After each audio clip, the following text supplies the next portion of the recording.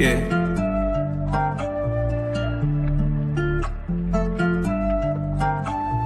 Swooping in just like a hawk, translating on a pick in the park.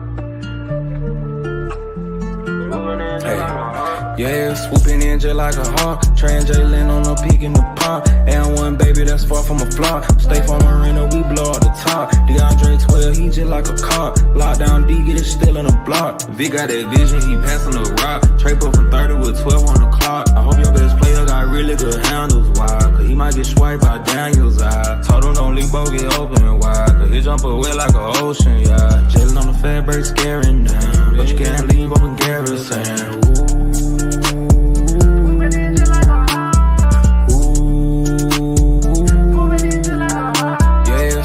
Just like a hawk, translating on a peak in the park. And one baby that's far from a flop. Stay for Marina, we blow up the top. DeAndre 12, he just like a cop. Lockdown D, get it still in the block.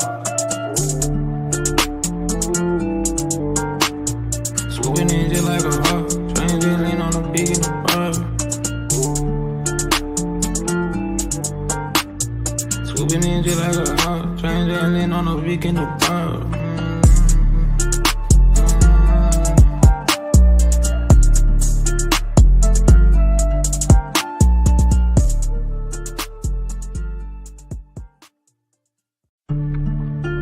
Yeah.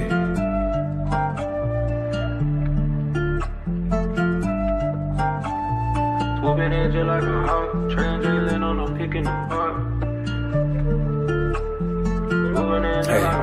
Yeah, swooping in just like a hawk, translating on a peak in the park. And one baby that's far from a flop. Stay for Marina, we blow up the top. DeAndre 12, he just like a cop. Lockdown D, get it still in the block. V got that vision, he passing the rock. Trade up from 30 with 12 on the clock. I hope your best player got really good handles, why? Cause he might get swiped by Daniels, told him don't leave Bo, get open and wide. Cause he jump away like an ocean, yeah. Jailing on the fat break, scaring them. But you can't leave open garrison.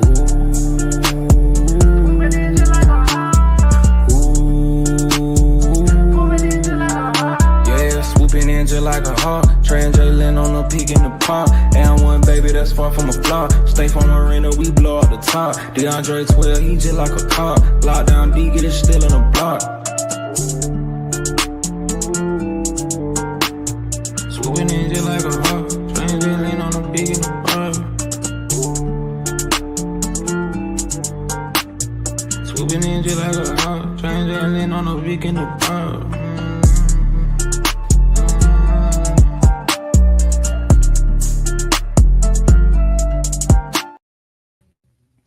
What up, gang? What up, gang? What's good with y'all, man?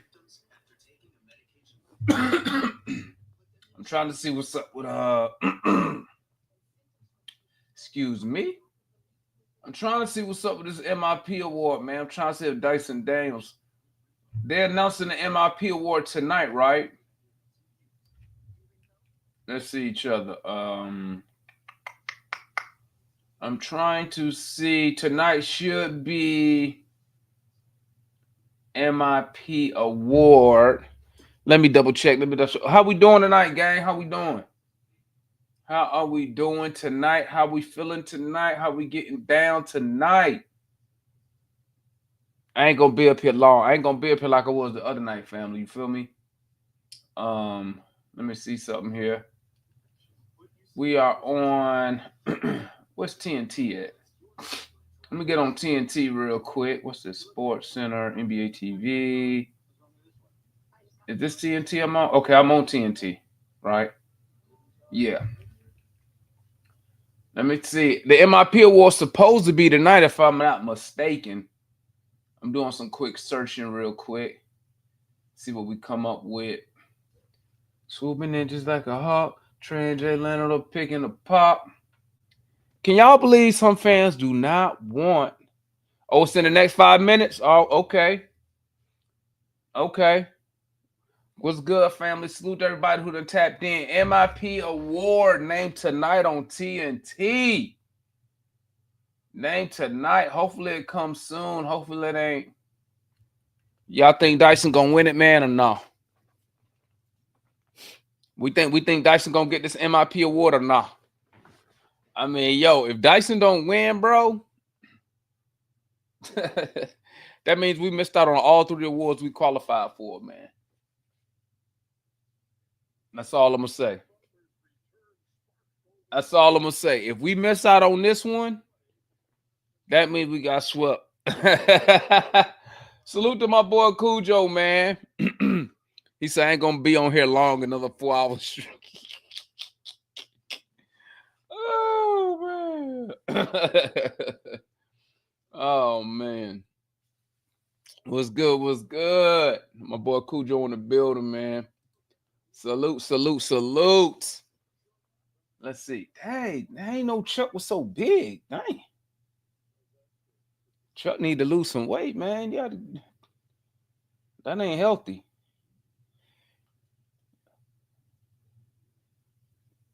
I ain't gonna lie. I wish we was playing tonight. Seemed like we ain't played in a hot minute, huh?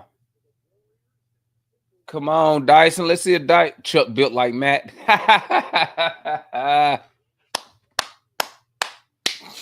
He built like Matt, huh? Let me cut my light on, man.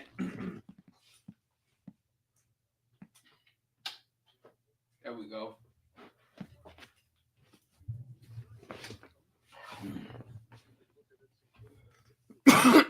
How we feeling tonight, man?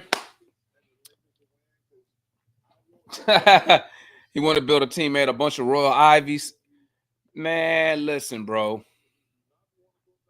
I don't know why people scared to go after these big time players, man. I don't know why, bro. We got Warriors and Rockets tonight.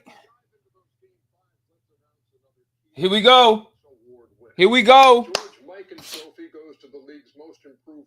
Here we go, boys. 37 who have won the award: Kevin Johnson, Tracy McGrady, Jimmy Butler, Giannis, and a year ago the Sixers' Tyrese Maxey.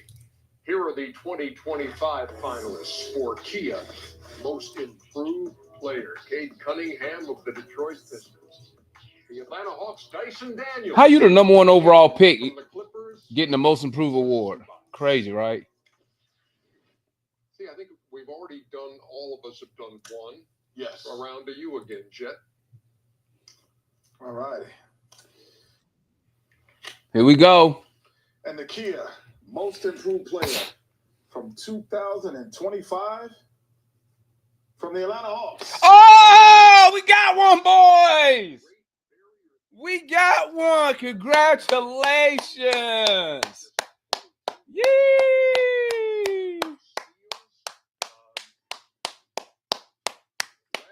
We got one. Shout out Dyson Daniels. What my Dyson jersey downstairs.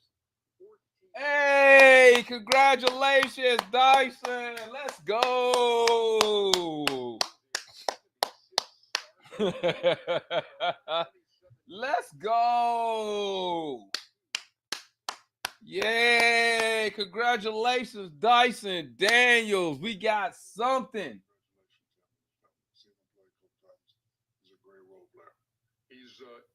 He's from Australia. Why Shaq gonna do that?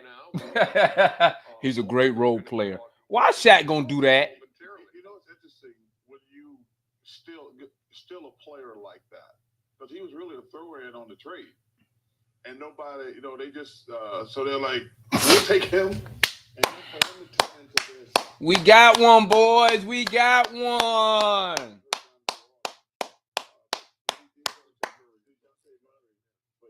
Great year. I mean, what's impressive, his first highlight was defensively. So that means he's a multi-talented player. Let's go. Shaq called him a role player. Chuck called him a throw-in. I think he will. This is the first part of the trajectory. So you mentioned some guys who became perennial all-stars. We'll see if that's his trajectory. But I think overall, he is a staple on a winning. He plays winning basketball even on a team that might not be winning. Yeah. Oh, good point. Congratulations to Dyson Daniels. And again, if we get connected, we will speak with him. It's 12 hours. I think it's 10 hours. Yeah.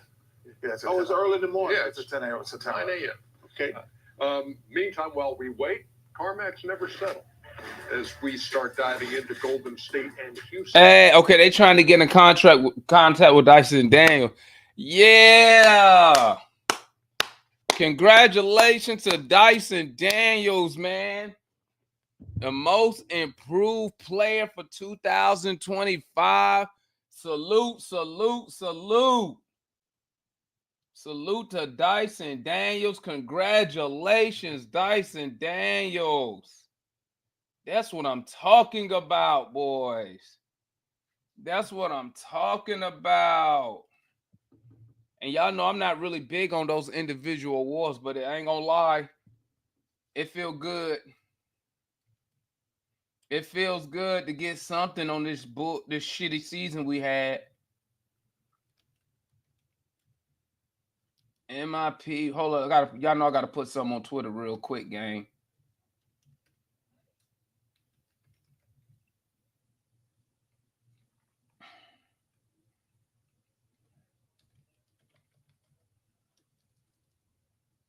Hold up, let me drop this real quick.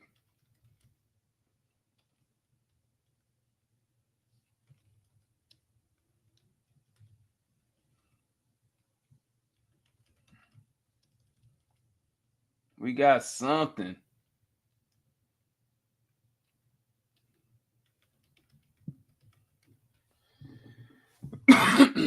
Let's go. I'm gonna tell you something, man. I don't even know why a number one overall pick should be in them. It should, like, you the number one overall pick. Like, how? Like, that's so crazy to me, man. That is wild. Congratulations, Dyson Daniels. Love it. Love it. Let's go.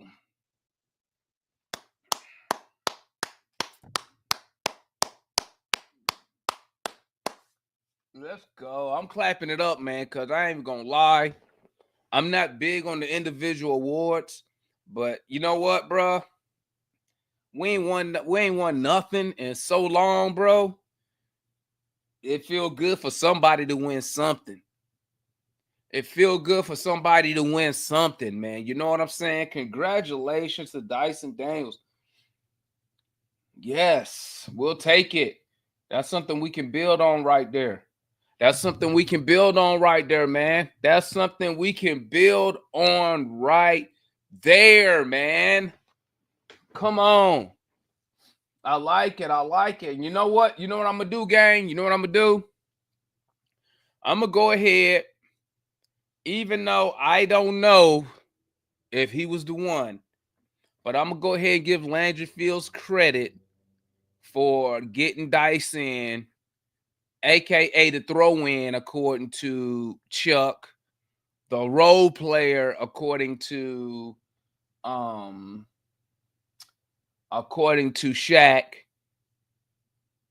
Hey, it feels good.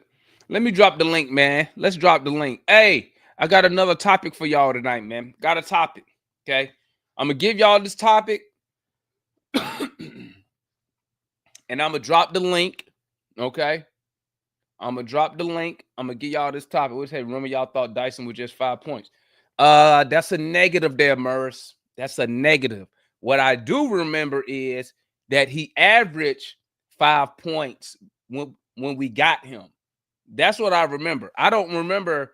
And if you can go to any show and find out where I said he's going to average 5 points with us, let me know, and I'll give you $100.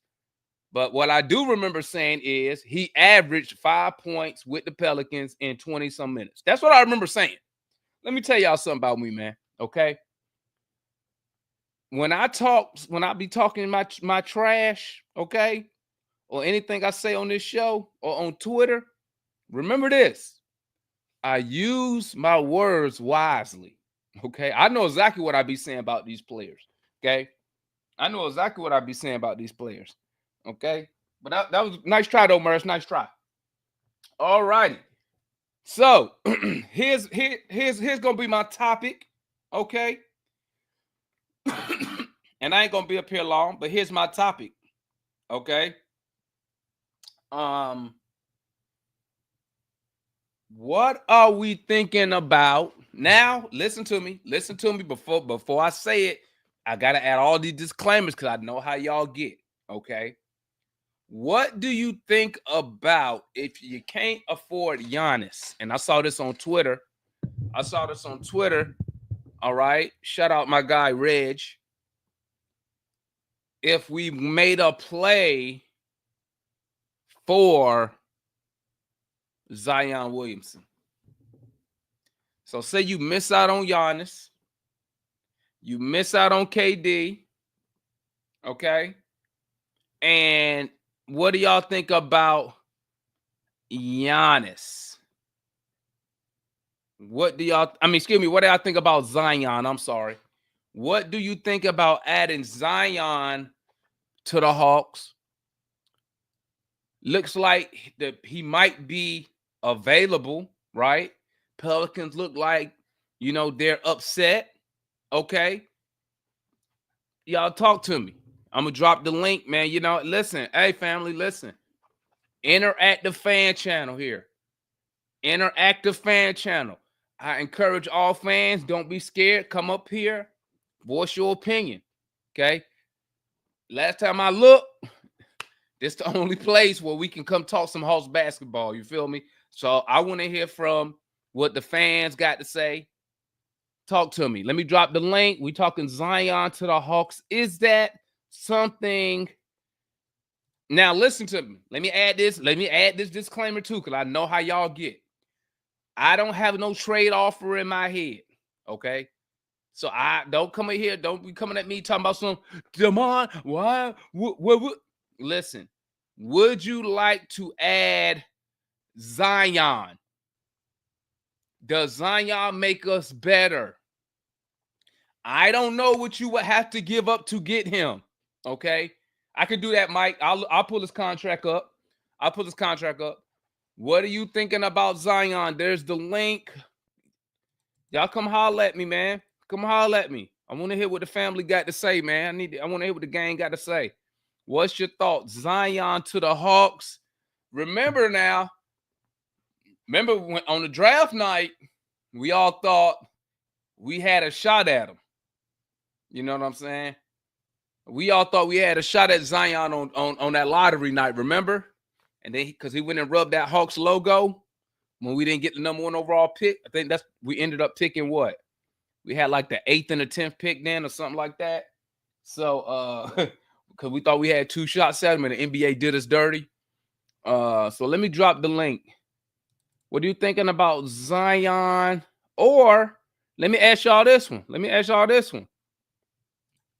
Word was, now, if you saw the show last night, hey, little out of control, little out of control last night, but the homeboy Kool-Aid had brought up Kevin Durant.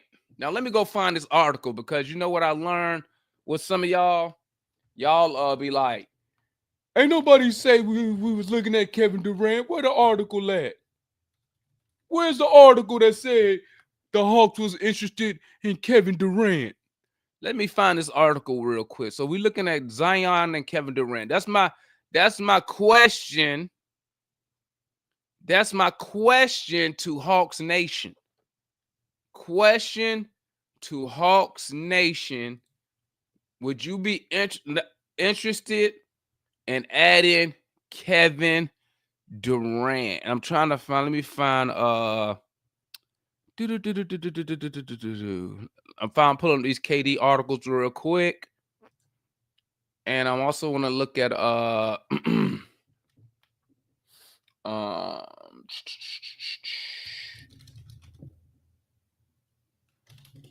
let me type this real quick. Swooping in just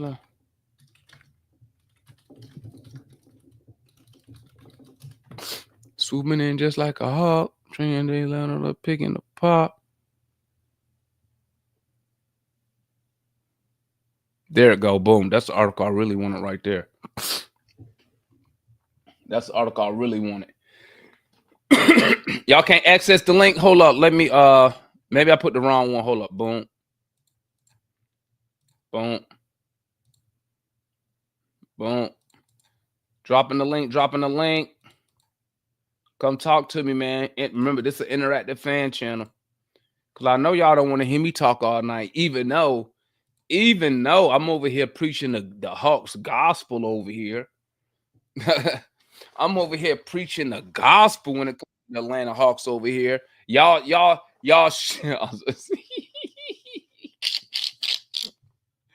Nah, Cujo, you foul for that one. You foul for that, Cujo. You foul. Hey, listen, Cujo. You can't even access that in the state of Texas. You know that? You can't even get that in the state of Texas.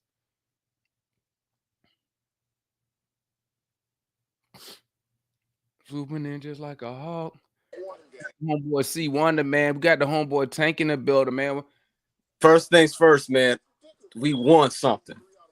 We finally won something, Damon. That makes that trade ever that much more better, man. That makes that trade even that much more epic. I'm so happy for Dyson. I know Matt is having a heart attack right now, because, like I said, man, and this is just the beginning for him. Like you saw, he was shooting league average from 3. Like all of his stats, he tripled this season. Like you said, it was like Cade Cunningham shouldn't have never been even in the conversation for most people. Yeah, that's crazy. Number one, like that's not even. But yeah, I'm just happy, man. Happy for Dice. Can't wait to see more of his improvement. He's gonna be defensive player of the year. We just have to start winning. That's it. So that's the hardest part right there, winning. Yeah, he should your question. Okay, so I'm sorry, Tank. Go ahead, man. I was saying he should have won DPOY though.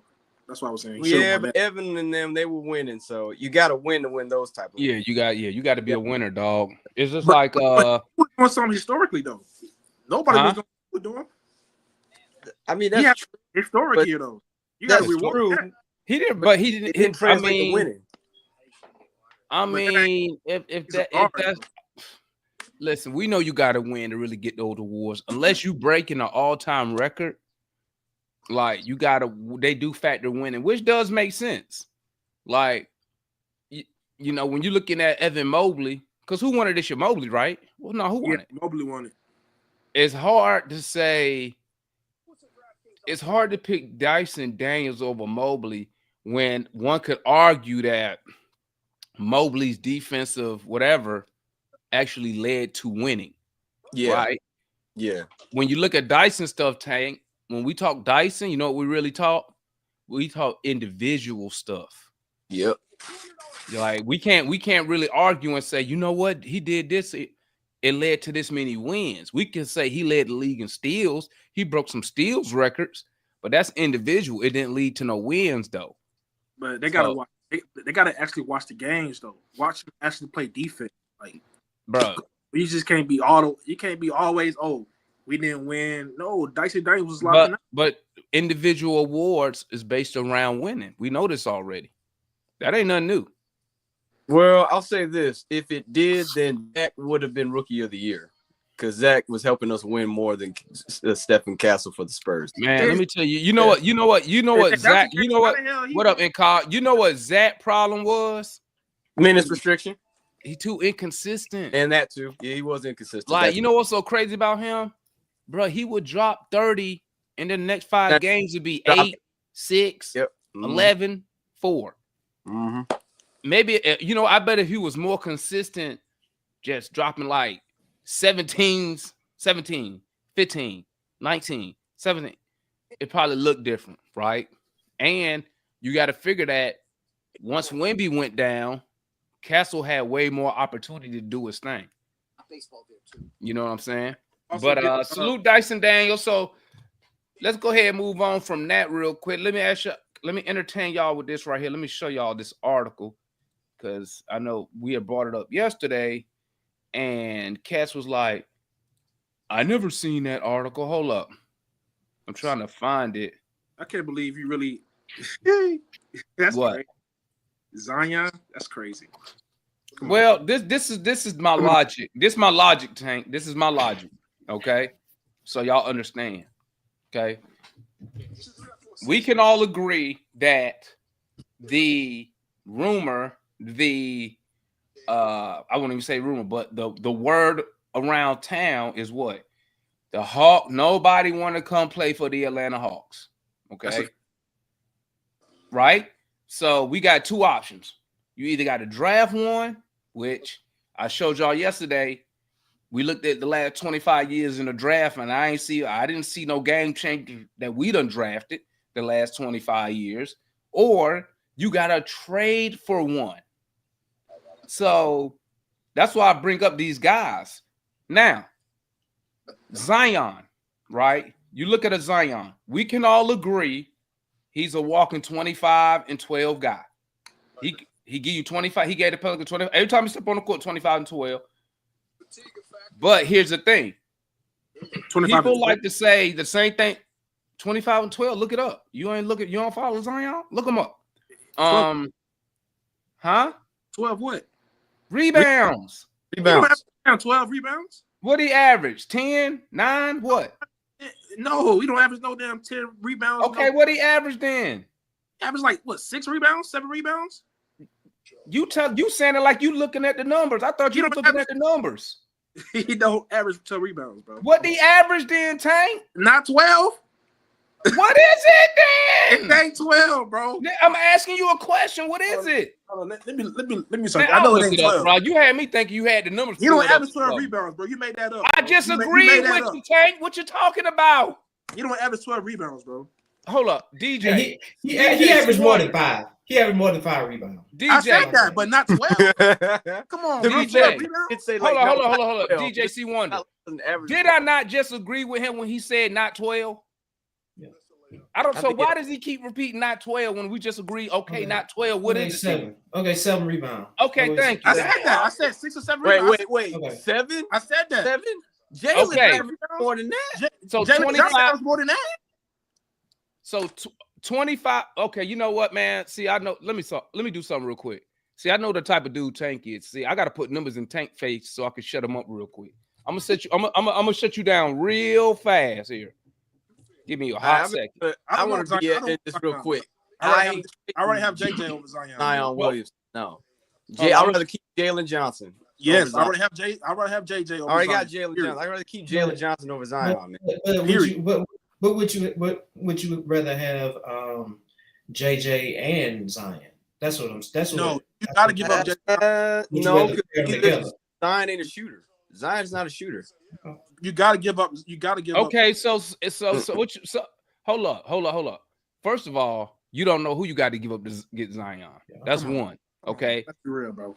You don't know who you got to give up to get Zion. That's one. Two, what do you mean he's not a shooter? So is JJ a shooter to you, C Wonder? He shoots way better than Zion. He was a better shooter than Zion. He could hit he's a threat to hit the 3. He is. Okay, hold up. Don't say nothing. Stay right there. I got something for you. Don't even trip. You know, don't use this on Damon here to save the day. Don't use this season because I know what you're gonna do. What you mean don't use this? What are you talking? Let's look at the number. Let's see what I'm finna show you what he shoots from 3. To try to make it like he wasn't a So listen, we gotta compare the numbers. This year, he averaged 18 points. What we call that 19, 18.9. 19 points, 10 in rebounds, 5 assists. He shot 50% from the field. 31% from 3. 31% is not a shooter. Okay, we know he don't shoot below league average, but go back to his previous. 31% is not the league average, bro. Go back to his previous year, not this year. Are you sure now? Now you listen to me. I know Hawk stats, so I'm gonna ask you one more time. Mm-hmm. Do you want me to go back the previous years he been in the league? Are you sure about that? Last year, because I thought he was doing league average. If I remember that stat right, I might. Are you sure? If I'm wrong, I'll take the L. If I'm wrong, I'll take the L. Man, look, career season right here. This is career numbers, bro. Not career. I'm talking about last year. I said last year's season. His numbers last year. Okay, let's see. Last year he shot. Okay, he shot 36% last year. Yeah, that's league average. Okay, so he got 31% this year, 35 last year, 28 before that. 23 before that. What do you think he gonna shoot? I think league average. League He not average? gonna shoot. Huh? League average. I think he shoots some league average. JJ, I would bet He shot league average 1 year. That's why I said look at his career. I'm not gonna lie. See, this is the problem. This is the problem. See, this is the problem. This is the problem. You want to look at 1 year, not even this year. You want to look at a season. Okay, we'll go to last year. Go to Zion. Hold up. Let's square this away first. He better than So Zion. when we look at these players, look at the career, because that's what's going to give you his real average, what he's shooting. And there's nothing wrong with that. I don't know why y'all be getting so upset and offended. Like, hold on. So he's a career, he's a career 33% three-point shooter. There's nothing wrong with that. That's a few ticks below league average, though. But it's not league average, so let's not say that. He say he shoots 33% from 3 for the season. That's okay. Look at it. Look at the attempts. 0.5. I don't care about the attempts. He doesn't shoot them. He does not shoot threes. Bro. He doesn't shoot one. See, this is y'all problem, man. Y'all can't look at a player without any bias. Y'all too busy trying to defend. Listen, bias? No. All y'all doing this, bro, because all I'm telling you is look at his career numbers. And the first thing y'all say is, no. Bro, it's not. I'm not up here trying to down a player. Why would I want to down Jalen Johnson? That don't make no sense. I'm just comparing players. You just said look at the numbers. With Dyson. Remember, Dyson wasn't a good three-point shooter, and he's now shooting the league average. So we're just saying is like if Jalen's just a few clicks below that, he can still like up his percentage to be a league average. All I was showing you was what he did this year. I'm showing you what he did this season. You don't want to talk about you want to go back last year and the year before that. Let's just talk about this season. A career thing. We talk about a career thing. So do you want me to look at career numbers or this year numbers? I would say career numbers. Okay, so as a career, this is what you get from Jalen Johnson. Nothing wrong with that. Damn. Nothing wrong with it. Demond, you rather have Zion over Jalen Johnson, bro? Is that what you're saying? That ain't the argument. No, I'm asking the question, bro. I'll answer you answer it like this. Who do I think is the better player now? That's the better question. Who do I think the better player is right now, today? Is Zion. Does Jalen Johnson probably have more upside? Could be. But if you ask me who's the better player right now, I would say Zion's the better player right now. It's the reason why he went. Who would you rather have? Can't disagree with that. I think we're getting off the subject. I don't know what y'all are talking about. I'm not asking you, bro. I'm asking Demond, bro. I'm not asking you. But what you're saying doesn't really make sense because what you're saying is okay. You know what I think what Demond is saying. Okay, do we want to add Zion to this team? But what you're saying is okay. You rather have Jalen Johnson or Zion, which isn't a part of the, argument or whatever. And that's why I said, when you said we got to give up Jalen Johnson, that's why I said, I don't know who you got to give up. Okay, well, hypothetically. All I said was, the question was this. Would you want to add Zion to the Hawks? No. And then I said, I don't know who you're gonna have to give up to get him. Yes, because he is not a Giannis level player to where you got to sell the house. You got to. Now, what I'm thinking is, okay, I am not willing to give up Jalen Johnson for Zion. Okay, but I think there's other ways of getting Zion without giving up Jalen Johnson. And what is that? I mean, okay. I mean, you want me to play GM? Okay. What is it? Okay. No, I think a package of a Congo, maybe Ricochet, and mix in with those first round picks. Nah, DJ. It might can get it, but there's other ways to do it without getting rid of Jalen Johnson. But DJ, here's I'm just putting it out there. That's just mine off the bat. But I'll pass this on because I know we got John and Larry. DJ, the problem I have with that is that Zion is a power forward. He isn't a shooter. He doesn't shoot. He's just he's like Giannis. He's a downhill athletic dude. He just goes into the paint and just uses his big body and athleticism to power over people. So see wonder. What does Jalen Johnson all do? you're saying? Hold on, Jalen Johnson does the same thing, but he can shoot. He's a better shooter than Zion. So see Wonder and Tank. Okay, what your argument is? Okay, in order to get Zion, we have to give up Jalen Johnson. Because is that your argument? That's your argument. It's going to be redundant. Is that your argument? You're going to have two players doing the same thing. But is that your argument? We have to give up Jalen Johnson. They're going to want Jalen Johnson in return. So that's it. They're going to want. Yes, so sir. That's it. Okay. What's good, John and Larry in the building? Salute to Larry. Where you been at, man? Where you been at, my guy? You been doing the Braves? Yeah. Hey, real quick. Salute to my guy Larry. He ain't got his tag up, but if the Dixon way, Larry, I put it in the chat. If you Braves they trying to get back to 500. I think they almost had it today. Came a little short. Larry streams. If you want to do watch alongs, Braves content. They also do Hawk content. Georgia Bulldog content. You do Falcons too, Larry? Yes, sir.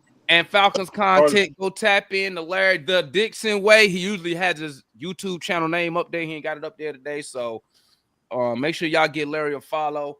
And John, if y'all didn't know, John also got a YouTube channel. The Eye Test. Go over there. John might not be wearing his garbage bag this year for the Falcons because we should be winning, right, John? That remains to be seen, sir. What up, Mike? Yo. And then we got us. Mike. John Larry. I know John Larry. Y'all gonna chop it up about Dyson real quick. John was in here before me, I think. So let John go first. Oh man, I don't feel like hearing John right now, man. Go ahead, Larry. No, I'm just playing. Go ahead, John. Medicine don't always taste good, do it? You know? But it's good for you. Now, this Zion Williamson thing, that's what I came in on. You guys were talking about Zion Williamson. Okay, hold on real quick, John. Hold up before you go to Zion. Anybody want to speak on Dyson Daniels real quick before we move on? I do. What's the subject on Dyson? Did he win? Won most improved player of the year this year. He won. Yeah, he won. Most improved player, he won. Oh man, by a landslide. Yeah. Hey. He deserved it. He deserved that 100%. And it's all in the fact that he was given a chance to go out there, get on the floor, show what he could do. And he did. He did. And man, congratulations to the young man. Way to go.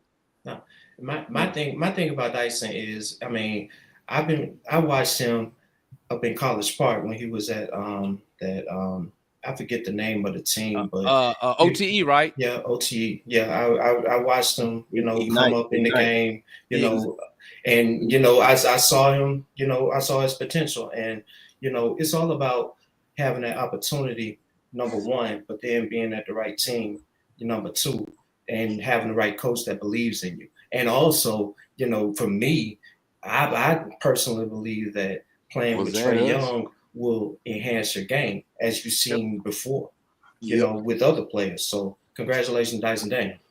I would say he did that in spite of where he is. Go ahead, Larry. Good evening, guys. Appreciate you having me on the platform as always. Guys, make sure you hit that like button for Damon, man. Great content as always. It's the lifeblood of all our streams, man. Help us get the algorithm, help us grow. You feel me? We need to have Damon at 3,000 before the next season. Facts on, for real. All right. So, Dyson Daniels wins most improved player of the year by a landslide. Over Zubac, who's averaging 18 and 12, and over Cade Cunningham, who's leading this team in the playoffs. That's how much of a dramatic difference he went from year 2 to year 3 under the tutelage of Quinn. I will give Quinn some credit for that. But yeah, the young man in the interview. Thank you. In the interview, you heard him. He's like, what do you think you're going to improve? He said, I got a lot to improve on, and grow because I want to be an all-star in this league. I want to be all-pro, so I got a lot to improve on. It's going to start real soon. So love the attitude of the young man, and to think that he's just going to be trade bait, it's only one person saying that. We already know who that person is.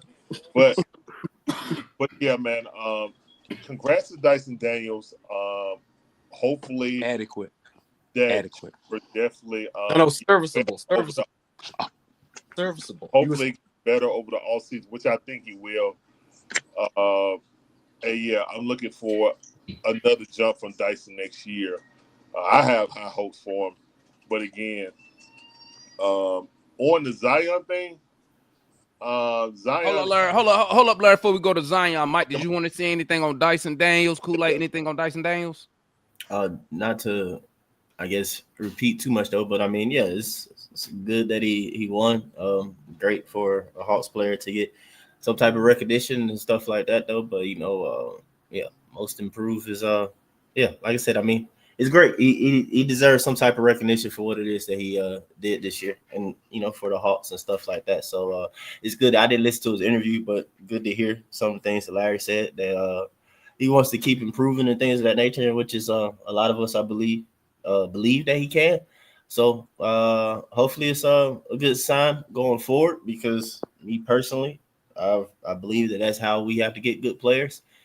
So again, hopefully it's a good sign going forward that we got us somebody that just wasn't on the radar for a lot of teams, and we stole him basically. So Kool-Aid, anything on Zion? I mean, anything on Dyson winning most improved player this year?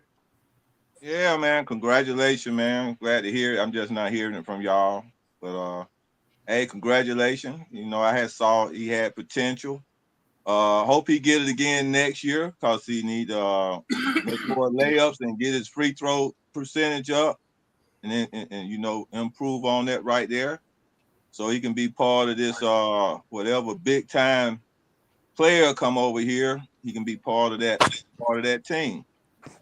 So all righty, salute. All right, so now we can talk about Zion, and we're talking about KD, because on the KD one, the Zion is just 100,000 trillion% speculation.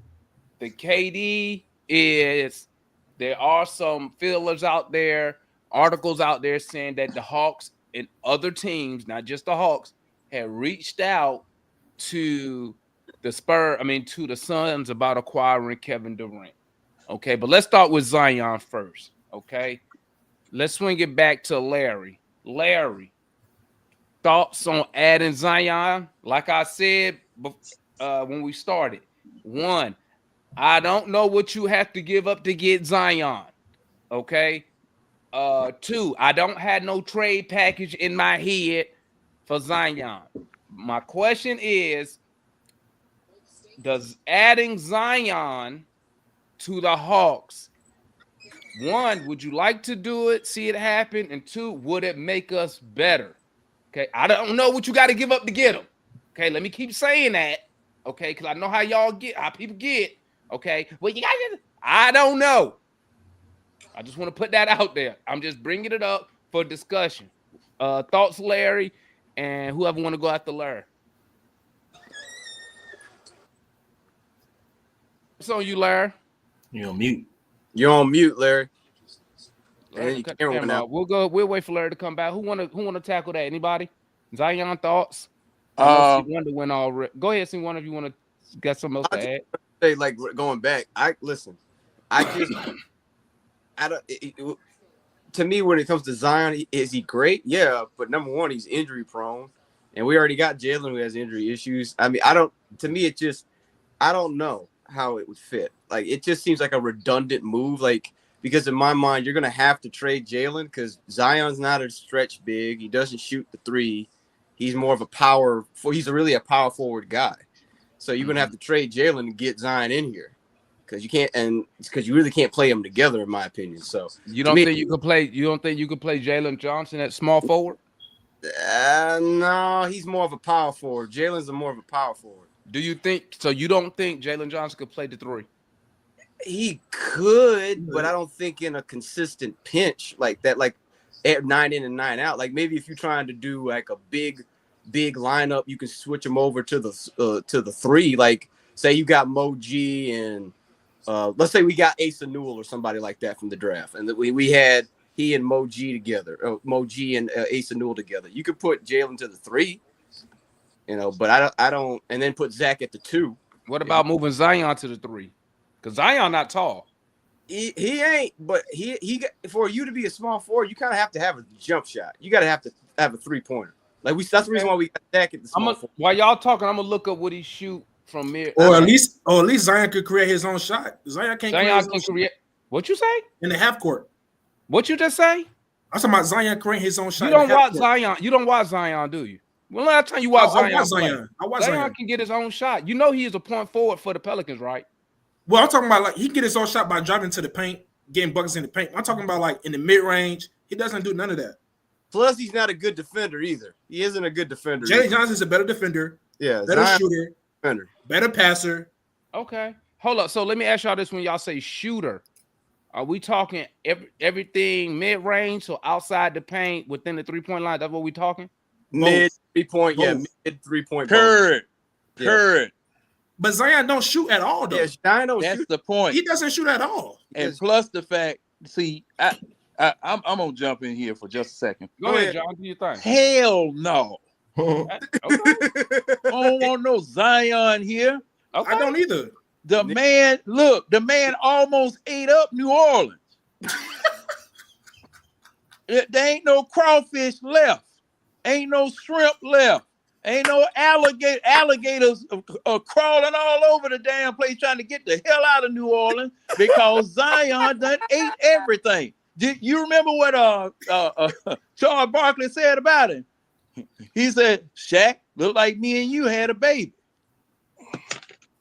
Great big the joke. I mean, okay, this is the way I am. What you've done in the past points the way to what you do in the future. Amen. When you apply for a job, I look at your resume. Okay, your past resume tells me what you're going to do. All right, and I either take a chance on you improving if you show me improvement, or I'm going to let you go. This man has been injured ever since he came to the Pelicans. Yep. Why? Because he was eating every damn thing. Wasn't staying in shape. That joker head looked like one of them old school 27-inch floor model TVs because he was eating all the damn time, not staying in shape. Coming back from the offseason bigger than what he was when he left the previous offseason. No, I don't want to take any chances on anybody like that. Wasting, you just throwing good money after bad, in my opinion. Amen. Because he has not demonstrated that, he has not demonstrated that he knows that he can control himself. Because see, you got to have some type of doggone self-control. I don't care how good them mashed potatoes is. I don't care how good them doggone cabbages is. Look, son, you got a job you got to do. You got a weight problem. Just as soon as you sniff an apple pie someplace, you're going to blow up like a doggone balloon. Come on, man. So you haven't demonstrated to me that I need to invest in you by spending any money and acquiring you. No. Zion being available tell you everything you need to know about Zion. And John, let me just say this. Let me come out to John. It ain't just food he has a problem with. I forgot about that part. Food he got a problem I forgot about that doggone part. Now, okay. See, well, I'll say this. You putting what you do. I'm gonna tell you this though. I don't care what you do off the court. Long as you ain't breaking no law, I don't care what you do. I'm sorry. Not that. No. That's why Brett Favre had to leave him. That's why Brett Favre had to leave him, man. John, you didn't have a problem when Lou Will was showing up with 3 hoes in the crowd. Them 3, he had him 3. He wasn't looking for 3. Can I say something, guys? Go ahead, Kool-Aid. Go ahead. No, not that boy. Kool-Aid. That boy got a self-esteem problem. That magic in Atlanta. All right. I know what we said, what we want, and what we don't want. This front office again. Okay, like I said, I'm glad y'all saying that Zion, because they were one of the guys I mentioned yesterday of those 5 that they looking at, and there's a possibility that we're gonna get one. You got to understand, we ain't gonna have to give up much to get Zion. And I told you, 00 and Kobe gonna be gone. Okay, they're gonna be part of the trade. That might be the package to get Zion. That might be all we got to give up just to get Zion. I think you might need more than that, though, Kool-Aid. They probably. I'm talking about. You might have to throw in some picks. That's what I'm saying. Some picks. So you saying some picks? I'm just saying. I'm just talking about players. Those are players you try to build a package around. Oh, well, right. Look who. Right. So I'm looking at. That's why I put him when I did that thing. I put it in order. Giannis, Kevin Durant, Giannis, so on all the way down. And Aiden and Zion at the end of those 5 people, them 5 big time people they looking at. So I know who they shooting at first. So okay, so Kool-Aid. The question is, would you like to add Zion to the team? If so, does Zion make us better? Okay, this is what I'm finna say. Zion already he wanted to come to the Hawks when he was first drafted. New York and the Hawks was one of his focus on before he was drafted. Okay, he already have some understanding down here, so he been messing around in Atlanta a little bit anyway. So it ain't like coming to Atlanta ain't nothing new to him. Okay, the eating and the women, it ain't nothing new to Zion. Okay. So my point right now, you know what I call Zion?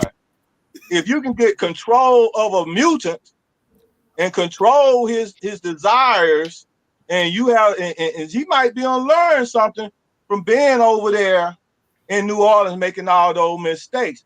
The man is a mutant. He can help us, and I have no problem trading a few people, especially if we got to package 00 and some Kobe Buskins and some picks for him. Hold on, I would have no problem with that. Kool-Aid, would you trade Jalen Johnson for Zion? Huh? Would you trade Jalen Johnson for Zion? Would I trade? Did I say Jalen Johnson? I'm asking you. No, I mean that didn't have to be. I don't know. That'd be a hard choice for me, because that'd be a hard choice. But I still think Zion is a better. I'm gonna tell you why I think Zion is a better player than Jalen Johnson, because Zion, his ability to take over a game is the upside is better than Jalen Johnson. His heart is bigger than Jalen Johnson.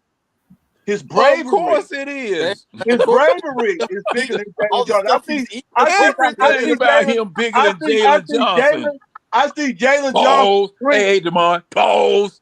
No, you already missed your pause, John. I see Jalen Johnson swing.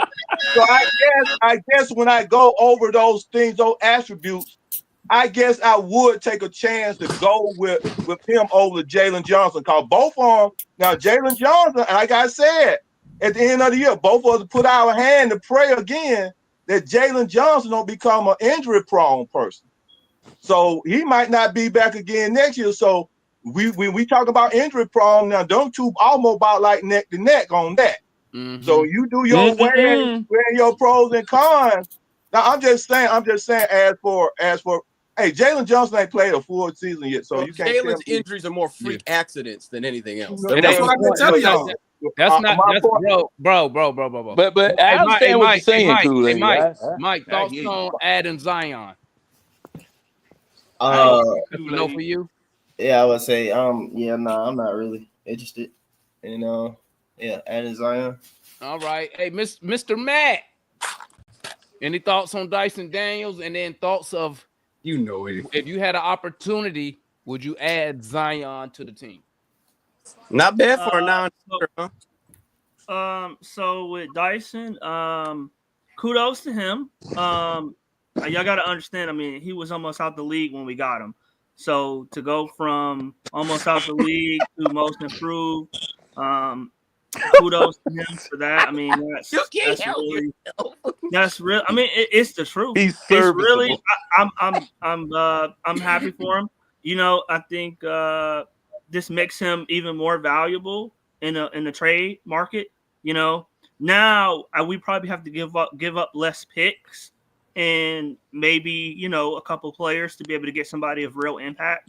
And I'm not saying Dyson may not become somebody someday, long way away, but like in 3 years, if Dyson is at 18 points a game and a good two-way player, then good for him. But hey, Matt, if you say it real fast, it won't hurt. It won't hurt. If you say it real fast, it won't hurt. In the intermediate. And see, Demond, what? And I took a nap, and I knew I shouldn't have took a nap before, because now I have like 800, you know, messages on Twitter. But it's cool. Look, one of them is mine. By the way, sometimes you gotta make difficult decisions. Okay, sometimes good is not good enough. Sometimes you gotta go from good to great. Okay, and Dyson, for me, I won't say he's good, but he's Of course you wouldn't. Of course you wouldn't. I mean, Matt, he's, Matt. I will say this though. I will say this. Hey, Chuck agreed with you. Chuck called him a throw in. Look. When I say that, throw in, man, that was messed up, Chuck. No, from the time. So when he got traded to us, he was considered a throw. Like I said, he was almost out the league. He almost certainly was not getting a second contract from New Orleans. I mean, undoubtedly, he was not getting a second contract from New Orleans because they didn't know how to use him. However you want to frame it, he wasn't getting a second contract. That's not how I'm framing it. It's the truth. They didn't know how the heck to use him. I mean, hey, look. Credit to Quinn Snyder. Word snippet all you want, but hey, look. But no doubt about it. You know, he made his bones this year off of Trey passing and Quinn Snyder's open system. The pace and the space, the candy from Trey. You saw when Halloween went away during the play-in, he didn't have much, he didn't have much to show. So, but look, I'm hopeful he might, if we bring him back, he might improve. He might shock me and become a great shooter, a great ball handler off the dribble, or a very good ball handler off the dribble to create his own shot, a good consistent shooter on real volume from three, meaning +4 attempts from three, not the 2.2 attempts he's taking now. So, I mean, maybe he could. It's very slim. But he could. But real quick, Matt, let me read this. Well, as it relates to Zion. Let me read this real quick, Matt. Then let me get your thoughts on adding Zion. Shout out to boy Cujo. He said Dyson most improved player, Buffkin most valuable bench warmer. I mean, that's fine. That's fine. That's fine. I mean, look. Now, Matt, thoughts of adding Zion Williamson. Here's the thing, Matt. I don't know what a trade package looked like. Don't know who you had to give up to get him. If an opportunity was there to add Zion to the team, would you do it? No. Why? I don't believe he asked what we're missing. To me, it's a carbon copy of what we already got with Jalen Johnson. I think Jalen Johnson has a room to be better. I think he can't shoot. I agree with that. Okay. His self-creation ability, particularly in the half court, is very limited. When you talk about you're running offensively. I can't agree with that one. I can't agree with that because I've seen him in the half court. When? You there, Matt? Matt froze? Nah, he did. When? Okay. When, DeMond? When? Go back and watch. Let's see. You can go back and watch when he was in the playoffs last year, the games he played in. He's the point forward on the Pelicans. He creates their in the half offense is terrible. Go watch. Listen, I'm not talking the offense. I'm telling you. You said he can't create. I'm telling you, he does. But DeMond, I'm not talking about. Okay, so I guess you're talking about in the full court. When he gets it in the full court, he's going downhill. Cool. No, but not when he's going downhill. He bring the ball down. When he jogs the ball down. Okay, DeMond, I'll give you this. DeMond, what's his best move in the half court? What's his go-to move, DeMond, in the half court? Go-to move. Let's see. Bring the ball down. His go-to move. Let me see. You can come back to me in the morning. Hold on. Let me think. He bring the ball down. Pass. Ends up driving and attacking the basketball. He usually drive and attack. But what I'm telling you is this. He usually drives and attack like Jalen Johnson does. But what I'm telling you is this. He brings the ball down and the Pelicans run him as a point forward. We do that with Jalen. I didn't say that, C. Wonder. I just said the same thing that Jalen Johnson does. Why we need two of them dudes? God, that's my point. Listen to what I'm saying. Y'all, listen. Your problem is this. This is not about defending Jalen Johnson. God dang, bro. It seems to me that you want Zion. I just told you he does the same thing that Jalen Johnson does, and then here you go. That's my point. We already got that. Why do we need to trade for what we already got? Bro, we got it. All right, now. That's why I'm asking for your opinion, but I'm talking to Matt.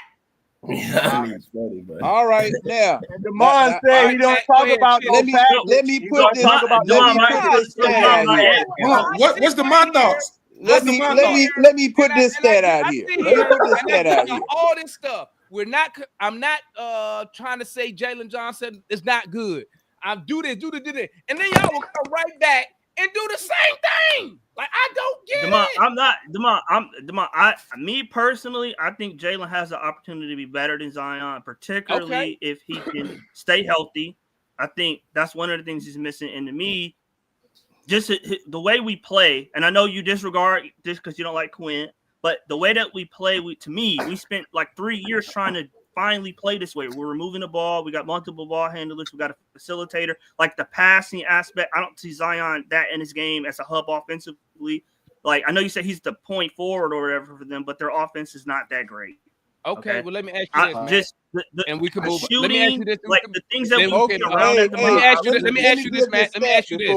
Matt, let me ask you this before you move on. Here's my last question to you, Matt. Who do you think is the better player right now? Between who? Zion and Jalen Johnson. Right now. So the better, not potential. So the better today, right now. Who's the better player? Who, in your opinion? Zion is the better player, but I think JJ has more overall skill. He just clearly said. Okay, Let me give y'all this stat right quick about Zion Williamson and the JJ and the Zion comparison. Go ahead, John, and then I'll ask you a question. 348. Now this is Jalen Johnson. Out of 348 games available to play, Jalen Johnson has played 184. And remember, in the beginning, Nate didn't want to play him. All right. Zion Williamson had 492 available games. He only played 214 of those and missed an entire season. No. So your concern, John, no. You're just bringing up just injury history. That's your concern. Yeah, because it's the same thing with DeAndre Hunter. You know, Hunter never came to work. He never came to work. You know, he never came to school. How in the world you gonna move from the 8th to the 9th grade and you don't come to school? You got to attend school first. Okay. You know. Okay. What's up? Tank, what was your question? And then I'll go to you, Incog. What was your question, Tank? Then we'll go Incog and Kool-Aid. I wanted to know what's your thoughts on Zion, because it seems to me like you want Zion on the Hawks. So I want to know what's your thoughts on Zion. Let me tell you something. I want winners on. I want superstars on the Hawks. So whoever. But my individual thought, my personal thoughts on Zion is, I believe Zion never wanted to be in New Orleans. I think some of that, him being overweight, I think he did some of that stuff on purpose, a la James Harden when he forced his way out of Houston. Why do I say that? Because did y'all see Zion drop that weight this year? He dropped that weight I don't know if y'all saw that, but he dropped the weight. We saw but it. Did he end up getting injured? See, it's hard to tell with the Pelicans because they was yanking him in and out the lineup and whatnot. Some of the games he missed, they would take him out and not play him, but that was due to front office making those decisions. Because if you look, Zion went out in public and said he wasn't injured, right? If you go back the year before that, Zion wasn't injured, but he wasn't playing. And then he said, they asked him when he was going to come back. He said, I got to get back to Zion. To me, that meant he didn't want to be in New Orleans. I don't think he ever wanted to be down there. And I think that played a part in him not putting forth maximum effort to do what he had to do. You know what I'm saying? That's my thoughts. Would I make an offer for Zion? Yep, I would. But would I sell the house on a Zion? Like, if I don't have to give up Jalen Johnson, like I wouldn't offer them Jalen Johnson. I would try to lowball because Zion's value is at an all-time low right now. I would lowball them. And then, because me, this is how I look at it. I'd rather have Zion for the low if I could get him and Jalen Johnson. And then I'm looking at the coach and I'll be like, hey, make it work. And if it don't work for some reason, I think you could either flip a Zion or a Jalen Johnson and get some of those assets back if you get them pennies on the dollar. What's good, Incog? Then we'll go Kool-Aid. Okay, I'm just say this real quick. Okay, a lineup of Trey, Dyson, Jalen, Zion, Moji, or a draft pick or big whatever is a better lineup than what we can put up right now. So, I mean, you can say whatever. I am not here to say, okay, we have to give up Jalen Johnson to get. I'm not for giving away Jalen Johnson for Zion, but if we can get Zion without giving away Jalen Johnson or Dyson Daniels, I'm cool with it. Because what you're saying is basically what I'm doing in my lineup is just switching out Jalen Johnson for Zach Reese. Okay, everybody know Zion is better right now than Reese. He gives us a better chance. But the only question is, the people on the panel is, can JJ or Zion play at the 3? Who cares? Put them on the floor and let's see what they can do. And I guarantee you, with that lineup that I just put out, Trey, Dyson, JJ, Zion, Moji, or any draft pick that we use, a big from the draft, will get us into maybe at least a 6th spot. Where's your shooting? Where's your spacing? No. Here's what I'm saying. Right now, I don't think we need to shoot. I think we need people who's willing to take the ball to the basket in offense. Because you say Zion Williamson, his offense is limited, but he averaged 20 points a game. How does he do that without shooting a 3? That's what I'm saying. Because that's what I'm saying. How does he average 20 points without shooting a 3? I'll tell you why.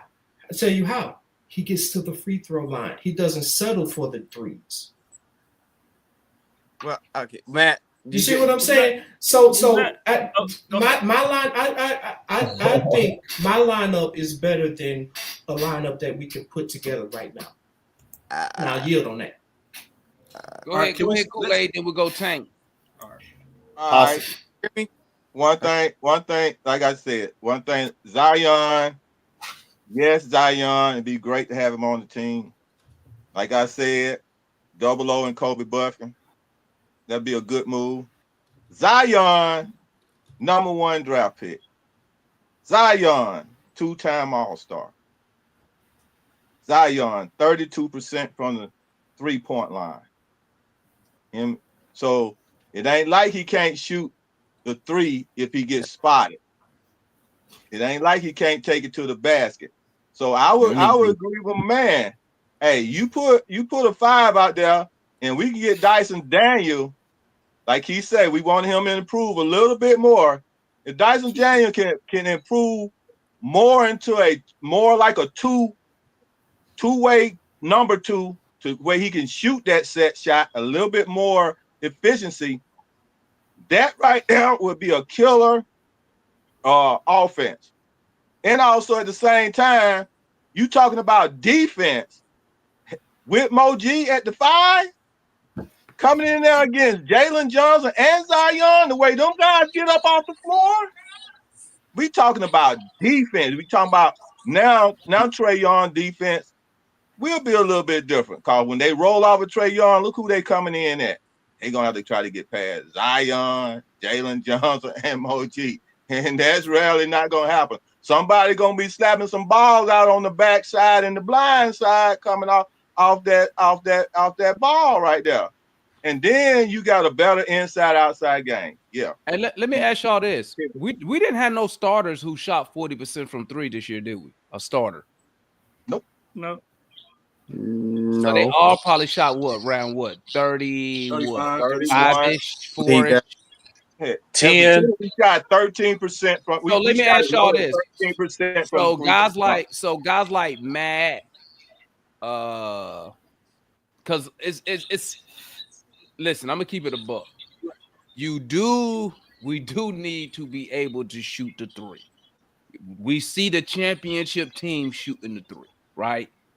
We as a team don't shoot the 3 good.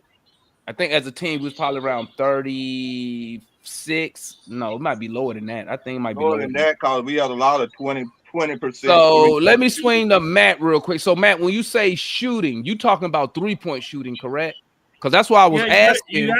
You have to be able to space the floor. I mean, that lineup, my God. I mean, they'll be choking on air for space. But this is my thing, Matt. Okay? So that's why I was asking, Matt. When we go out there with the starters this year, none of them was what we would consider. I think we can all agree. None of our starters was somebody we would consider an elite 3-point shooter, right? Mm-hmm. Because nobody shot 40% from 3. Right, but that's why our offense sucked this year. I'm saying that's the issue. Oh yeah, that's right. Majority of the season, up until the trade deadline, was top 5. Yeah, that makes sense. Yeah, Young been around since his second year in the league. I'm tracking. Yeah, that makes sense. Yeah, that's it. This was top 5. Offense was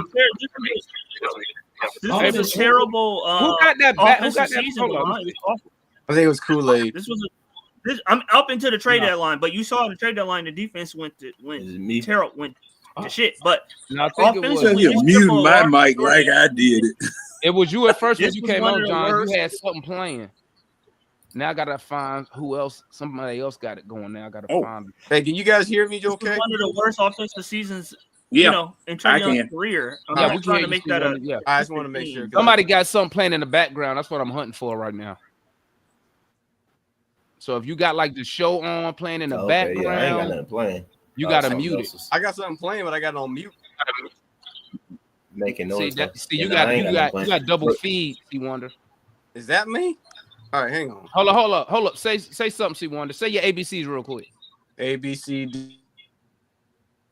Oh man, he didn't get past D. It was him. Do y'all hear anything? Hold up. Nope, it ain't C Wonder. Hold up. Somebody else. Hold up. Testing.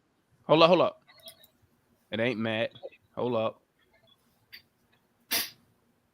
John, like I thought it was the first time. See, I knew it was you, John. Y'all hear anything now? Oh, all right. No. Anybody hear anything in the background? No. All right, hold up. Be quiet real quick. Y'all hear anything? Whoa. Y'all can't hear that? I hear it. Yeah, I hear that. Yeah, I hear it. I hear it. It's John. It's John. See, y'all don't hear nothing now, right? Yeah, I don't hear no like little feedback. TV, y'all. It's John. John, you got something. You either got your, you know what it probably is? It could be the volume of the show. You on your phone? Yeah.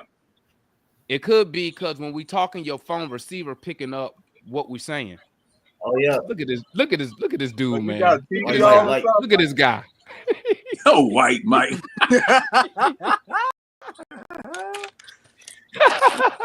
That's funny. So yeah, that's you, John. So when you hold on, let me. I tell you what. When you want to talk, just unmute your mic. See, it's going now, right? See, it's going now. How does that sound now? You still getting feedback now? Hold on, let me say something real quick. Whoa. Nope, we're good now. All right, we're cooking. We're Gucci. All right, I got a question real quick. Well, not a question, but I do want to piggyback on what Matt said. And Damon, I wanted to say it. I understood what you were saying to Matt. My thing is, like I said, it just feels redundant because we already got two. Unless you're trying to be like the Magic and have two, like Franz and Pablo in the front, which if that's what you're going for, like DJ's doing, okay, cool. But you still see with Orlando Magic, they still need shooting. That's the reason why they struggled against Boston. They couldn't shoot the three. And so, like you said, we still going to be needing shooting. That's why I'd rather keep Zach, because at least Zach has the ability to be a 3-and-D elite shooter. But I want to give him Wanda, just like Kool-Aid is saying, we will be a better defensive squad.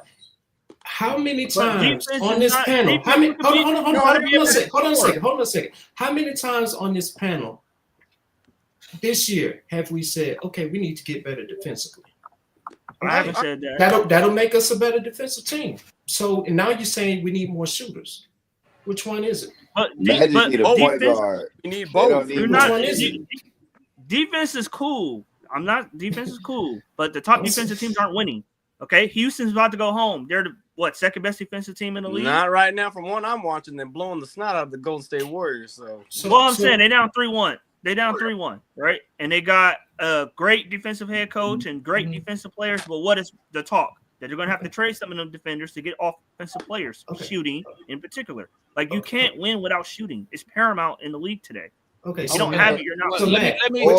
So, what you're saying is, okay, instead of drafting and going after free agents that will help our defense, we need to switch to get better offensively. No, that's not what I'm saying. I'm saying you can get two-way players. They make those. Okay. You could go out and go get guys that are good offensively and defensively, not just one over the other. Let me ask y'all this: What about Kevin Durant? I'm for that. Now the Hawks were tied. The Hawks. Let me give y'all the play. The Hawks.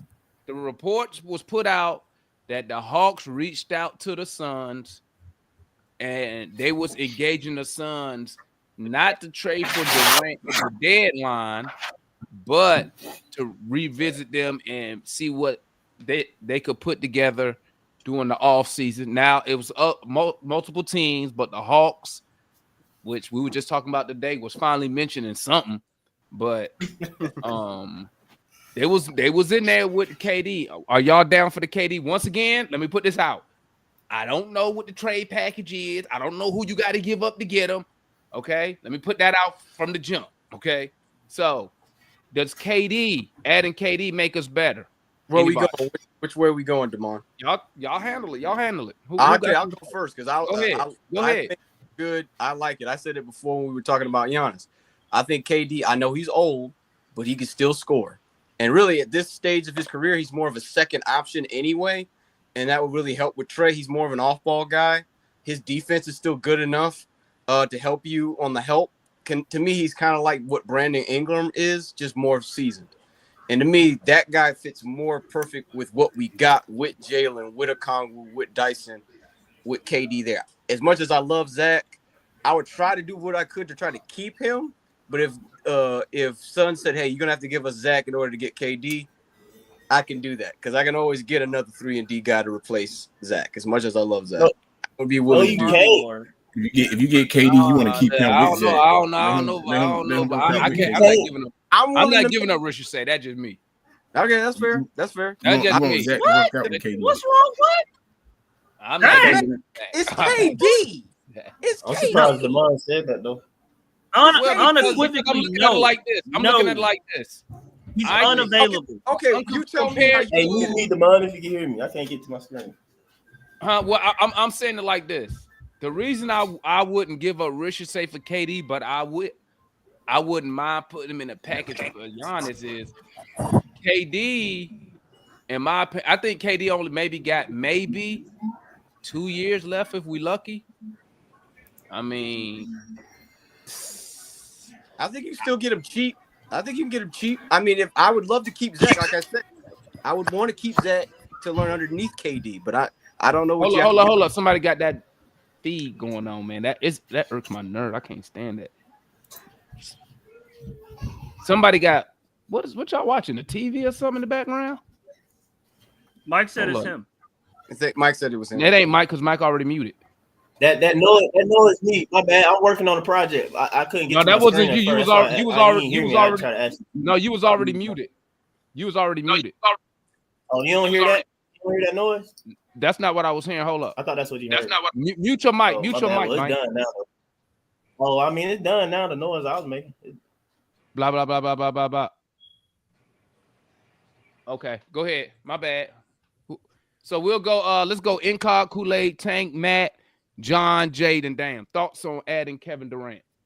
Adding Kevin Durant, I mean, for the right price. You know what I'm saying? So, I mean, hey, I mean, is KD a better scorer than Zach Riche? Yeah. Okay. So it makes our team better. That's and we're talking about an offense that was top 5, you know, averaging 118 points a game. At KD, I mean, hey, we can crack top 3. So, hey, but, you know, it's all about, you know, he's not going to give us much on defense, but he's going to give us a lot on offense. So, I mean, it all depends on the direction they want to go. They want to go all in on offense or and ignore the defense, or, you know, it depends what they want to do. So I'm for it. I'm for, you know, adding Zion or KD just at the right price though. Yeah, exactly. Amen to that. Kool-Aid, thoughts on KD? Yeah, man.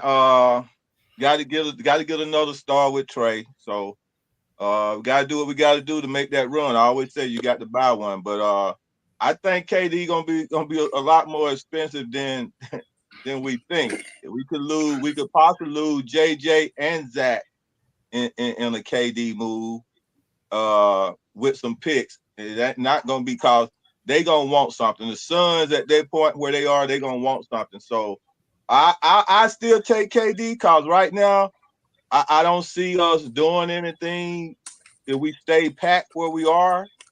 I don't know what the new manager gonna be looking like because I don't know if the new manager can go and draft and make moves to get mutants. So I have to see how. When I say mutant, get starters. So when you draft, you got to draft starters, and so I would take KD and take a run at it. I take a gamble at it because I'm probably the oldest guy on this panel right now. I'm desperate as all out though, bro.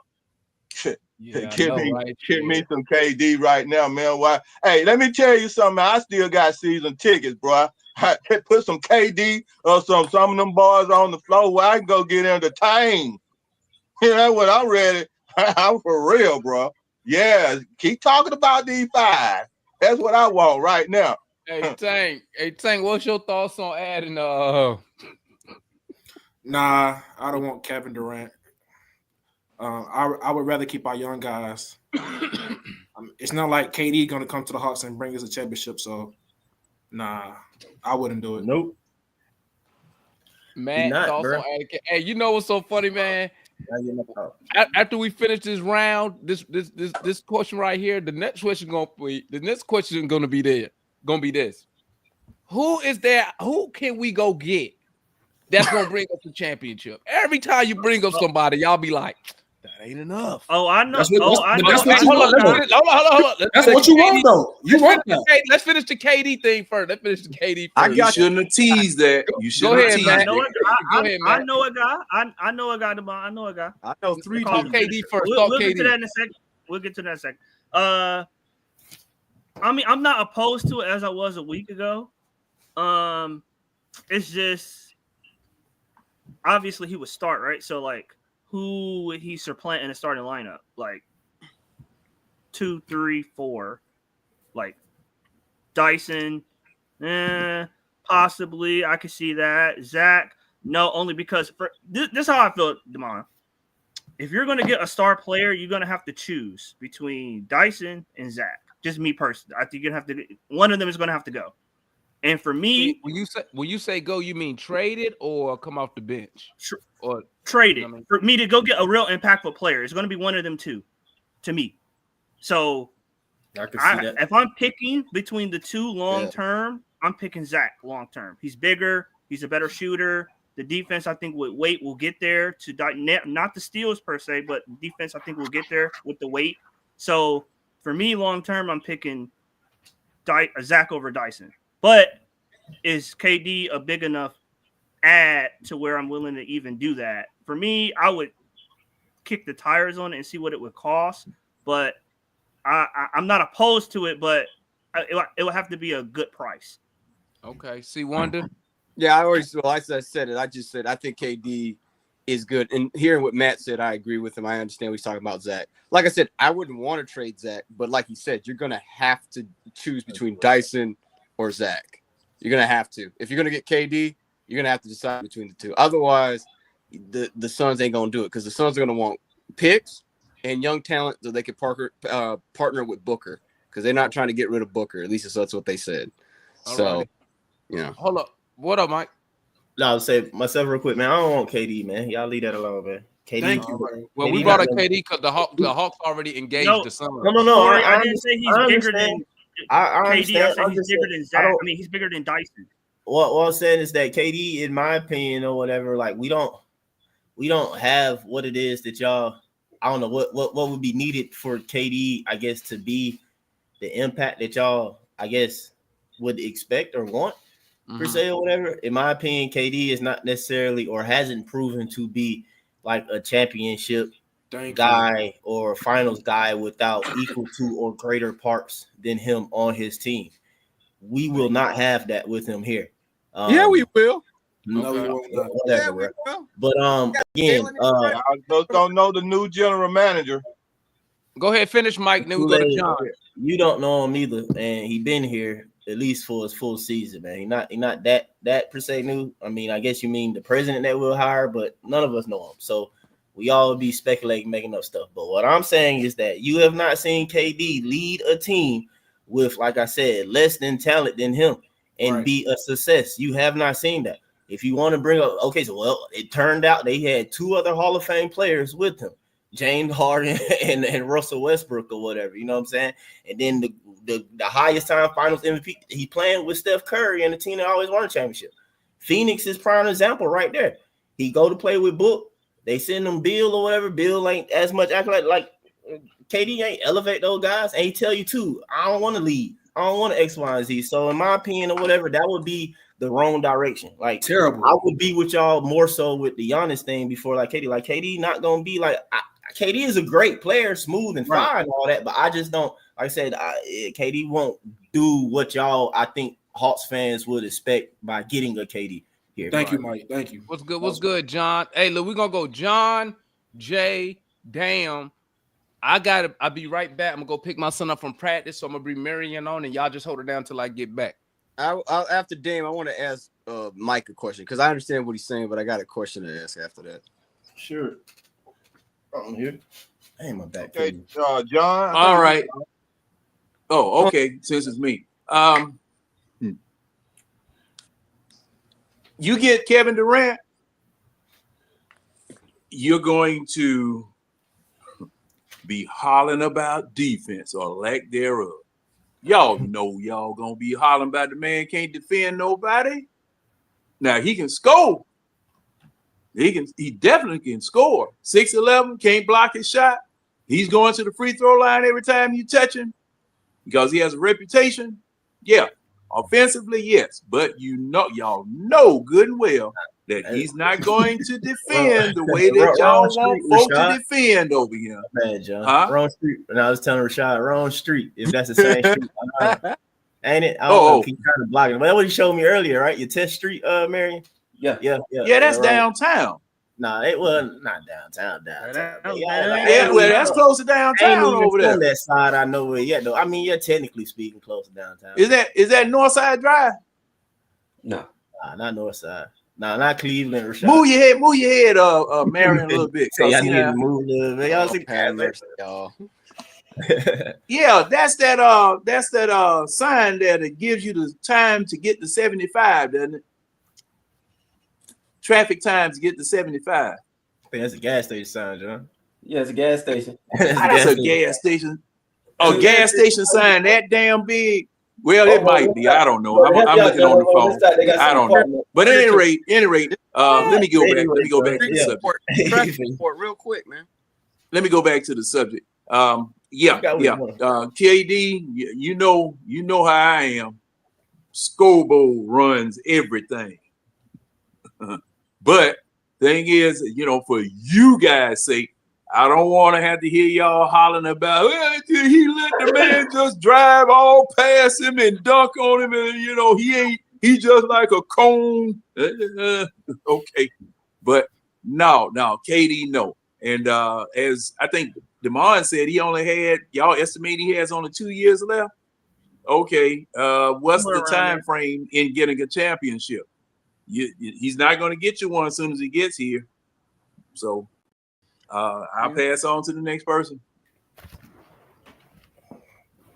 Who's next up? And who was that? Jay next. Yeah, your turn, Jay. I've sat here for two days in the background listening to all kind of stuff. It's like we should go get Giannis, we should go get KD, we should go like we're none of those pieces away. So if you're asking me, do I want Kevin Durant or Giannis? I love Kevin Durant or Giannis, but what is that going to do? Get us a top 5 seed? Y'all talking about championships? Y'all so desperate. Thank you. It's like, and what I don't understand is like, I get it. The Hawks should make a move to bring in something, but y'all are so desperate to bring in the big name. It's so many other guys that like can make an impact on the team that just need an opportunity. Like, why not just do what we did with Dyson and find another guy on a rookie contract that can make an impact and needs some opportunity? There's plenty of dudes like that in the NBA. You got. I'm just throwing names out here. You got Jabari Smith in Houston that needs a bigger role. You got Benedict Mathurin in Indiana that's hold on now, Jay. I gotta interrupt now. I'm just saying. All I'm saying is, I don't disagree with you. I've been saying this crap since the offseason, man. That's the Hawks way, bro. I don't know why these Hawks fans act like they don't see the same crap every year. And then, like you said, it ain't gonna get us a championship because you're basically gonna get rid of every other piece that you need to keep to add to that player getting here. It's just like guys. That's like, man, it's like I want the Hawks to go do like how they did with Dyson, or how the Blazers did when they added you know the dude, huh? Not the Trailblazer.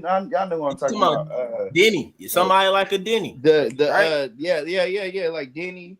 Like you can go get Corey. Like you got 2 picks to go make. That's only gonna cost you 1 first-round pick to give a guy that's young an opportunity. And y'all in love with the guys that are like 30+ years old that want to go to win now teams. It's just weird. If y'all want to go get a big name star, go get Zion. He's a smaller salary. I mean, he plays about the same amount of games every year as Jalen Johnson. Why not go do that? Like, but y'all they were talking about Zion before you came. Big name dude. And Zion missed a whole year fat. I mean, look, it ain't like Jalen Johnson played much more than Zion. I'm just gonna be real. We talked about Zion been in the league longer and way more. But we supposed to be talking about Kevin Durant. I know. I'm about to land the plane with this because it's a lot of missing the mark on offense, defense. Like I tell you, I live in Houston. I watch the Rockets. The Rockets' problem is not about too much defense. The Rockets' problems is too inconsistent with their number 1 scoring option, which is supposed to be Jalen Green. Yeah. The Magic's problem is not shooting. The Magic need a point guard.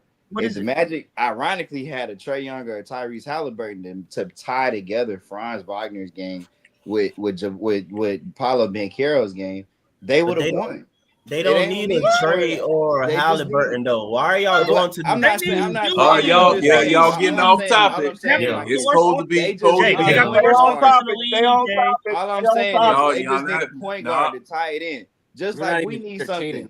Stay on topic. We're talking about Kevin Durant right now. Jay, we talking about Kevin Durant right now. all Jay, right, stay on topic. No, y'all ain't telling somebody to stay on topic. You the last Hey, person. don't want to. Don't want to.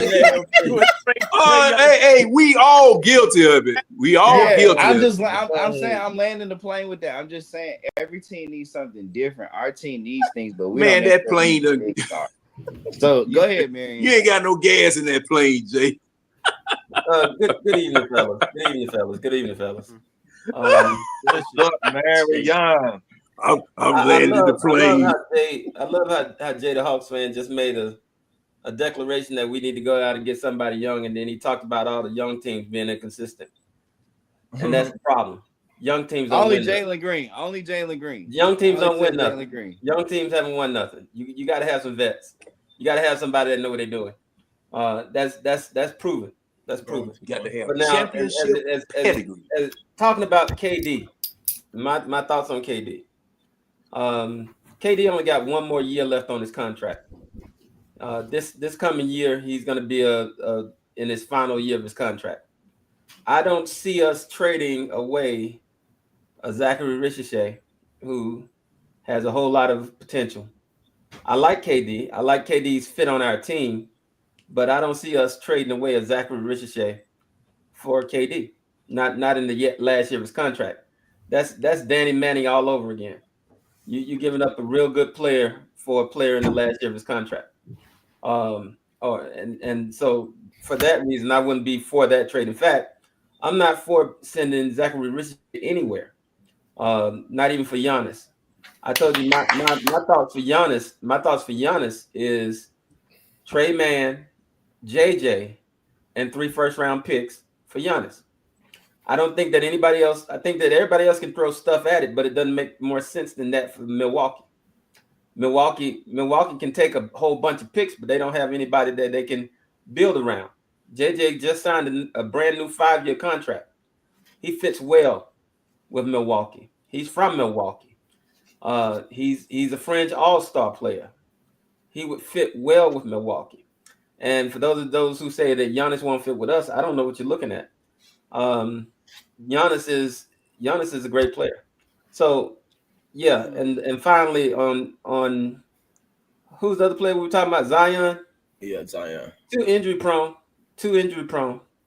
I'm more concerned about availability with Zion Williams. Also, he's 6'5". He's 6'5", and I don't know where we got this idea that he's a great defender. He's not. He's 6'5". He's if he's not going downhill, his offense is not as strong as you would like it to be. He's 6'7", actually. Well, he's 6'7". Rashad, he is a generational talent. Rashad, remember that. Who?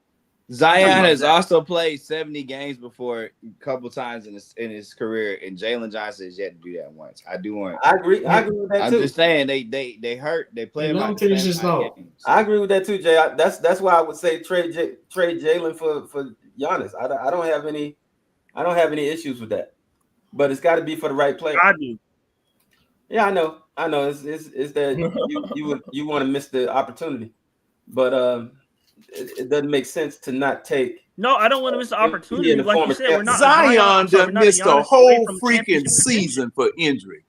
We're not a whole we're not a season away. Do you know the type of team you Jesus have to put Christ, around no. Giannis? The type of shooting you have to put on. So Hang then on, you would make basically you would relegate Trae Young to a perimeter player, Hold on, right? When we would relegate the offense back to what it was under Nate, which was a pick and roll heavy offense, and we just spent 3 years breaking everybody from this pick and roll spread type of offense. With Giannis, but Yeah, I would with like Giannis. to. I would like to. But who's going to stop the pick and roll though, man? guaranteed, and that's not true, bro. It's not. I would really like to play pick and roll. Nobody. Marion, to your point about trading, I like that trade package for Giannis, but the thing is, the Hawks don't have like Houston, OKC, even San Antonio just have better things to offer than what we got. But they have more picks. They have more picks. They have more picks than they have. They have the same kind of young dudes. Like the Spurs can give them better than Jalen though. That they're willing to give up. Can give who? They can give up. They can give Steph Castle and our picks, which are like the Spurs can get that. If they do that, then they deserve it. The Rockets could give up. If they do that, then they deserve it. But I don't think they're going to do that. OKC can give up Chet Holmgren. I'm just saying. What I'm getting at is like in terms of trade packages that the Hawks can really. Y'all can talk about what the other team can give up, but when you really think about it, they're not going to give that up. Hey, they're not giving up Chet Holmgren. He's too good of a talent. And JJ's not too good of a talent. Jay, front office alert. Zion only played 70 games, one doggone season. Front office alert. How many times Jalen Johnson? Kool-Aid, what is it? Kool-Aid, say what now, Jay? How many times has Jalen Johnson played 70 games? Look, guys.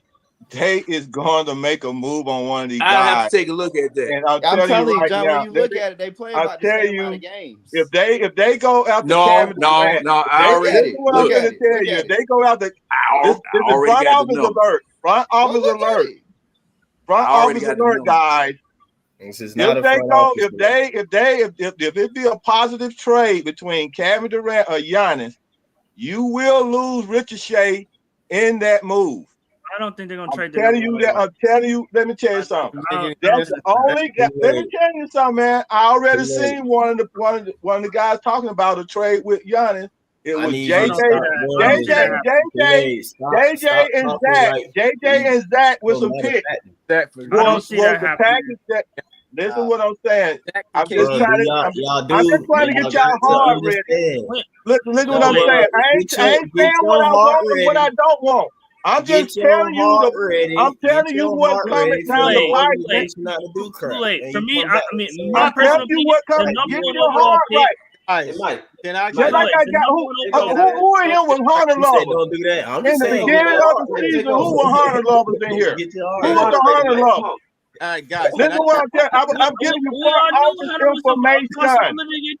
They tried to trade I'm giving you front office information. Who are both Kool-Aid. I didn't love nan one of them. Hey, Mike, you know I got witnesses. I didn't like either one of them. I got witnesses. There is one guy I will give up all these young dudes and plus all the unprotected picks that we can do. Nigga Anthony Edwards. Anthony Edwards. I'll trade Zach. I'll drive Zach. I trade all these dudes. I get 10 years worth of draft picks for Anthony Edwards. I don't know about that. And see, no, Anthony Edwards, bro. Anthony Edwards. No, I'm scared of him. I'm scared of him. If that GM from Golden State, if that GM from Golden, this is what I'm finna tell you. That GM that everybody talking about, they had that man in a wheelchair earlier this year. That GM, you gotta get the stuff right, though. Don't know when he comes. We already have our GM. The current GM was here when we drafted the guy that Well, the president of operation, okay. Because I right now I don't. I heard something a little bit different with the guy who is acting as GM right now. Okay. I'm just saying. I'm trying to give y'all front office information, but you won't. He might just be trying hard, but we'll get that fixed once he's for the Hawks. Zach is a the guy who acting as the guy who acting. Let me tell you something. The guy who is acting as GM, he do not want to be GM. All right, the young man who are acting and filling in as GM right now, he do not want to be GM. Kool-Aid, can I do anything? Something real quick. Well, hold on, fellas. Let's hear from C1 to C1. What's your question? I just wanted to say this real quick, and after hearing what Jay said, and even hearing everybody else said, this is where I come from, and I love it when God gives me a sermon that kind of ties into sports in some fun way, because I preached this a couple of weeks ago, and it's talked about the wait to be great. And I was talking about David, and everybody, y'all probably know who David is, right? King David, shepherd boy, David and Goliath. He had to wait a long time before he ascended to the throne, and he had to perfect his gifts, work with the folks that were with him. It took a long time, but eventually he got there. Why? Because he was patient. I understand exactly what Jay's saying. We're not patient as a fan base. I told you. This is the best young core we have had in a long time. Every last one of them are lottery level picks. Dyson was 8th overall in the lottery. Zach, number 1 overall. Okongwu was 6th overall. Trey was 5 overall. And if Jalen Johnson didn't get hurt, he would have been a lottery level pick. If all these do, and all of them, as Foot says, complement each other perfectly. If every last one of them, which they've already made the commitment in the exit interview of saying we're going to go in hard, Trey included, go hard in the paint, train our butts off, and come back better. If they all come back better, we have 5 guys. Our starting 5 guys are all-star level guys. So we ain't got to really, to what Jay was saying, we ain't got to be thirsty for a star. Really, all you got to do is just get veterans. Oh, well, all-star level. All-star level. All I do. I think all of them are Kool-Aid, man. And Y'all, also some defects in the team. the Kool-Aid is strong tonight. Defects in the team. But see, Wonder. You got about 3. See, Wonder, you got about 3. See, Wonder, you got about 3 guys. You got 4. You got about 3 guys. All-star level. No, I can't put that robe on them. I can't put that robe on them. What's up, DJ? See, Wonder, I have been a Hawks fan for a very long time. Talk. And what you are saying, I've heard time and time again. Oh, yeah. And it gets old. Preach. It gets really old. And you can tie it in that, have faith or whatever and be patient or whatever. But man, it's hard. He's younger than us, man. He's younger than me and you, bro. He don't understand. Especially with, the group that we have right now. Well, we have that played at an all-star level. That played at an all-star level. Trey Young. Maybe Stop dipping Dyson in the Daniels. wells. And that's it. And maybe Jalen Johnson. Those are the only 3 all-stars that we have that's close to being an all-star. Well, and what you're saying is, you're saying basically, don't do anything. Let's develop these young players, and let's draft. Let's bring some players in, some draft picks and some veterans, and everything will be all right next year. Look, this is what I'm finna say to y'all guys. This is what we got. We finally, let me tell you something, as the oldest guy again in here, we finally got some guys that is young enough that is like shining little coins that we can go get a superstar. We talking about a Kevin Durant who when his first rookie year, he went to the championship with a team. How many times he been in the conference final? That nigga did not go to no championship as no rookie. I said he went to the finals. He played against LeBron James. He did not go to in Cleveland. I said that was his first team. That was his first team, right? He was drafted by OKC. Was he not? He's not doing that anymore. He played with James Harden and Russell Westbrook. This the part when I be annoyed, man. Y'all not understanding where I'm coming from, man. He's not doing that no more, bro. What you talking about, man? He's not doing it no more. He still had the potential. Listen to me, man. Kool-Aid. We finally got an opportunity to have some silver dollars that have some value to go get the guy. Y'all be talking, they not gonna come. No, Atlanta can't get nobody. Now we finally got some little shiny pieces of coin to go get one of these guys. And this is the opportunity. Let me tell you something. If you pass up on this opportunity, you may not get this opportunity again in the next 10 to 15 to 20 years. This is what I'm trying to tell you guys. No. I know y'all guys. All right, Kool-Aid, we got your point, man. Trade the niggas now to get somebody. Where was the conference finals appearance with? Saying that 10 more times in like literally 2 different variations, man. So my point, and I'm gonna say again though, none of y'all niggas and most people wanted to do the jump when we should have did it, and when I was after the ECF run, because during that time y'all was believing in some niggas who showed that they wasn't anything. JC, who else? Drake Cam that wasn't even healthy, this and that, whatever, bunch of other stuff. But anyway, I know y'all don't want to do it. But I promise you, a big mistake would be right now is to move Zach and JJ. That would be something that would turn around and bite this doggone franchise. I know if you can find a way to get Giannis in here without moving them to some type of way, hey, I'm all for it though. But again, though, I know that y'all impatient. You seen X, Y, and Z. But again, though, I understand too. What I want to say to the homie she right here, DJ. I mean, yeah, Incog or whatever. Like, bro, I get what y'all saying. You've been watching stuff, but for me, I've said it before. Again, I'm trying to make the example or the correlation between saying looking at in an investment stock, you know what I'm saying, it's chart and looking at the Hawks, you know what I'm saying. Of course, now the Hawks, if you pull out and you look at the totality of the Hawks, yeah, it has sucked. And when it comes to certain things, when it comes to drafting and they're making moves though. But if we look at basically the last decade chart, let's not look at the max. We're just gonna stay little in or whatever and look in within 5 years, within a shorter window. The team has been doing better and has been slowly moving forward as a franchise. I mean, even the simple fact that we've been to an Eastern Conference Finals twice in this millennium when we ain't do it in way more years prior to. I know that it is slowly that this thing is changing around as a franchise, y'all. But hey, we didn't even have a number 1 draft pick in all those other years that you're claiming about. We never had a top number 1 draft pick, whether it's ever or not. Hold on. Never ever had that, and then y'all want to ship it out after basically 1 season. I'm sorry. Yes, the best player that the Hawks drafted was Al Horford. Like, what our own pick. I don't want to crap on Horford because I love Al Horford, but I'm just saying that's the best player we've ever drafted. But at the same time, though, yeah, I feel you, Jay. But I'm just saying, though, bro, like JJ. So you know what that points to? I know. All of us. I know a normal thing. No, but it's a different era, I'm guilty though. of it too, though. I know a lot of us are giving up on Kobe. Hold on, John. You know what that points to? Giving up on Kobe, though. I know a lot of us are giving up on Kobe, and I know a lot of people. I know Kool-Aid can't stand it. I know a lot of people hate Kobe or knock on Kobe and stuff like that because of mainly Matt.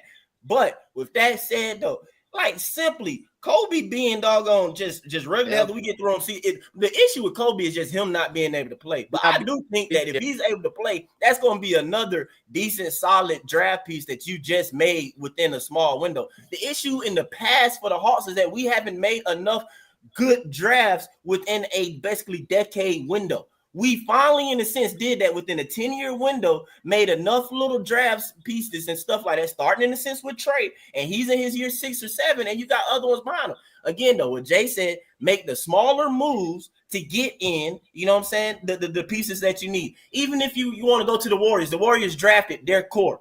The thing that helped them get over the top, whatever, Andre Iguodala at the time was not Giannis, was not KD, was not none of this stuff. He was with the Nuggets, and they basically traded a bunch of crap and this and that, and that was a low-key move. They're able to get him in. And since, I mean, he at that time a little older than probably what y'all heard me say that I want. But if anything, that's the move that you do here. But you still keep your drafted core. I don't care who y'all name. Outside of like probably the Lakers, everybody basically draft who it is they're going to win with. They might make little tweaks and trades here to bring in some guys, but their main guys they drafted. Boston, they drafted. I mean, even when you come to it's just few cases. More often than not, guys, that's what happened. You draft. Let me say this. Let me say this real quick. Let me say this real quick, and then I'll go. Let me say this, and then I'll go. Okay. In the past, we've done that. We decided to give John Collins a new contract. We decided to give Kevin Huerter a new contract. We decided to give DeAndre Hunter a new contract. We decided to keep the core pieces. Okay. Did that work for us? But and those again, picks, but those guys did that philosophy work for us? Can we respond to what you're saying, DJ? I'll let Jay respond, and I want to respond to that. Guys, I'll respond after Mike because I want. I'll go after C Wonder because I just want to say real quick that's not a fair comparison because Kevin Huerter, John Collins, and Hunter are nowhere on the level of Dyson Daniels, Jalen Johnson, and Zachary Ricochet. Well, I'd argue. No, hold on. It's just, but I'm going back to what he was saying. We have to keep our core. Yeah, we could have packaged some of those young pieces, but for somebody else. Like Kool-Aid was saying, but now we have another chance to do it. Okay, but I've said that though. Let's I've be said real. that. Let's ask real questions here. Let's stop with the cap about we gave John Collins. Like, if you were to pay a guy $30 million a year, would you give that money to John Collins or Jalen Johnson? Like, these are not. Oh, you picked the wrong guy. Like John Collins. What's cap about that? John Collins. I'm just saying, at the time John Collins had earned the money. It wasn't like, but he didn't have the ceiling to his game. It was more he was a play finisher. They didn't have to run plays for him. Jay, I think that if everybody be real at that moment in time, number one, JC came before Trey. And then number two, we saw JC get moved out of the role that basically he was successful in. Flirt to basically all-star type level, or what we thought that he could become in the picker. We moved him out of that, and Clint was that. All right. So the thing is also too, though, fans across the board saw that JC was quote unquote limited. He wasn't going to develop this. Like, he can't, attack off dribble or got this. Yeah, he can catch and shoot. He's a play finisher, which is great and good though. But it was obvious, and also too, JC again came before Trey, so he was in a sense, and he got paid after a conference finals run. So for me, and after that time, whatever, that was the time to and we missed it. I just don't, like I said, I don't necessarily see it being in the same thing, because also too with Kevin Huerter, you probably could have kept Kev, but out of the four of Kev, JC, Dre, and Cam, 2 out of the 4, 3 out of the 4, even 1 out of 4 should have been moved. That's where we, in a sense, messed up. I ain't saying necessarily all of them, but we ain't do crap at all. So, but again, though, right now, though, I feel like this core, though, me looking at it, though, I call it a core, though, but this young, even though Double O was part of that, and Trey is still here from that as well, JJ and Zachary Ricochet, those two alone have a higher ceiling and potential than any of those other younger guys. And then I even throw in Dyson. If Dyson is not to get any better per se offensively, I do believe that he has the higher defensive role player or just a role player potential than say any of those guys to be a high end. I want to know how you determine ceiling. Well, I mean, you could just kind of. I mean, anybody with 2 eyes. I think ceiling would be consistent. I mean, look, you don't. Nobody knows. Nobody knows what anybody's ceiling is. Now, I know that you guys are taking a look at this and saying that nobody knows what anybody's ceiling is. Y'all keep sounding like the drunker who got bad habits that can't break the bad habit. They can't get out the drunk, can't get out the head. Let me tell you something, man. Y'all, let me tell you what the bad habit. Everybody can't talk at the same time. Go ahead, Mike. Go ahead, Mike. I'm just. I know because you love those type questions or whatever. Same thing when it comes to. Of course I do, because I'm trying to get that brain rippled a little bit. Cause see, y'all just can't spout stuff and not, You gotta let him answer the question, John. Tell me who I can call.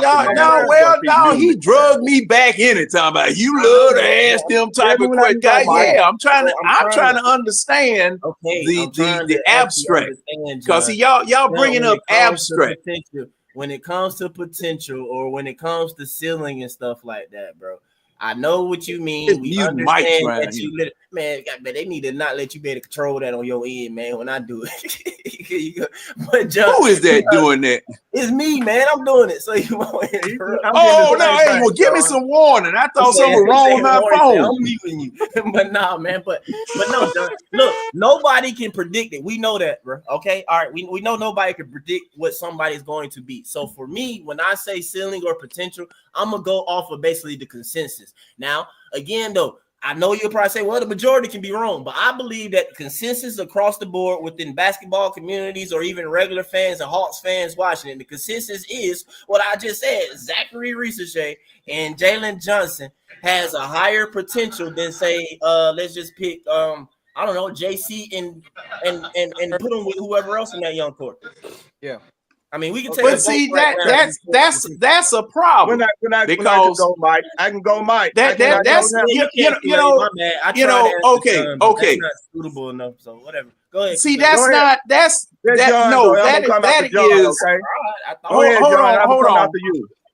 Okay. Now, hey, I want all of them to be successful. All right, I want all of them to be successful. Let me just cement foot this right here. I want all of them to be successful. But the thing is that okay, when you got Dyson Daniels, what was my question? Where's my 22 points that I was trading away when I traded DeJounte Murray down there? Okay, now we didn't know Dyson Daniels was going to be able to elevate his game until he did it. Okay, now I can take what Dyson Daniels did this year and say, hey, I think he may be able to improve. Well, Matt, I know. I think he may be able to improve a little bit more this year based on what he did last year. Let's see, I got some history here.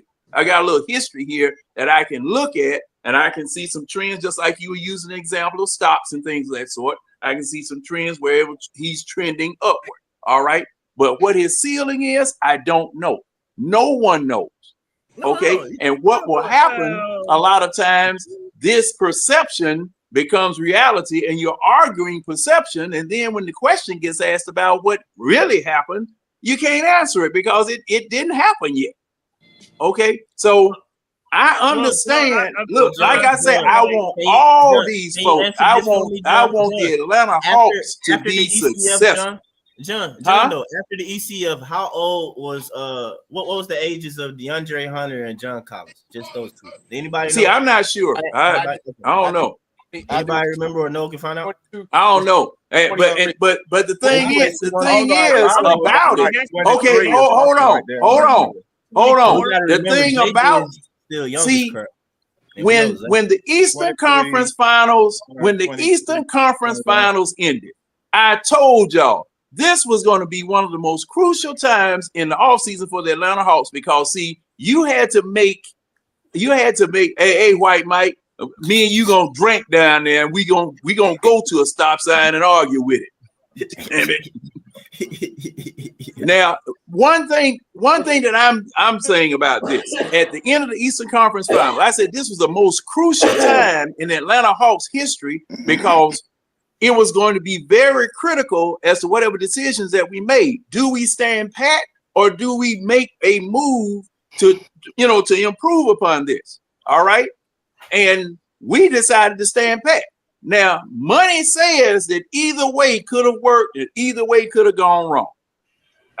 That those are just odds. It was a 50-50 proposition. Okay. 23, Mike. So 23.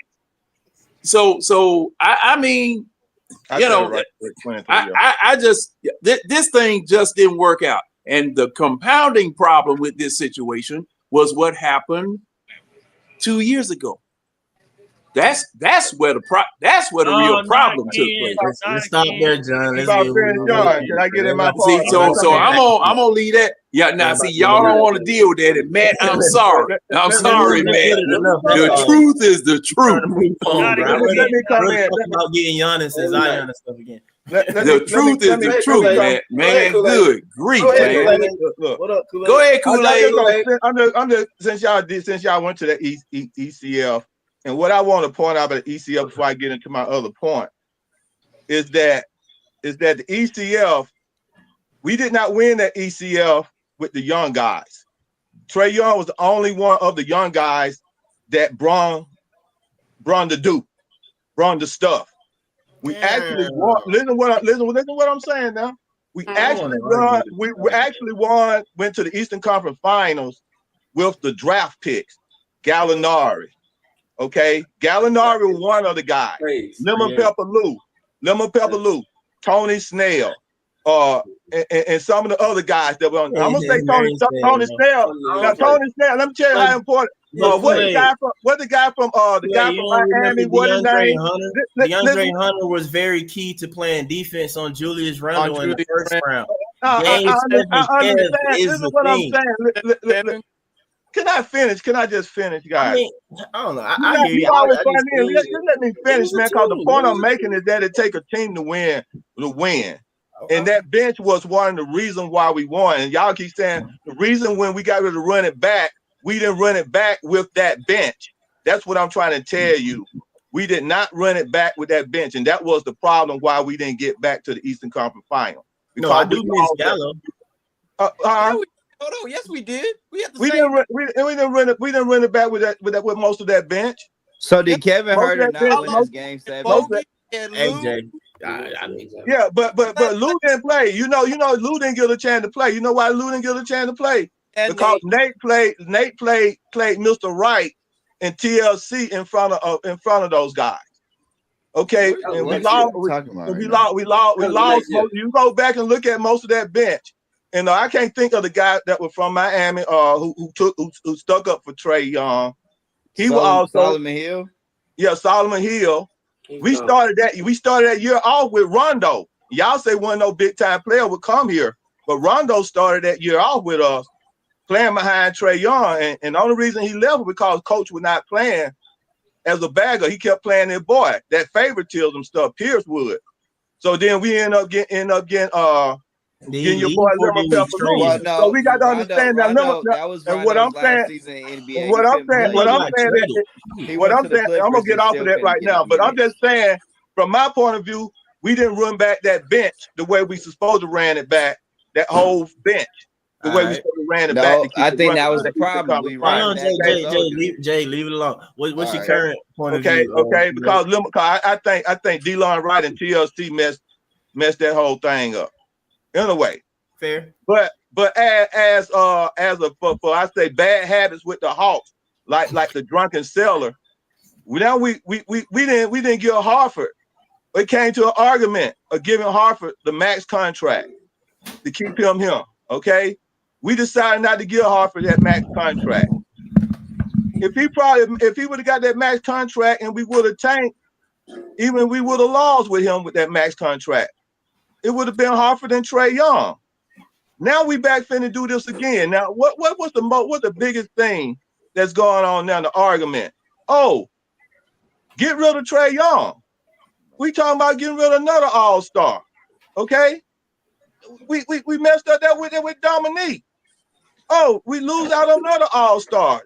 Just move on. Just keep moving on. Now, can nobody tell me, and I heard what Mike said. He said JJ and Ricochet has an upside. Possibility. But possibility. I don't see it. I don't see it. That's from my opinion. Okay? I don't see it. Bring JJ and No.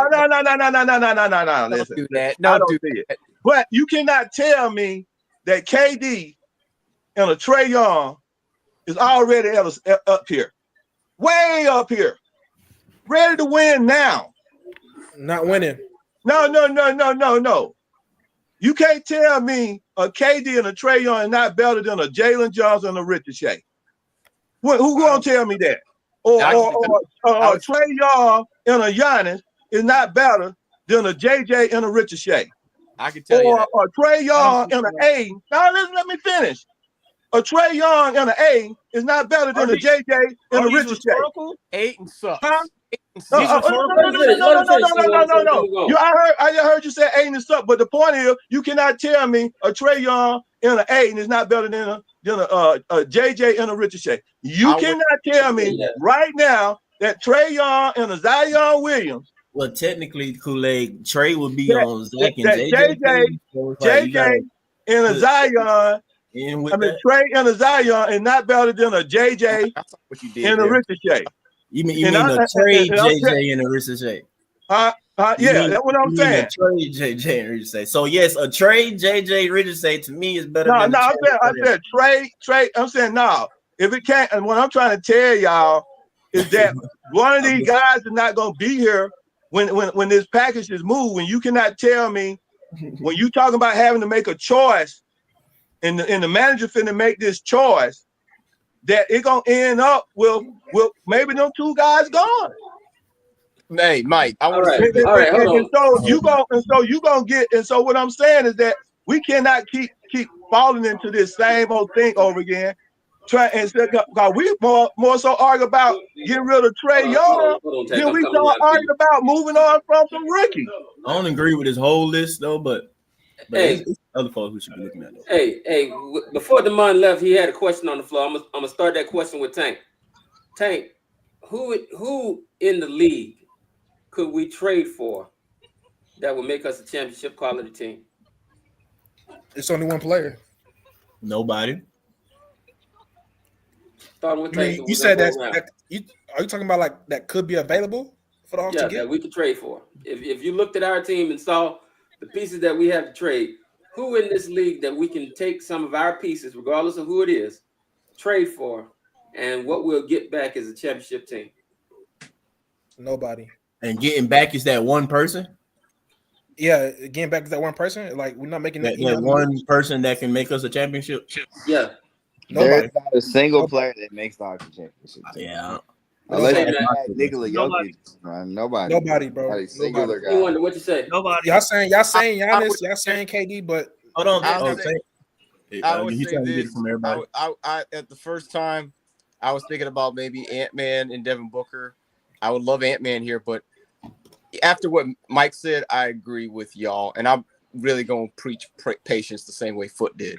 Yeah, I throw it out the window for Ant-Man though. Now, don't get me wrong. Oh no, I'll throw it. No, I would. No, but he said that could be available though. Ant-Man available. I'm going for Ant-Man. Yeah, if he's available, I'm going for Ant-Man. But he's not available right now, as far as we know. But for me, outside of Ant-Man and maybe outside of the Joker, there's not really anybody. To me, it's just the safest bet is be patient and keep developing and just wait for the right time to go after the people. I don't mean. I'm like Mike at this point. I thought I liked KD, but after Mike kind of broke it down, it's like, yeah, he's got a point. You know, I don't want to give up Zach because I do love Zach. I love Zach a lot, and so I wouldn't want to give up Zach. So, you know, what you got, Jay? Mike, what you want me to tell you? I mean, there's not a singular player that's gonna bring the Hawks a title. If you say we're gonna add X star to this, because it's just not gonna happen that way. Yeah, it's just not. It's just build the team, add vets, get some bench players, make a trade, make another Dyson Daniels type move, make a Danny Avdia type move. Do those things. But it's not. You're probably 2 to 3 years away. Like, let's say we were able to somehow add some kind of star level player. Let's say we could add, just for sake of this, Jokic to this squad with Zach and Jalen and Ricochet and Dyson and Trey. Well, guess what? We don't know how Jalen and Zach and all those dudes are even going to play in the playoffs. Like, they're not even consistent game to game in the regular season fully to even make that. Like, there's nobody. It's just silly. It's like, keep building. It's going to be a process. I like to sign Quentin Grimes though. I got something after this though, Mary. Do I come to my next? I'm next, or you going? What do you say, Kool-Aid? You go, Kool-Aid. Hey, look, Giannis, man, and I want y'all to take that bet with DeMond. I already did. You already made it. Okay, so I already did. DeMond already got enough faith in that we will go to the finals next year if we get Giannis. y'all don't believe that. Go make that bet with DeMond. I don't bet, but y'all go make that bet with DeMond. What y'all do. Yeah, he said it yesterday. Right now, and I really believe I already made that bet with him. I'm like I'm saying, I'm not sending up him packed on no Ricochet and no Jalen Johnson. I tell you right now, Jalen Johnson he ain't gonna even make it through next year. Oh, here you go, Kool-Aid, man. I'm just telling you facts, bro. Man, don't be saying. All right, watch out. He go. Mike go mute. I'm just telling Mike go mute. He's a giant relation, and it's almost over. Over, man. Over, bro. I mean, y'all was talking about Giannis. Y'all talking about Giannis, but in the last 4 years with the Bucks, what have Giannis done besides that one championship? I mean, that's why I was gonna bring up, because you saying that because a lot of people will tell you, I know Hawks fans, you know, you're gonna be in Hawks, gonna be Hawks fans though. But a lot of people will say that Dame, they'll say Dame is at least equal to, but a lot of people will say greater than Trey. And he had Dame or whatever. You know, I know Dame wasn't there for the playoffs this year, though, but at the same time, you saw it's not like them boys was top 3 in the East or some crap like that and handling their thing, doing, you know what I'm saying? Like, shoot, one can argue we should have beat them in the play-in. I mean, not in the play-in, but in-season tournament crap or whatever. So, I don't know, bro. Just Giannis or whatever, like, still other stuff got to be done. That's, you know. Exactly. Hold on. Let me get a piece since I ain't said nothing in a while. Let me say this. I mean, I listen to y'all talk about winning the championship, and it's that's the main goal. That's the main goal. That's what everybody wants. Hold on. It's a whole lot of things that go into winning the championship. First off, y'all haven't mentioned anything about coaching. Y'all haven't mentioned anything about we got Quinn. We got Quinn. Y'all haven't mentioned anything. Hold on, let me finish. Y'all haven't mentioned anything about the others. All of this has to play a role, and then you got to have it at the right time. And honestly, you got to be in the right conference. Yeah. So it's a lot. It's a lot that goes into winning the championship, and you got to have good health. A lot of these teams have been built to win. They've had the right coach, but they didn't have good health. Now, y'all bagging on Giannis, but what did you expect Doc Rivers to do? My bad, man. What did you expect Doc Rivers to do? Doc Rivers hasn't won a first round playoff game, a series since when? The whole 9. We have to 3 years ago. Yeah. Doc Rivers is not a championship. One of y'all need to mute Mash, man. One of y'all watching Mash from the background. So the runners are there to taunt him and to disorient him even further. That's Jay watching something. I don't know what Jay watching. Told you, man. John watching Mash. He watching Mash. No, that's not me. Yeah. That was probably me. I was on my phone. I just do want to say this to kind of piggyback. Watching Mash. Hey, you funny with the Mash. That's hilarious. My dad loves that show, by the way.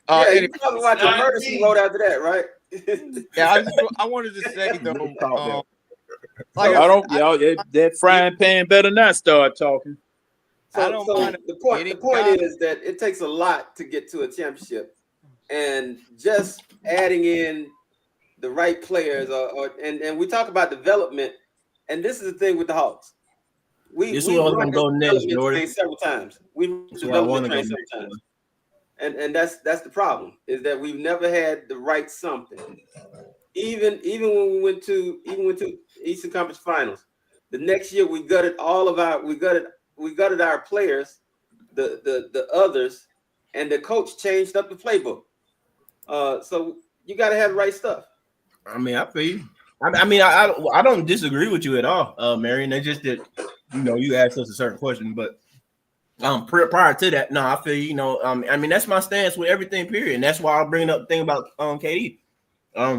When I look at the proof when it comes to KD, he's not really a elevator of others. You know what I'm saying? That's fact.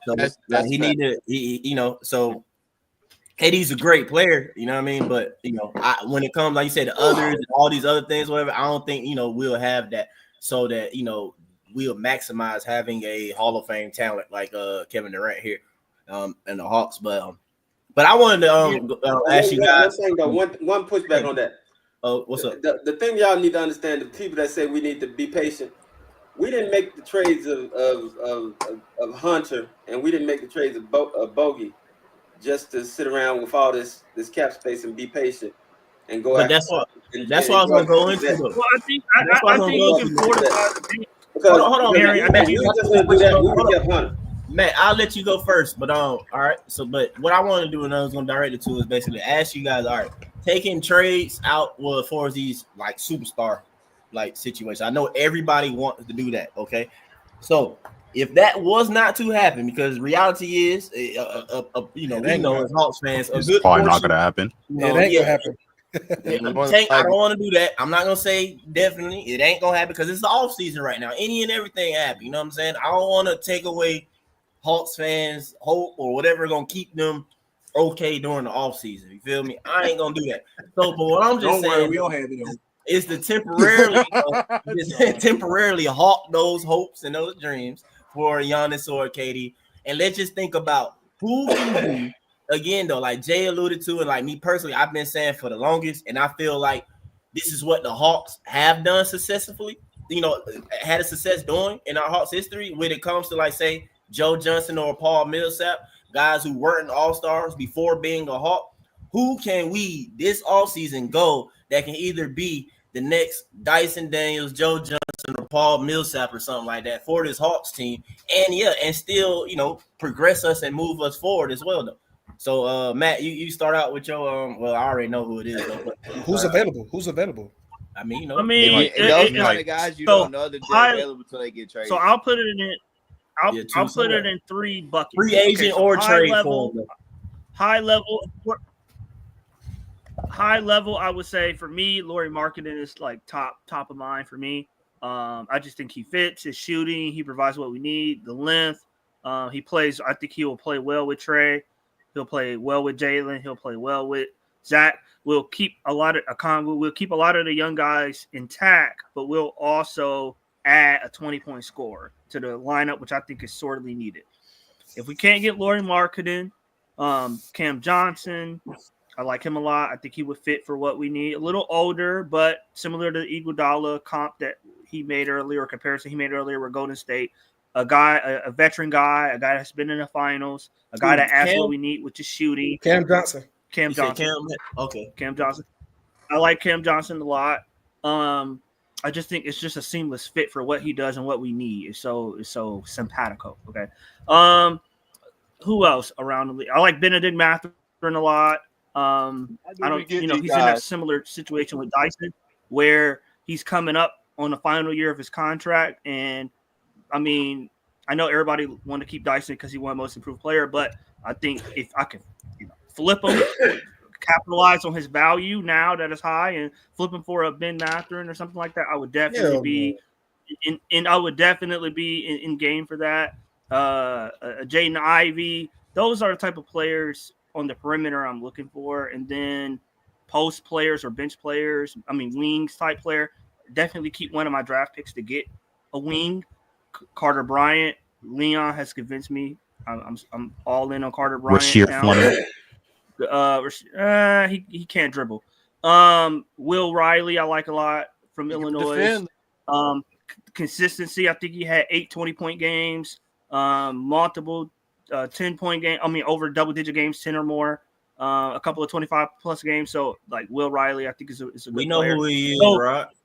Yeah. So for me, we're not getting Shaedon Sharpe. I would trade Trae Young for Shaedon Sharpe, but that's a different discussion. But This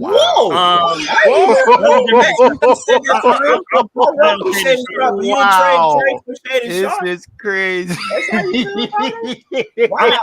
really like Shaedon Sharpe. I think Shaedon Sharpe. If I'm talking about restarting my franchise, like Shaedon Sharpe to me is elite. No, wrong with you. Hey, Matt, let's talk about it then. Do that then. Send Trey to Portland. Let's get This is crazy. So we got Shaedon Sharpe, Zach, JJ. Nah, let me stop, bro. Go ahead, finish though, man. So we go next. But anyway, so for me, that's what I'm looking at. That's what I'm looking at. I agree, Mike. Like, I got a migraine from that. That shit in my head. For me, I'm looking at. I'm looking at to fortify the bench, to bring in veterans, not super old guys, but late 20s guys that's been around the league that have numbers by their name, that every night, like with Trey, you can write in pen what they're going to get. And we could try to build some consistency to balance out the youth of the team. So that's what I'll be trying to do this summer. Those are the type of players I'm looking for.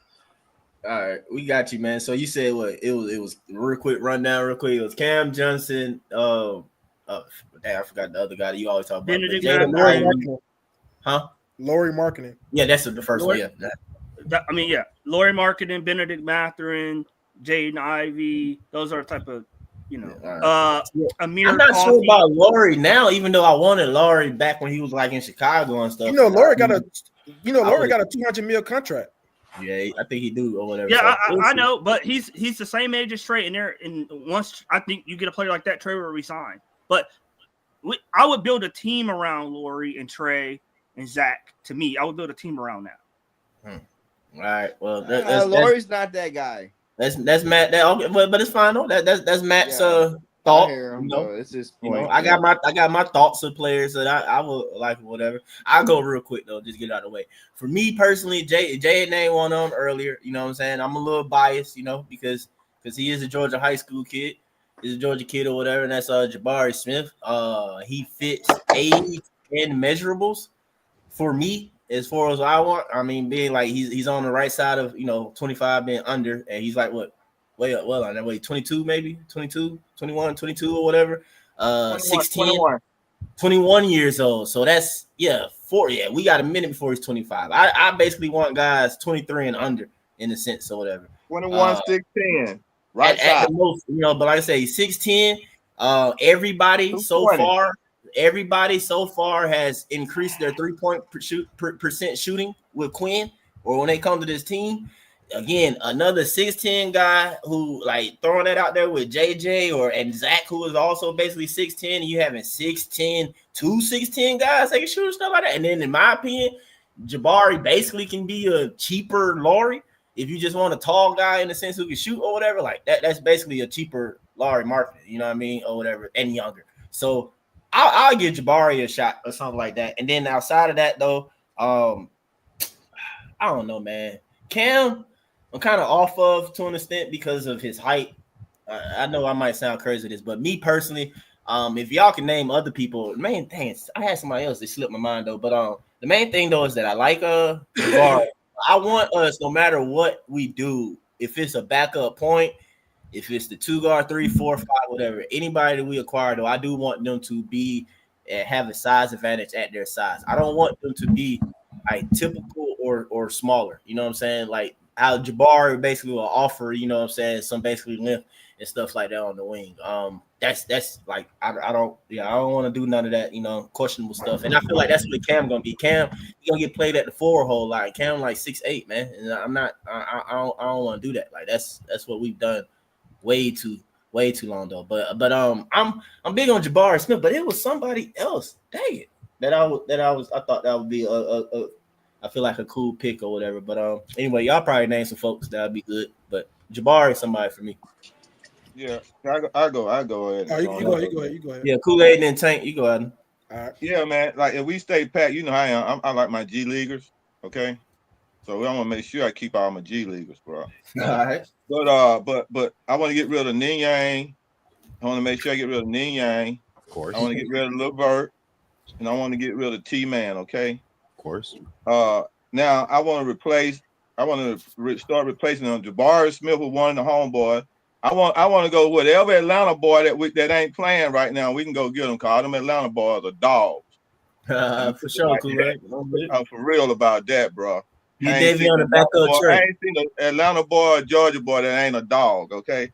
But I would go get. I'm gonna tell you why I go. If I wanted to get a bag up point guard, I go get Mikael Falk. The reason I said Mikael Falk because him and Trey Young have some rapport together. They was in the FIBA league together when they won the championship in that FIBA thing. So they already have something in common about playing. With him being the backup point guard, he'd be good, and they already know each other. So that'll bring something in the locker room. They knowing each other. Michael Porter Jr. Another rapport already. If Trey Young gonna be here, they already have some rapport. He was also part of that FIBA. I'm saying it right. FIBA. The FIBA thing that they won the championship together. They also have some rapport and winning championships together. When they were playing high school ball, they weren't on the same high school team, but y'all know summer league basketball championship. So they have some rapport. So they're gonna be some more rapport in the locker room. And then let me go get my draft pick for the center spot. Cause we got to replace Clint Capella, Double O, and like I already said that your boy Kobe gonna be gone. So we got to replace them. So can we get lucky and get the big Asian boy? You know what I'm saying? Yeah. Can we get Big Yang? Come on up and play some basketball. Yo, Mike, I'll be right back. Can we get that boy to come on back up here? And then let Plow and some of the other guys and Barlow them come up here and fill up the bench, man. And I still like to have Bobo. I would like to go steal Bobo to come off the bench too. Another guy that have a too little old, bit, Rod, up. you know, that he can shoot the three quite a bit and also dribble the ball up the floor a little bit like a point forward, point center. He also can play the 5, you know, combination. He's 7'3". You know, we'll be a big team at the same time. So I mean, we still won't lose no shooting. We have defense. That's what I'm looking at. We're gonna stay packed like that. We're gonna stay with what we already got. Hey, I ain't check on my boy in a minute. Just get rid of them 3 new picks, man. That's what I'm saying. I don't like them guys, man. All right, we got you, Kool-Aid. Tank, you go ahead, but before real quick, Tank, this name just came back to my mind or whatever because the Biggs were. And I don't know what he's doing. I don't even know if he's straight or not, though. But I'd like to get him out of Minnesota to see what he can do and give him a little chance. And that's that boy. What's his name? Luka Garza, right? Who? Luka Garza? Yeah. Go get Nas Reed if we talking. I like Luka Garza. No, I'm saying though, but I'm saying though, Jay. The thing is that we like. I don't want to. All right, I'm not. Be a low key, super cheap. That like ain't nobody trying to get. You ain't got to outbid nobody. Like Nas ain't no under the radar nigga, bro. When he come available or something like that. Like you don't think. A lot of teams want Nas. He gonna get the bag. Nas, that's what I'm saying, bro. Nas gonna get paid. But I even Ant-Man said he stole the slow move from Luka Garza. Luka Garza, I think might be Luka Garza. I got somebody better than Luka Garza. I want somebody like Walker Kessler. My bad, Marion. I started talking though, but it's Tank, and then you can go Marion. Tank is on you, and then Marion, you got it. Tank, Marion, and C Wonder. Y'all got it. This Hawks team has lacked a lot of size in the paint, and we desperately need a size in that paint, man. I want Walker Kessler from the Utah Jazz. I think he's a very, very, very good player, very underrated, and he's been on the block for at least for the last 2 years. I say he can't rebound. They've been dying to trade Walker Kessler. He's averaging a double-double, 11 points, 12 rebounds? 12 rebounds, giving you two and a half blocks. I think that would be a great addition for this Hawks team if they can get their hands on Walker Kessler somehow. And another play is for me, I would take is Kevin Porter Jr., KPJ from Milwaukee. Another ball handler, another secondary ball handler. If they can get their hands on him too, that would be great for the Hawks. Those are my 2 guys that I would like on the Hawks. Hey, if it ain't two high first rounders, man, I say send them those for Luka. Like run Luka Garza, man, get them down here, add them to our deck. Anyway, what's up, man? Hey, if we're gonna be on this slow train to development nowhere, here's some players. Here's some players. Let me put them off. Why'd you have to do that? I would like to get Quentin Post from Golden State because he's about to be a free agent. He's 7 feet too, ain't he? 7 foot. Boy, 7 foot. Yep. He's a 7-footer. He's 7 foot. He's good defense.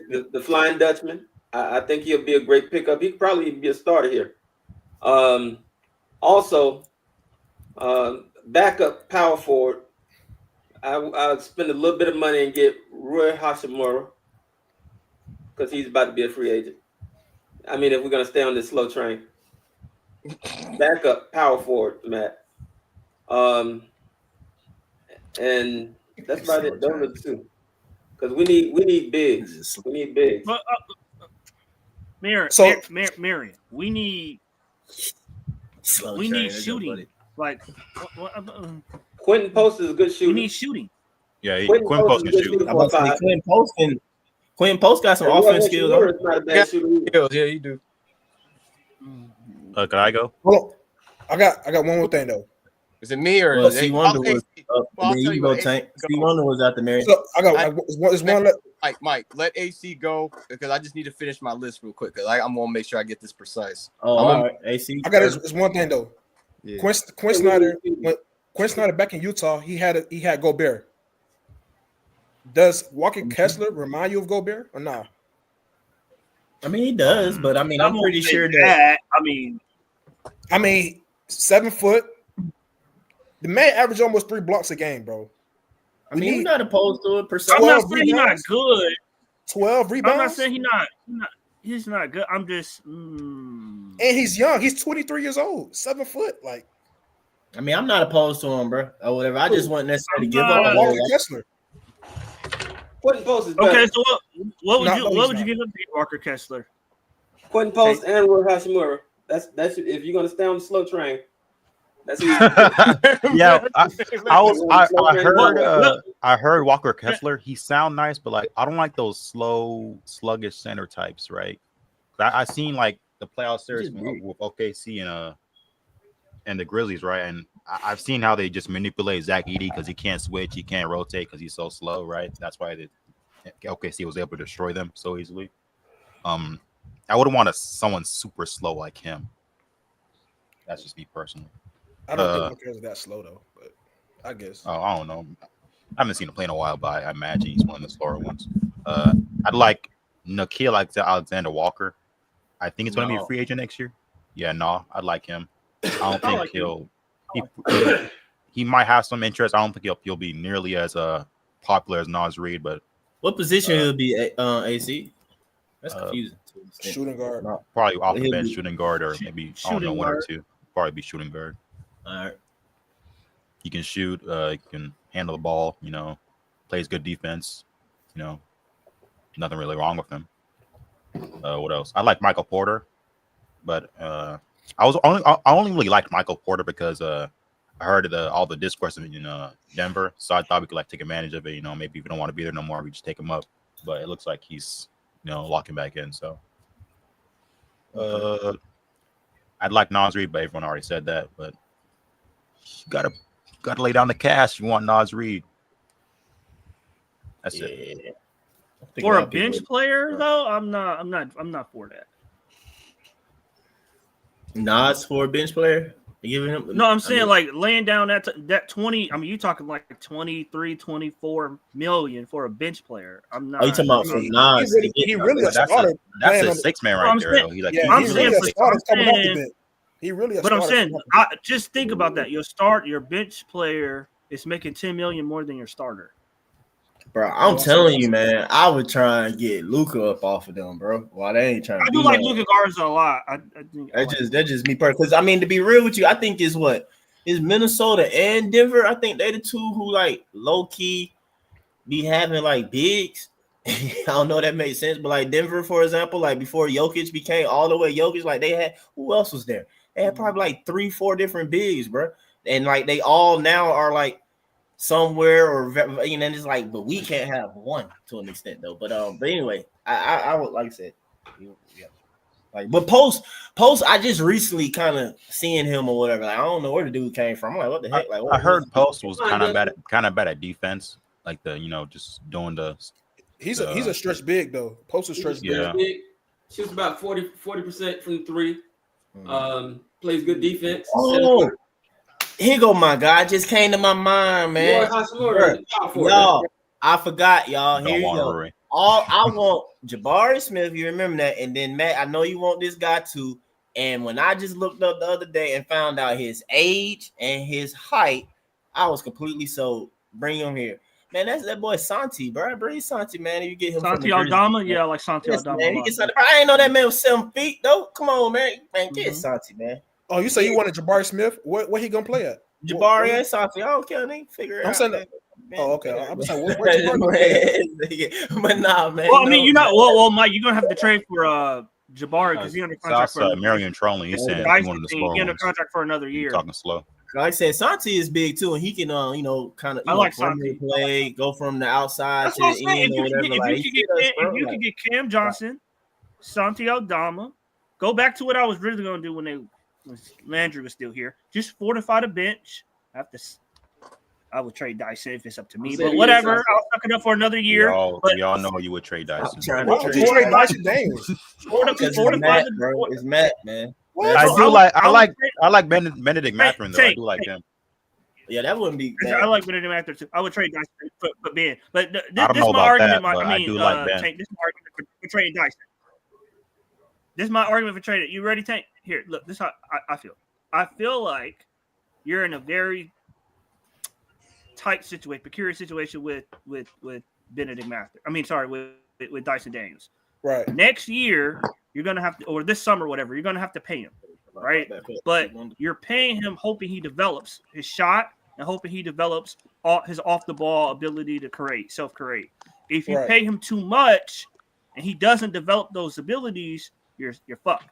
Because you're not gonna in this CBA, you're not gonna be able to trade him, and you're gonna be having a dude that's not gonna elevate your team. It's gonna put a ceiling on your team offensively because he can't shoot and he can't self-create.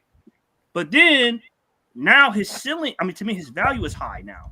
So now I can capitalize on that and flip him while Mike talk about stocks and crypto. Now his value is high. I feel you, bro. You gotta take your games, man. Win that award. So now I can flip him because I don't think he's gonna. I don't think the shots. I don't think a dude. Me personally, I don't think he's gonna improve his 3-point shot, his free throw shot, his self-creation all in one summer. I don't think he's gonna jump that many levels all in 1 year and put it all together. I don't see that happening. So I'm not mad at flipping Dyson now. Right? I'm looking at the starting lineup. Can I go back to my list? Does he have more upside? All right, 1 second. See, does he have more upside than Trey? No. Does he have more upside than Jalen? No. Does he have more upside than Akambu? I don't think so. Does he have more upside than Zachary Richeche? I don't think so. So to me, it's not that he's a necessarily awful player. I know I say that, but I'm not saying he's an awful player. I'm looking at him relative to what I got. And I don't think, me personally, I don't think 4 dudes is all going to make one big jump all collectively together. So I got to pick who I think is the best of what I got.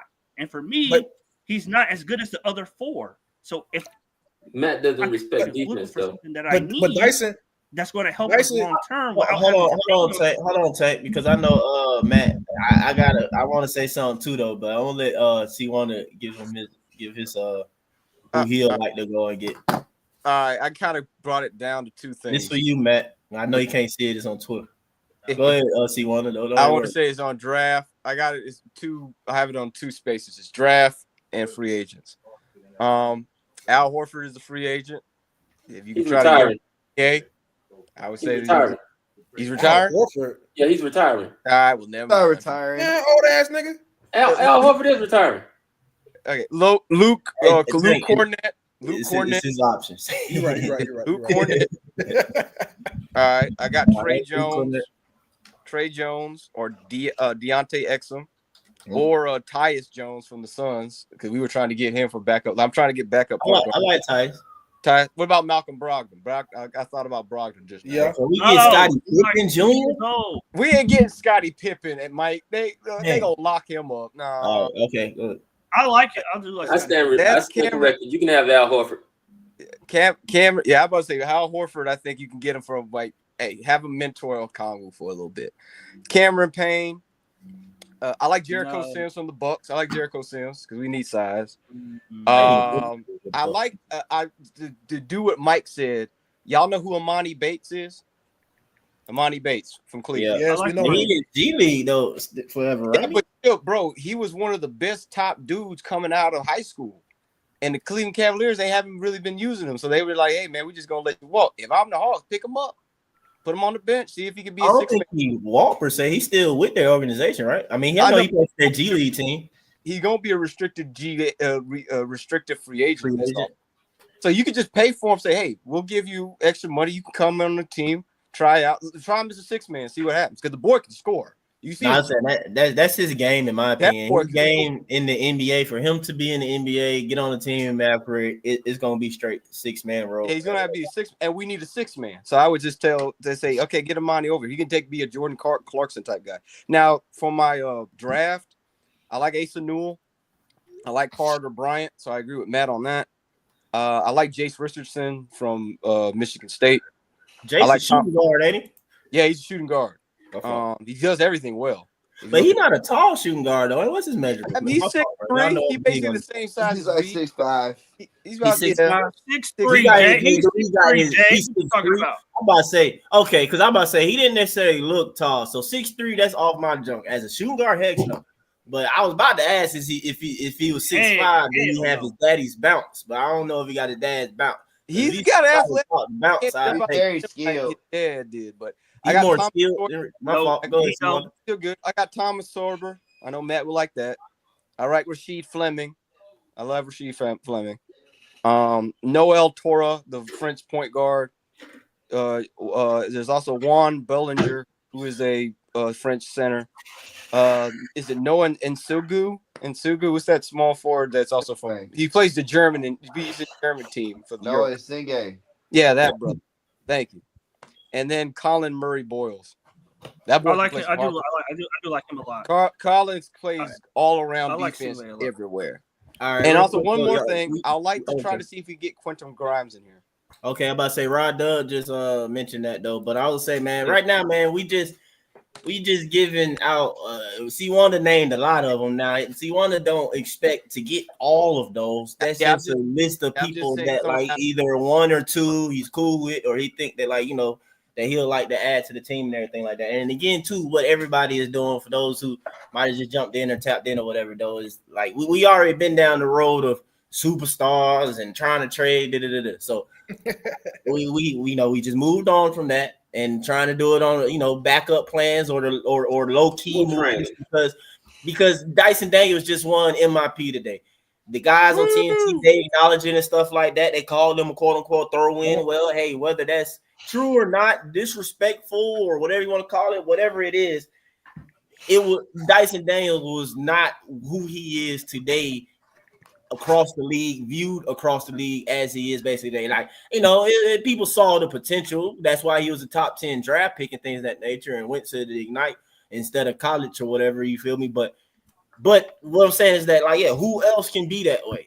And I've said beforehand, like, we've done it before in the past with Joe Johnson and like Paul Millsap. Who can we go get that's in the league currently that's not an all-star, but come play with the Hawks, then okay, they can be a multiple-time all-star. So, all right, one more thing I just thought about. Chris Joe Paul was a fringe all-star. Chris Paul would be a great. You said who was? Joe Johnson. Joe was a fringe all-star. Yeah, he was a fringe all-star before we got him. Yeah, I don't think Joe was snubbed to win. In what? No, hold on. He said fringe. Joe snubbed as an all-star. He said fringe. That's good. He wasn't just some guy that he wasn't like Paul Millsap. He was the guy. Like he was good. He was good in Phoenix, bro. Joe was good in Phoenix, but Joe wasn't Joe Johnson. No, he's not saying that. I'm not saying that he was a 7-time all-star in Phoenix, but you could see it. Yeah, you can see it. Yeah, so that was more akin to us trading for DeJounte Murray than for us trading for Paul Millsap. Well, I don't know. I probably would. Mike was saying more of an I probably would compare DJ to him. But either way it go, though, man. Fringe on the way, whatever. That can still be the case too. I mean, maybe Matt feels that way about Laurie. Mark that. He's fringe. I mean, heck, he's been fringe in years. I mean, he's already an all-star. The reason why I wanted Laurie is because I still believe in Trey.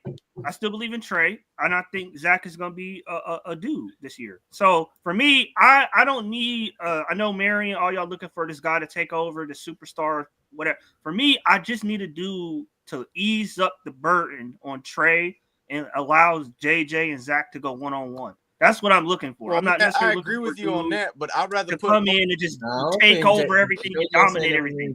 I'm looking for somebody to come in, score, and particularly shoot to space the floor to allow Trey to go more one-on-one, to allow Trey to get the angles that he needs. And Zach and JJ. I agree with that part. Let me tell you, man, I agree with that part. But the problem what I would be different from you, I would be trading a Kongwu for him because I would put Laurie in the center position. He's 7'1". I put him in the center. I get Laurie, bro. I'm telling you, man, if you can't, Jabari and Santi, bro. Santi 7 feet, Jabari 6'10". Where Jabari gonna play at? Jabari not gonna start in the Hawks. I like to start. He can come off the bench. What about the following? Hold on. What about the following? Huh? What about going after Triple J? Triple J, I saw Josh say that. I don't know, bro. Triple J. I would take him, but what are you Triple J is I would take him. Contract. Triple J is Miles Turner like to me, and well, that's not a bad thing, though, Mike. Y'all should know how I feel about Miles Turner. I think it's Anthony Davis like. Well, see, He's a power forward. He's more He's more of a AD than power forward. cool So with it. like, I'm saying, yeah, It's Triple J a 5? I thought that's what I'm saying. I don't think he's a 5. He can play either. He can play. That's either why they spot. be He's a trying to play forward. Edie. He's a That's why the forward. Grizzlies trying to find a center or get a center because But he don't want to play the 5. I think that the Memphis Grizzlies might be on the verge. Nobody wants to play the center, by the But way. I'm saying, but I just want y'all Santi to know. plays for the Grizzlies, Marion. If y'all feel like they gonna do whatever, this, that, and whatever, bro, get Santi off them folks, man. Like, I mean, agree with Mike. Get a young dude, young 7-footer you can mold. Santi young too. I didn't even know he was young as Walker he is. Kessler. 7 feet too, bro. Y'all get. Hey, I like Santi. Slow train. No, I don't like Turner. Man, it's slow train. Miles, I don't believe in big folks who can't rebound, bro. I don't like that. I don't like no 7-footer who don't average close to 10 rebounds at least, or at least that. And man, averages like what, 6 boards at. Hey, what about Steven Adams? Miles Turner stay with no rebounds, bro. It's just annoying. Walker Kessler. Be good. Steven Adams, you get Steven Adams. I just What? remember. He a free agent? He a free agent or I like something? Steven Adams for depth. I believe, yes, sir. Man, I do like Steven Adams for depth. I would just rather pay Nas Reed. I mean, Hey, so here's my question, Jay. Hey, gotta Jay. start Nas. Here's my question. Here's my question. Yeah. Is Nas Reed looking? We know he gonna get more money. Is he looking for a bigger role though? Because he does. He already said it. He come off the bench for the Wolves, right?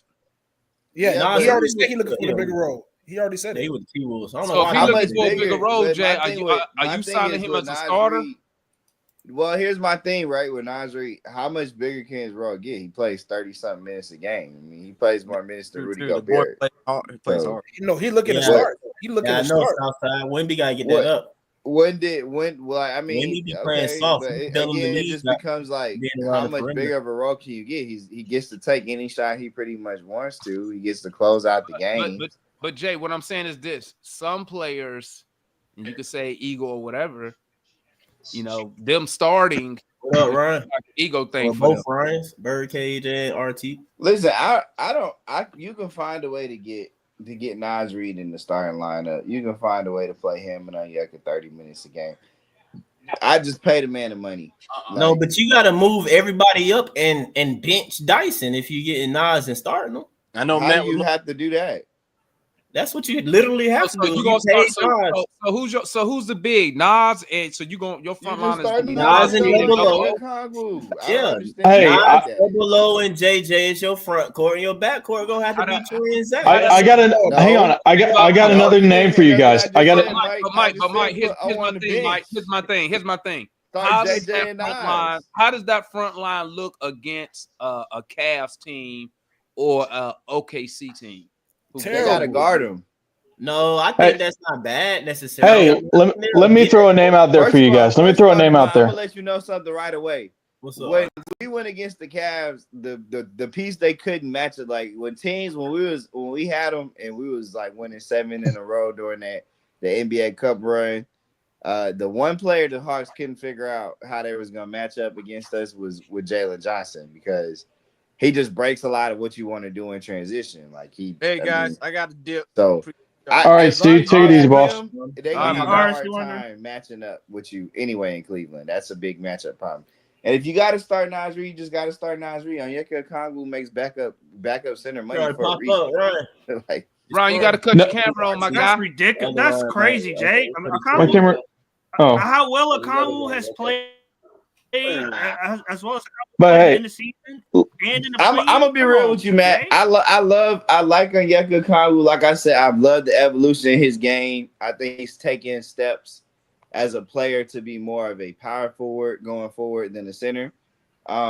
He can play either. Like I said, he's a big. The Hawks are molding to play with any kind of big in the front court that they bring in because they're gonna bring in another guy. But I haven't seen enough like consistently to be married to him as my starting center. That's just the reality of the situation. Like if I can find a better piece to him at my 5, I'm just gonna go with the better piece. And the value to Okongwu to me is he doesn't make a bunch of money, and if you start him, you get a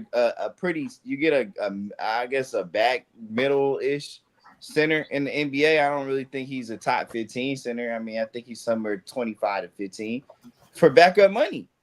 But for But if we're really talking about it, like, I mean, that's crazy. It's dudes on $10-15 million contracts that do the same thing as Onyeka. So what you're saying, Jay, is Jay. So correct me if I'm Nas wrong. Reed is just better. Like Matt, you can't deny Who? that. So Jay, let me ask you this, Jay. Jay, let me ask you this. Jay, let me ask you this. So what you saying that about a Okongwu? So he's better at what? Hold up, Matt. Hold up. So you don't feel that a Okongwu could be a starter for let's not even say championship team? What about a conference final team? No, DeMond. I'm not saying he can't be a starter. He can't be a starter for a playoff team. Wait, say that again, Mike. What? Dang, Mike. Asking he be a starter for a playoff team. He can be a starter. If you listen. If you had Onyeka next to Jalen Johnson, it works. But we are really kidding ourselves, Matt, if we're not looking at Nas Reed's game on offense alone, let alone the defense he provides. He's a very good rim protector. He switches on to all 5 positions. I don't know if you've been watching that series. He's guarded a lot of dudes off the dribble in the playoffs, and his offensive game is insane. Like, he can handle the ball, he can pass it. He doesn't rebound though. He don't rebound in a lot of ways. What does Okongwu doesn't do that? Was on. I'm gonna be real with you. If Onyeka Okongwu was on the Timberwolves, he would probably be like the 4th big. Nas Reed don't rebound. What did Okongwu do? What did Okongwu do in the play-in, Jay? But like, let's be real. If you would have put, did you watch the play-in game versus Miami? Okongwu on the Timberwolves, do you think that they would play him? If you just add Onyeka right now to Timberwolves, do you think they would play him over Nas Reed? Is that what you're saying? I think Jay, that we can do better, bro. Yes. Double O showed us, man, that he Double be real. Talent. I haven't seen. I'm be real with you. I know it's an if. I know it's an if.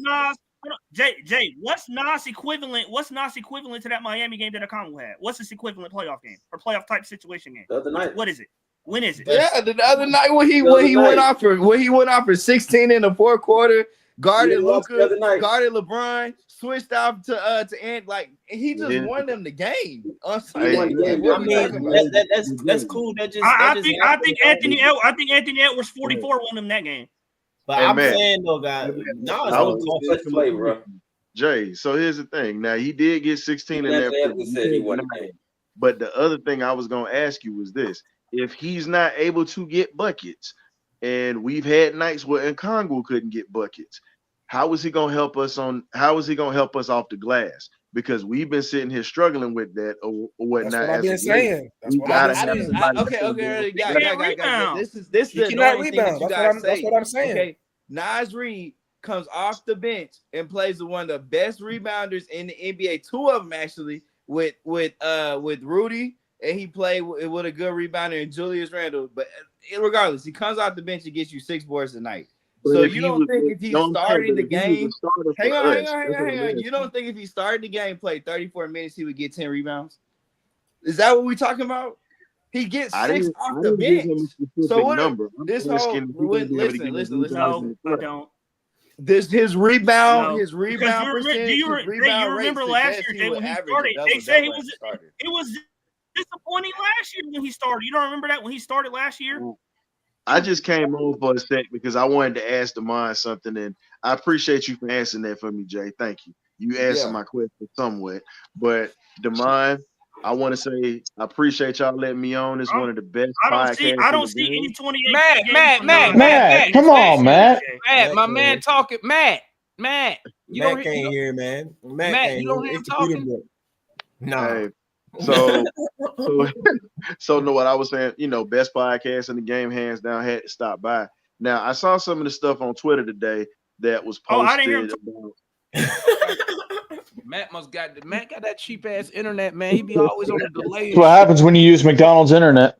I don't know how Matt spending $3,000 a month on rent and got $100 internet. So any of y'all can answer this, but it's mainly for like DeMond and Mike or whatnot. But y'all can chime in on this too. Now I saw some of this stuff because we see some fans online talking about Giannis possibly coming to Atlanta, trying to push that narrative or whatnot. If he come here with Trey, he might be able to do something. And I also saw 2 names in the ownership, in the not ownership, but in the front office that Damon, I saw you pushing or whatnot. How would that make a difference for the Hawks in this situation? And how would that put us? See, right now I'm a fan. I get to be a fan of yours, dog, because you always come through the cage all the time. But break this down for me. How would these two guys coming from the Warriors or whatnot help out? And we already ran one guy that was already in the front office that built our team that came from that organization. Do you think we'd be able to do something with that, or even get Giannis too? Okay, I'll keep it real quick so they can get back to it. They was chopping it up.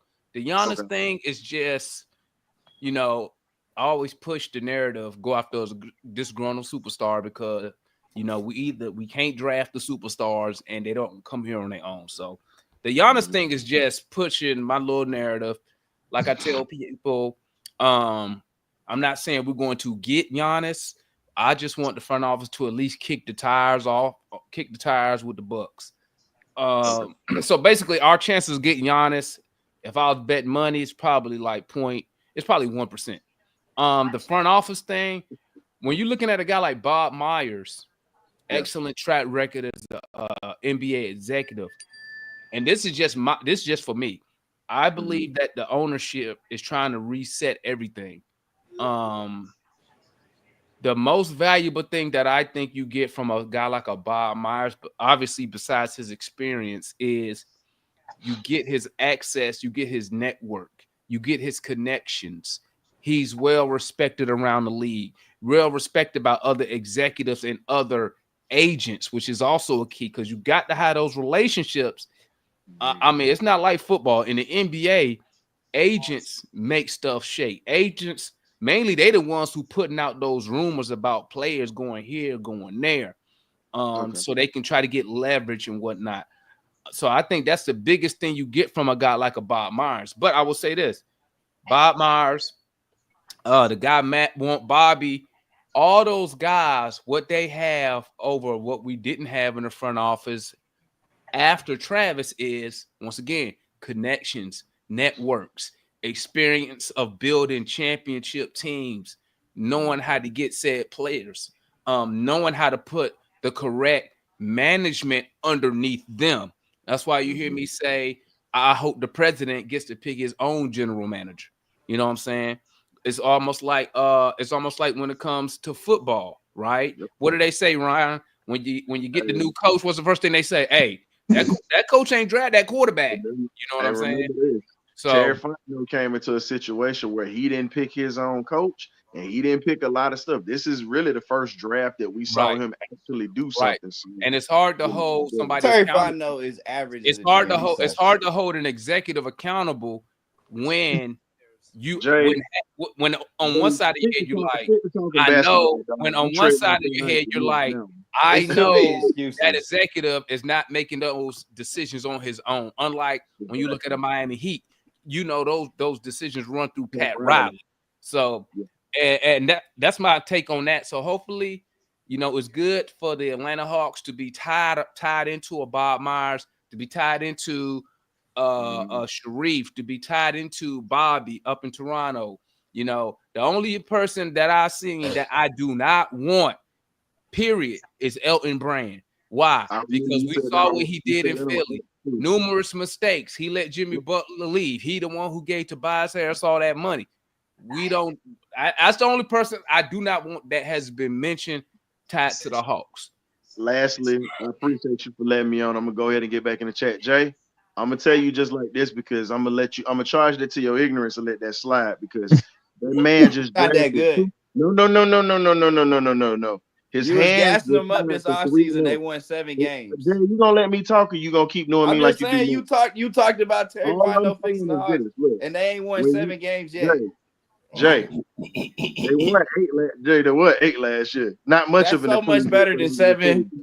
Hey, I give you this. Like you was trying to run out. Hey, we ain't talking Falcons, y'all. This ain't. I'm gonna come on the Birds talk. Wrong Bird. Hey, we gotta get back to the basketball. Go to the bird cage, Jay. Yeah, I'm gonna hop in the bird cage. Yeah, hop to the bird. Ron, let people up there all the time, bro. Yeah, I'm gonna come on there. Hey, The best He's time to saying go you to gonna hop Ryan. in, Ryan, like it's the steel cage match. Hey, the best time to go to Ryan. Hey, the best time to go to the birdcage is doing the is it Jay hey, what's off the the one top when of we the lose, Ryan? birdcage. What's it called? Not the It's called the benediction. benediction. Yeah, It's the called benediction. What's the name of the channel? What's the name of the channel? The birdcage. The birdcage. It's called the Birdcage. LLC. Hey, the Birdcage LLC. Ryan, make sure you put it in the chat so they can see. That's Go to the benediction. That's the funniest time to go to that channel, bro. That's during the season when Falcon. I got a basketball one for you. So tomorrow, Demond, if y'all got time and y'all want to tap in, Friday night we got Dale Ellis coming in at 8:00.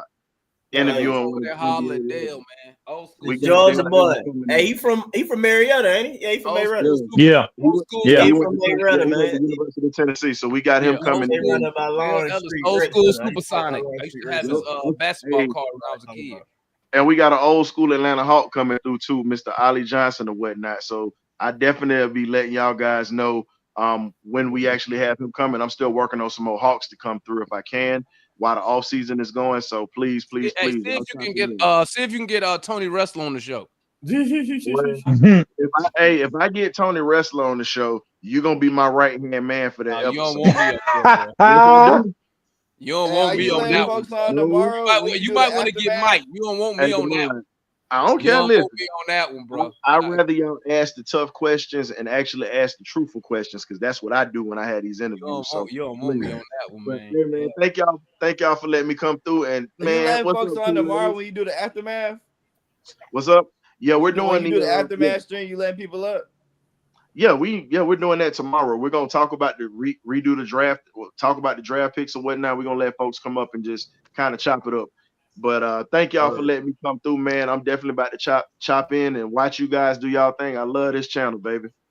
Appreciate you, my guy. Appreciate it. Hey, Mike. So what? I hopped in the middle.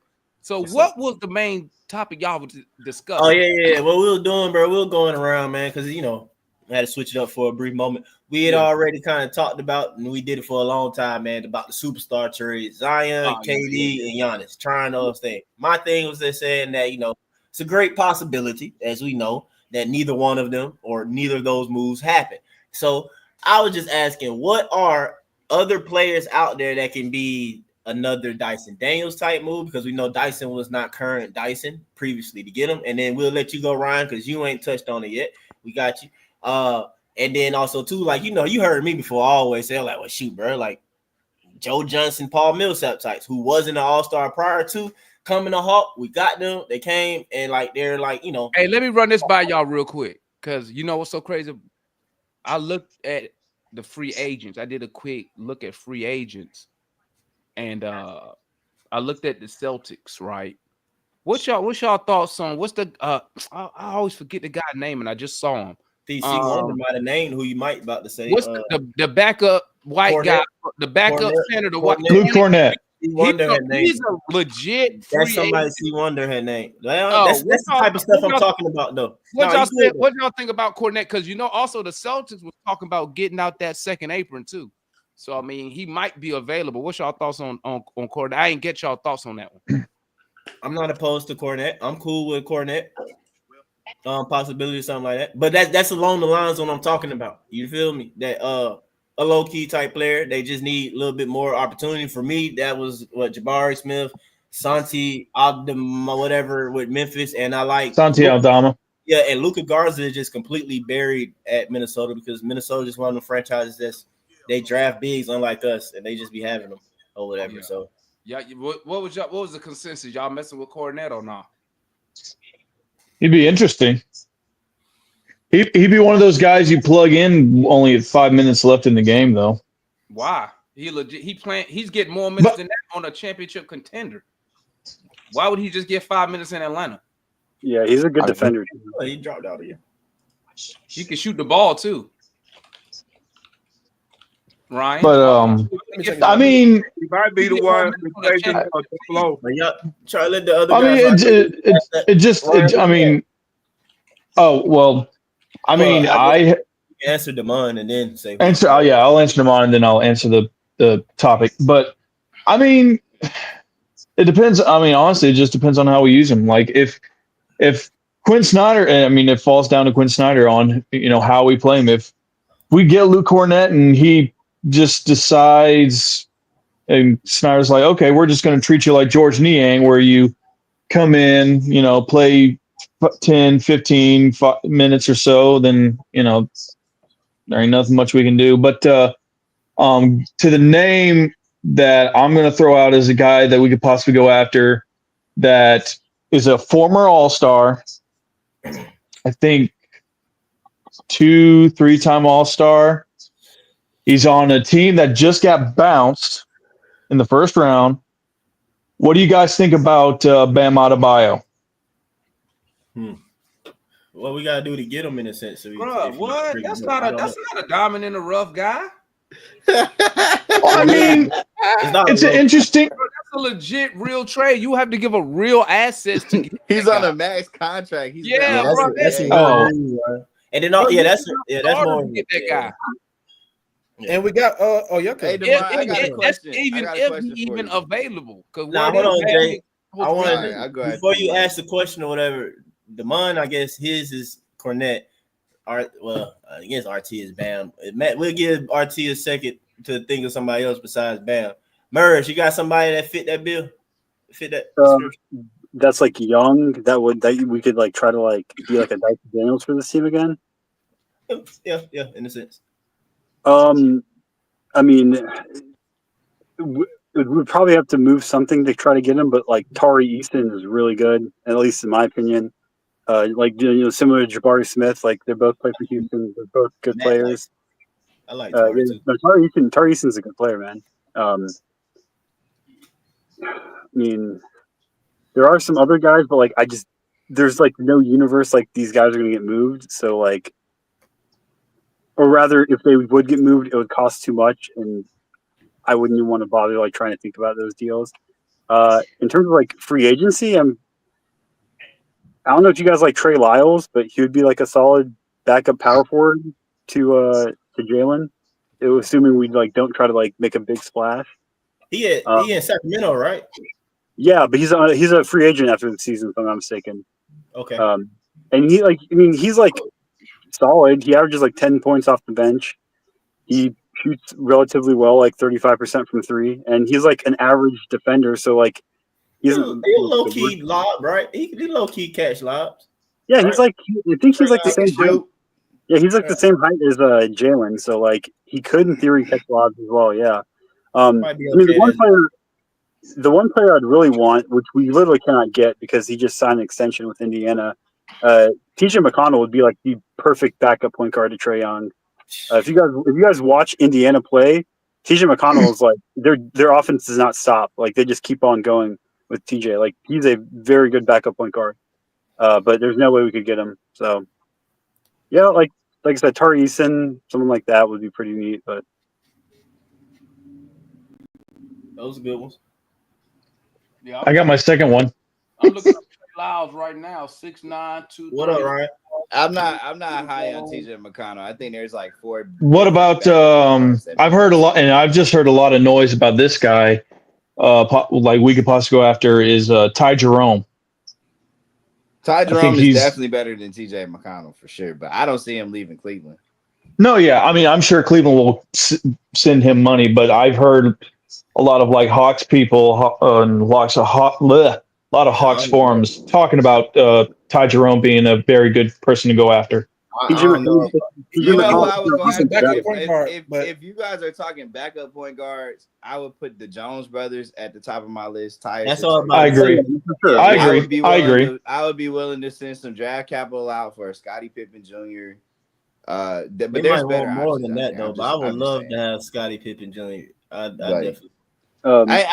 I honestly, what the Hawks should really seriously consider, though, if we're just talking backup point guards, is what do they do with Keaton Wallace? Because he showed he's competent as a backup point guard. I feel like if the Hawks didn't have, if like Larry Nance and Clint didn't get hurt, like if Larry Nance doesn't crack his knee after the deadline, and they know now that they need front court help, I honestly wonder because they can only really convert. They had two guys for one roster spot. It was between Barlow and Keaton Wallace. I just wonder if the front court injuries didn't happen, would they have just converted Keaton Wallace and let him be the backup point guard? That's kind of my question on that one. But I do know. Yeah, I do know.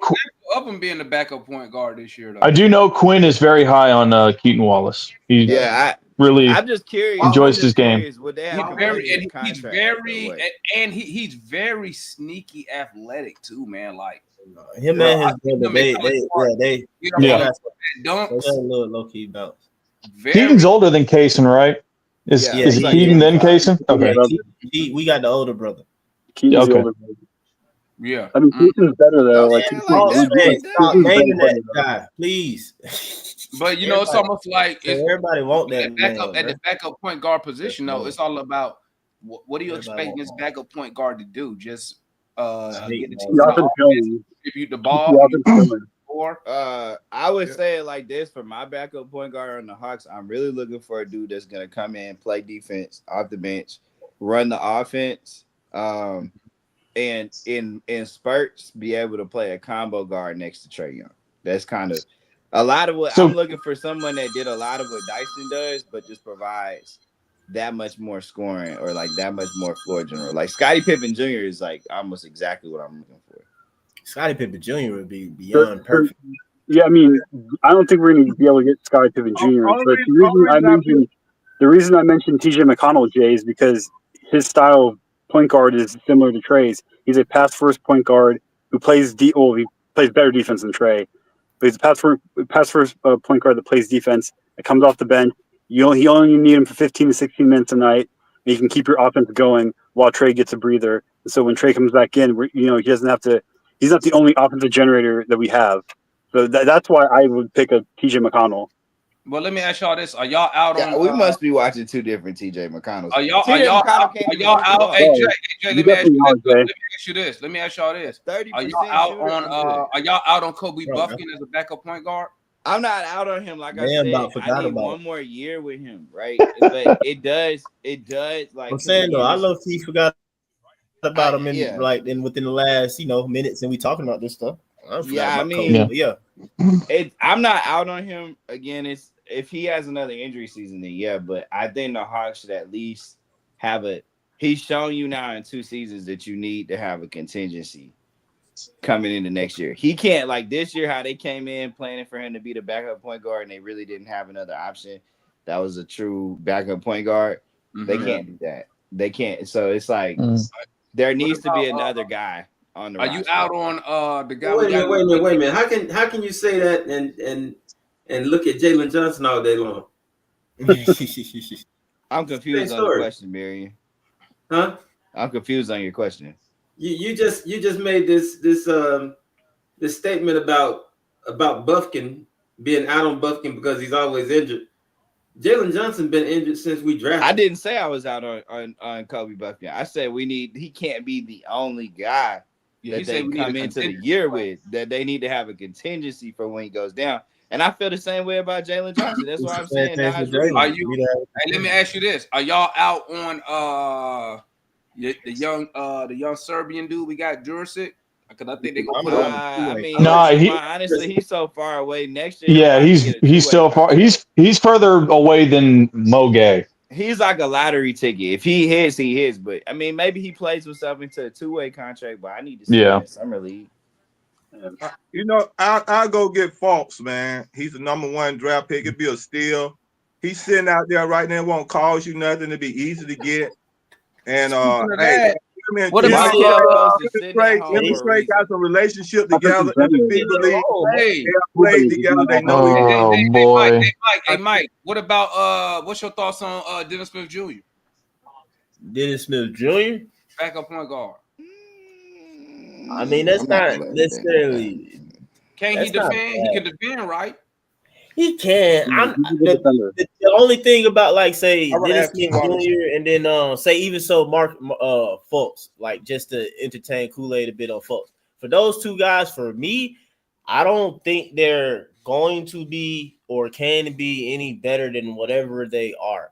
You know, in the midst of what we getting or whatever, like I said, the people that I named or whatever, there were increase. It's increase in Dyson from when we got him. You know what I'm saying? It's not like, okay, you get him and then he also just, we cool with what he is and you just stay as is and we good with that. Like, you know, people who got potential to, you know what I'm saying, like, yeah, become even more than what they are at the time of getting them. Like, you know what I'm saying? Like, we get, you know, like, yeah. Because I'm trying to think back up. Better return than expected on, you know, when we initially getting them. So, yeah, I think who. Or if you're not like an upside guy, you have to have like a few years of consistent production. That's why I'm like the Jones brothers. They don't have no real like. They're not gonna suddenly become better than what they are. But they're consistent at what they do. They may or may But not. I'm saying, like when we talking about this backup, like how much money are we looking to spend here? Body might get into can become. We looking for diamonds in the rough, cause I mean, or we looking for a real legit backup point, cause we know a real legit backup point guard gonna cost a little bit of bread. Yeah, but at the same time, technically speaking, a backup ain't gonna be any of that. You feel me? So that's what in the midst of y'all naming and stuff, I'm sitting here thinking, I'm like, dang, is there anybody that the fans want to get that like going to basically start? You know what I'm saying, or whatever? That's not the superstars in Giannis, KD, Zion. Those are like obvious, boom. But outside of that, going to level down, it sounds like, you know, okay, well, do we want that person to start over, you know, our young guys in JJ, Zach, or shoot, even Dyson? I mean, Matt not here to go crazy about that, but like even Dyson. So again, though, yeah, who we get here that even had the potential and whatever to increase the, like you said, yeah, really move one of them three to the bench. Well, no, double O. I throw double O out there, you know, because you know Trey gonna be the starting point guard. So outside of Trey, yeah, who can get into the starting lineup? Because again, if they're gonna be a potential Joe Johnson or potential Paul Millsap, those are starters. If you're gonna be a potential become a perennial all-star with us, you a starter. Like you ain't no off the bench. So who you know what I'm saying, that's low key that can move one of them guys to the bench. And probably the best bet is moving Dyson Slick to the bench. Because you know what I'm thinking, Mike? You know what I'm thinking? I'm thinking that the Hawks are probably gonna try to run Kobe there one more time. Because I'm thinking that Kobe probably that person. He already here. Because I'm just thinking, let reel me back in if I go too far off. Because I'm thinking that, you know, when Trey comes out, he usually shifts Dyson. Now, this was without Kobe or a real legit backup point guard. Dyson ends up being, you know, the point guard. And so I'm thinking with Kobe, if he takes out Trey. Oh, that foot. Well, if he take out Trey. Matter. Wait, how do y'all feel with Dyson? I think the Meyer understood. So I definitely think that coming into next year, this is why I wasn't upset with the Hawks for not making this, like for trying to bring in and adjust the front court at the trade deadline, not necessarily the guard. Because it's like, okay, once Kobe went down, you had an opportunity to develop Dyson more on the ball. And I like the fact that they just took that chance on Dyson and Veet. But they do need they need one combo guard in that unit. Kobe could be that guy that can just kind of tie everything all together. But I do think coming into next year, the plan might really just be they might draft a guy. Like I wouldn't be surprised if they took Jace Richardson just as a guy, like just in case Kobe hurts himself or something, and they want to go with a more, you know, another guard. But I do think that Dyson next year is going to come in and take up most of the backup point guard minutes. I think that rotation we saw this year is going to be the same one with Trey, like, because that's how they ran it with DeJounte. They basically are using him like that, and I think they'll try to get a Kobe Buffkin or a Jace Richardson, some kind of combo guard next to him to help him out with V. Well, you see the homeboy Jack talking about D'Angelo Russell. What's y'all thoughts on that? Nah. I'd rather draft it. I'm just gonna be real with you. I'd rather run Kobe back and just either sign like a young dude like Trey Jones or something in the offseason, or just draft a dude. So y'all not messing with nobody messing with D-Lo? I just don't think D-Lo fits what we like to do. What about Spencer Dinwiddie? If you're gonna put D-Lo in the just get buckets role, like how Karis LeVert is making, he's pretty Dinwiddie. He older too though. So Mike, you not messing with D-Lo? Nah, that I don't think that and then D'Lo, he's up there, and I don't know. I don't think D'Lo will be that because it's not like D'Lo hasn't had that opportunity to kind of He could have been that guy in LA. Yeah, and also to Brooklyn where he like currently is. It ain't nobody when he did get moved there or whatever. Like you know what I'm saying for him to just like just really elevate. So probably not. Dang, I was just kind of thinking about somebody, but shoot, oh well. But yeah, hopefully Kobe can just freaking be healthy, man. Oh, I was gonna say though, will y'all be cool? Well, I was gonna ask. Yeah, that's what position do Ben Mathurin play? Shooting guard. Ben Mathurin, He's a guard. swing man. Mike, he's a shooting man. guard, right? Shooting guard, small forward. So that's something. Okay, so if the he's 2-3 position is about the same in the NBA. all right, Jay, I got you. So what I'm saying though is that with you bringing up the thing about Dyson being backup point guard or whatever, because I'm cool with Dyson running point and stuff like that. So Ben Mathurin might can be a person who can maybe come in as quote unquote at the 2 and push Dyson out of that beginning 5, and you got Dyson being basically the backup point guard now behind Trey. That might fit what I'm possibly saying, and then Ben Mathurin, it coming in with the increased role, this and that, shows that he's more than what he kind of been able to do, or to do in Indiana because of where he ranked or whatever. So I don't know, but I don't know. When I say bring Benedict Mathurin for minutes, is he cheap though? What's his money he's looking on a rookie like? contract. Benedict Mathurin follows that path that we were saying that the Hawks need to try to run the Dyson Daniels thing again, where they go and find a guy on a rookie contract that needs the opportunity. So Benedict Mathurin to me immediately, if you made the trade, let's say because I don't know how many picks they want, but just say let's give up the 13th and the 20th, both our picks. Well, his role in my mind next year would be Karis LeVert's role. Like he would be the bucket, you're Dre right, Hunter role. I Just might go get rock buckets with off the bench. Southside. Y'all see this You know what I'm Dyson saying? and Kobe coming off the bench together? That's deep in the I'm just saying. Let's see. You know what? And I'm gonna tell you something, Mike. I'm gonna tell you something. If that Kobe Dyson backcourt, if that allow Kobe to be a scorer, bro, that would unlock Kobe, bro. Because I hate Kobe at point. I've always said, even the first summer league he played, yeah, he's better attacking, bro. He's better attacking the basket, looking to score the ball than being a playmaker. Not saying he can't do it. He better at that. I think he's just better at scoring the basketball. And that allowed Dyson Daniels to just initiate offense. Be him. Dyson Daniels not a great shooter right now. But Dyson. How tall is Kobe? How tall is Kobe?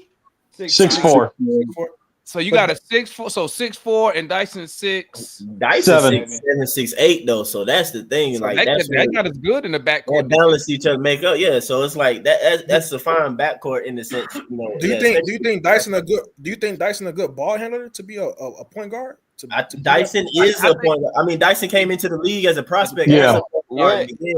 He just point guard.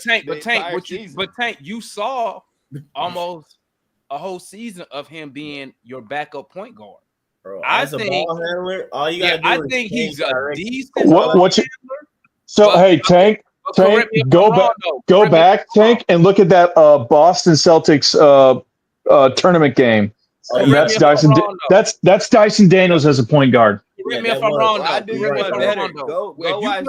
You know why I said that? Because he always pick up his dribble. Every time he try to do a pick, he always pick up his dribble. I think that's going to come from experience. Not like Dyson. But you know what? We're not asking Dyson Daniels Dyson in the middle to be a scorer for the point guard position, right? We asking him to distribute the ball, get the ball where it need to be, right? To be Ben Simmons. Yeah, but he does penetrate. Now, I agree. I don't know. I think I'm gonna say this. I think he got it from Trey dribbling and getting in the lane and just jumping in the air. I hate when he does that. Get in the lane and pick up his dribble. But I mean, I think if you got Kobe out there with him, a scorer, right? I think you got now. You're probably gonna be. Can he shoot that 3 at the league average. Yeah, I agree with that. Yeah, I think that'd be his biggest. But issue. nothing too. You have to make sure that Kobe's also shooting from three But pretty as a decently backup, because he. that's not, yeah, okay. But But I'm talking yeah, about because Mike. Because what I'm looking at Kobe Buffkin being more of an attacker slasher, 2-guard with Dyson. Yeah. Right. When Dyson is on the court with him, when Trey's out the game. Oh, he gonna shoot though. He gonna shoot threes. because Mike, that's you just know what- who I'm mad? We missed the sweepstakes. Like we couldn't pull the trade last year on, but I guess no one knew he's available. But I really do wish we could have found a Denny Avia type player, man. Hell yeah, Denny's good. Hell yeah. Dude, I'll admit, maybe because I mean, I just didn't watch him because he was in Washington. Like, who watches the Wizards? But I mean, definitely before like this past year, I checked out the Wizards a few times because of SAR, but I definitely didn't check out the Wizards in the past while Denny was there. I did not know Denny was Denny. That's all. I watch everybody. The guy on the Wizards who I think we can flip a 22nd overall pick or a 13 overall pick is Corey Kispert. I think That's it. He's still with the Wizards. Kispert. Yeah, I'm very intrigued. If we can switch Terrence Mann out with a draft pick, right? Because they make the same amount of money. I'm just saying, if we can switch, if we can figure out a way to swing, yeah. But he makes $15 million, same money as Terrence Mann. We could switch that out for Kispert. I like it because Kispert has a really good he has a really good game. Hey, real quick though, hey, what's up, bro? Hey, DJ, my fault, man. DJ, you had somebody, man. I know you popped up, man. I would say, you know, I'm not looking Jay. at guys Jay, like, you didn't hear the first letter, Jay. I said DJ. Oh, okay. DJ. Go ahead, DJ. My bad. My apologies. That's good. What we could get, no lie, we could get Bobo. We could get Quentin Grimes because he was cooking us. So I don't see why not. We could get Quentin Grimes because he's a free agent this year. A lot of people like Quentin Grimes. Yeah. Also, I wouldn't mind getting like Marcus Smart because that's a good defensive minded person. He's a defensive player of the year. He can come off the bench, lead that team to defensive second unit because I'm tired. I'm tired of we get in the lead in the first half, and then Trae Young get off the court, then the starters get off the court, then we send in the second unit, and they don't do shit. They just let the lead dwindle down. Then he has to run back on the court and just chuck up threes just to get back in the game. I'm tired of that. So I want at least a veteran point guard that can lead the team in the second unit and be like, all right, get to your spots, blah, blah, call out on plays, who's cutting, who's not cutting, yada, yada. And Double O, to be honest, he's not for me as a starting 5 center. I'm sorry, because like you could give me a game where you get 20 points and 30 rebounds, yay. But then the second, third, fourth, fifth game, you give me what, 10 and 5, and then Dyson Daniels getting 10 rebounds over you while you getting 5. I'm tired of seeing that. So that's the biggest problem of the Hawks. A defensive big that's gonna get rebounds and block shots. The Hawks don't have that. He doesn't need to be a starter. That's the biggest problem. That guy doesn't need to be a starter.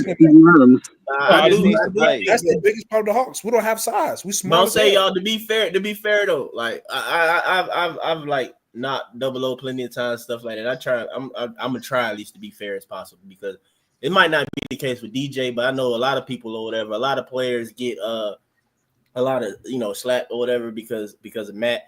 But Double O, if it's a big if, but if Double O is able to play the way he did probably the last month and a half, maybe roughly of the season or whatever, I mean, DJ, you shaking your head, but that Double O, I am open to. I'm just saying, especially like some guys keep saying, like JJ, not say about call him JJ, but like Jay keeps saying when he's here. I know other guys said too. Double O along with JJ, we didn't see that stuff and that Double O. I mean, with basically a JJ. So I mean, again, though, bro, you can't deny what it is that Double O was doing down the stretch in that like month and a half, roughly a month and a half, bro. He just ain't big. He just ain't big enough.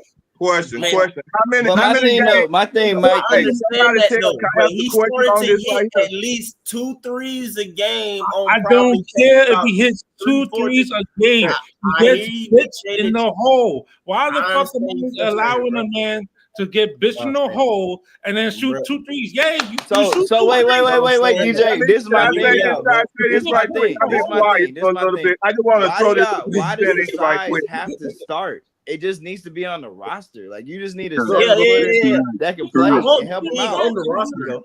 I want the big. I'm just saying, just get a guys, dude when with some Double O size on the started, how many roster. games we lost? What was our winning record and losing record when Double O started?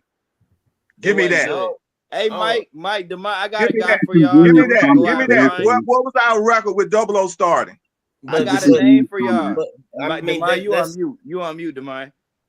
I got a guy what for I y'all. what I was gonna say, Kool-Aid, that's not fair because we know Double O was playing when JJ went down. Jalen Johnson was out. That's not a fair comment. I got a guy for y'all though. What do y'all think about Jaden Ivey? But he was but Matt Jalen Ivey. Johnson was gone. His injury is brutal. Jordan Lee, that is not happening, man. Giddy as a backup is not happening. If that was possible, I'm for it, but that is not happening, bro. I'm just saying, Bulls I about would to be in pay on the Giddy. Josh Hey, what about not Josh Giddy, Jaden Ivey? He's pretty nice. I mean, we could use a Jaden Ivey, just get buckets. I'm just thinking. I got another name for you, Jay. What about Jordan Clarkson? Or not Jordan Clarkson, Colin Sexton. He'll do. I'm just when I say Ivy and these dudes. What we talking about again now, y'all? Are we talking about just getting somebody on the roster? So, yeah, all right. So for me, I want the Colin young Sexton dude. that you name it or whatever, that's somebody okay, quote unquote, just on the roster. But again, yeah, this example so far that I see that's realistic or whatever. Because again, guys, we got Trae Young. Trae Young ain't going to the bench. You got Dyson Daniels, Zachary Reese-Shea, Jalen Johnson, and Onyeka Okongwu. I don't think Zach and JJ is going to the bench. So that's 3 out of the 5 that's not going to the bench. So you got 2 guys, Double O or Dyson. So who is out there that like I feel like I'm saying that's somewhat low key that can come in here and basically move one of those 2 guys to the bench and potentially become like all-star. Again, Ben Mathurin is still on a rookie contract or something like that. We named him as one person that could possibly be at 2, move Dyson to the bench. Ivy. Dyson become your backup point. Jaden Ivey. That's what Jay named it. I don't know. I gotta go dig into that some more. What about Jaden Ivey? The only thing with that, Mike, is But the only thing with that, Mike, is you need Dyson out on the field with Trey to cover Trey's deficiency on defense. Yeah, you need Dyson out there with Trey. But no, you don't necessarily need to, but them say you could think that way. But y'all could be wrong though. But I don't know, or I don't think that Ben Mathurin is a bad defender. No, he's not. He's okay, but he's not Dyson. He's okay, but yeah. No. I know he's not Dyson though, but he will go up beyond Dyson offensively. But if he's average to slightly above average defensively, we are good, and you still got your defensive specialist to deploy. I get you. Coming from the bench. I'm with you. That's what I'm saying. It's the thing of moving Dyson to the bench. For the Hawks to have 8 guys that could start next year, like starting quality. That's what the Rockets did. They just got a bunch of dudes. Their regular season team, like they got a bunch of dudes that could be starters on other teams, and we don't really have those guys that could be starters on other teams coming off the bench. So when I say Benedict Mathurin, I'm not looking for him to replace Dyson Daniels. I'm really looking for him to replace Karis LeVert, DeAndre Hunter in that role. But he's a guy that's Ben would be not going to cost a lot of money, but he could start for you. Like he's a starting caliber player in the league. But he might be you just never know. Like on this team, you just never know. I think he can put. I think that's a good name that could potentially get with Trey. You give them increased usage, opportunity, and everything like that. Go up a level. From what they were able to do. From what they do, right? I'm with you. But it's kind of like early in the season when you had Onyeka coming off the bench, you had DeAndre Hunter coming off the bench, you had who was the other one? Bogey. Yeah, if you had Bogey and Bogey, Onyeka, and Dre coming off the bench beginning of the year. That was a good 6, 7, 8 man. We had a straight team to start the season. So I'm gonna put it like this: it's really only 2 positions that I'm looking to add still contender, but we had a straight team. The Yeah, team was straight. I'm looking to add 2 starting quality players off the bench, but it's really to the front court. I really want a combo big. That's why I keep throwing out Najee because he can play the 4 or the 5. And I'm looking for another wing player. Nas is somebody who can move double O to the bench potentially. Right, but I'm just saying I'm looking for a forward, like a guy that can play either the power forward or the center off the bench that could be a starter in the NBA. And I'm looking for one more guy on the wing. JJ not going to the bench, and I don't think Zach going. No, to nobody is going. But again, I'm trying to get 8 guys that could start. I'm getting 8. Eight suitable rotational guys. I understand that. I get that. Yeah, I feel you on that. Well, I'm just saying is that, basically your backups can start. You feel me? It's just that our backups and crap get hurt, and we wind up having G leaguers. Right. So like these niggas neither one. That's the problem. You feel me? So I feel you, Jay. But in our case, the problem has been our starters have gotten hurt, and the backups end up getting pushed into the starting line. You know what I'm saying? Yeah. So if we can just get starting quality on the bench or close to it, I mean, the fall off to them. Like when we had Lou, Bogey, Gallo, and them. Those we know exactly. They're true backups, true NBA players, bro. Yeah, we know V Krejci is going to be on there. So if he suddenly becomes your 9th, 10th man, I mean, that's a pretty solid team. Yeah, you're a lot better. Even though I love V, but that's all I mean about him. You know what I'm saying? I'm just looking for who's going to replace Karis LeVert / DeAndre Hunter off the bench. That's why I like the Benedict Mather, and who's going to be the big with size, because the Hawks really have to ask themselves, did they like what they saw from Mo Gay as the backup power forward? And then they really have to ask themselves, how many minutes is a guy that's playing backup forward realistically going to play if Jalen Johnson is fully healthy? I mean, Jalen Johnson is playing 34, 35 minutes a night, where it's only 13 minutes for the backup power forward anyway. Well, right. But you can also move Moji to the 5 though. You could. That was my point. Like the big who I'm trying to add can play Moji not a 5. So like, we play Moji started at the 5. It's like a Bobby Portis. I love Bobby Portis. Yeah, that's because that's like Bobby Portis on this team. So when I say Naz Reid, Bobby Portis, those are guys that can play either 4 or 5, and they bring you something. They bring you offense and they bring you toughness. We need a legit 5, bro. A legit, not no a legit 5. What's a legit 5 in your opinion? Is Bobby Portis not a legit 5? A 7-footer. Bobby Portis is not a 5. He's a 4. Let me hear this. What's a legit 5?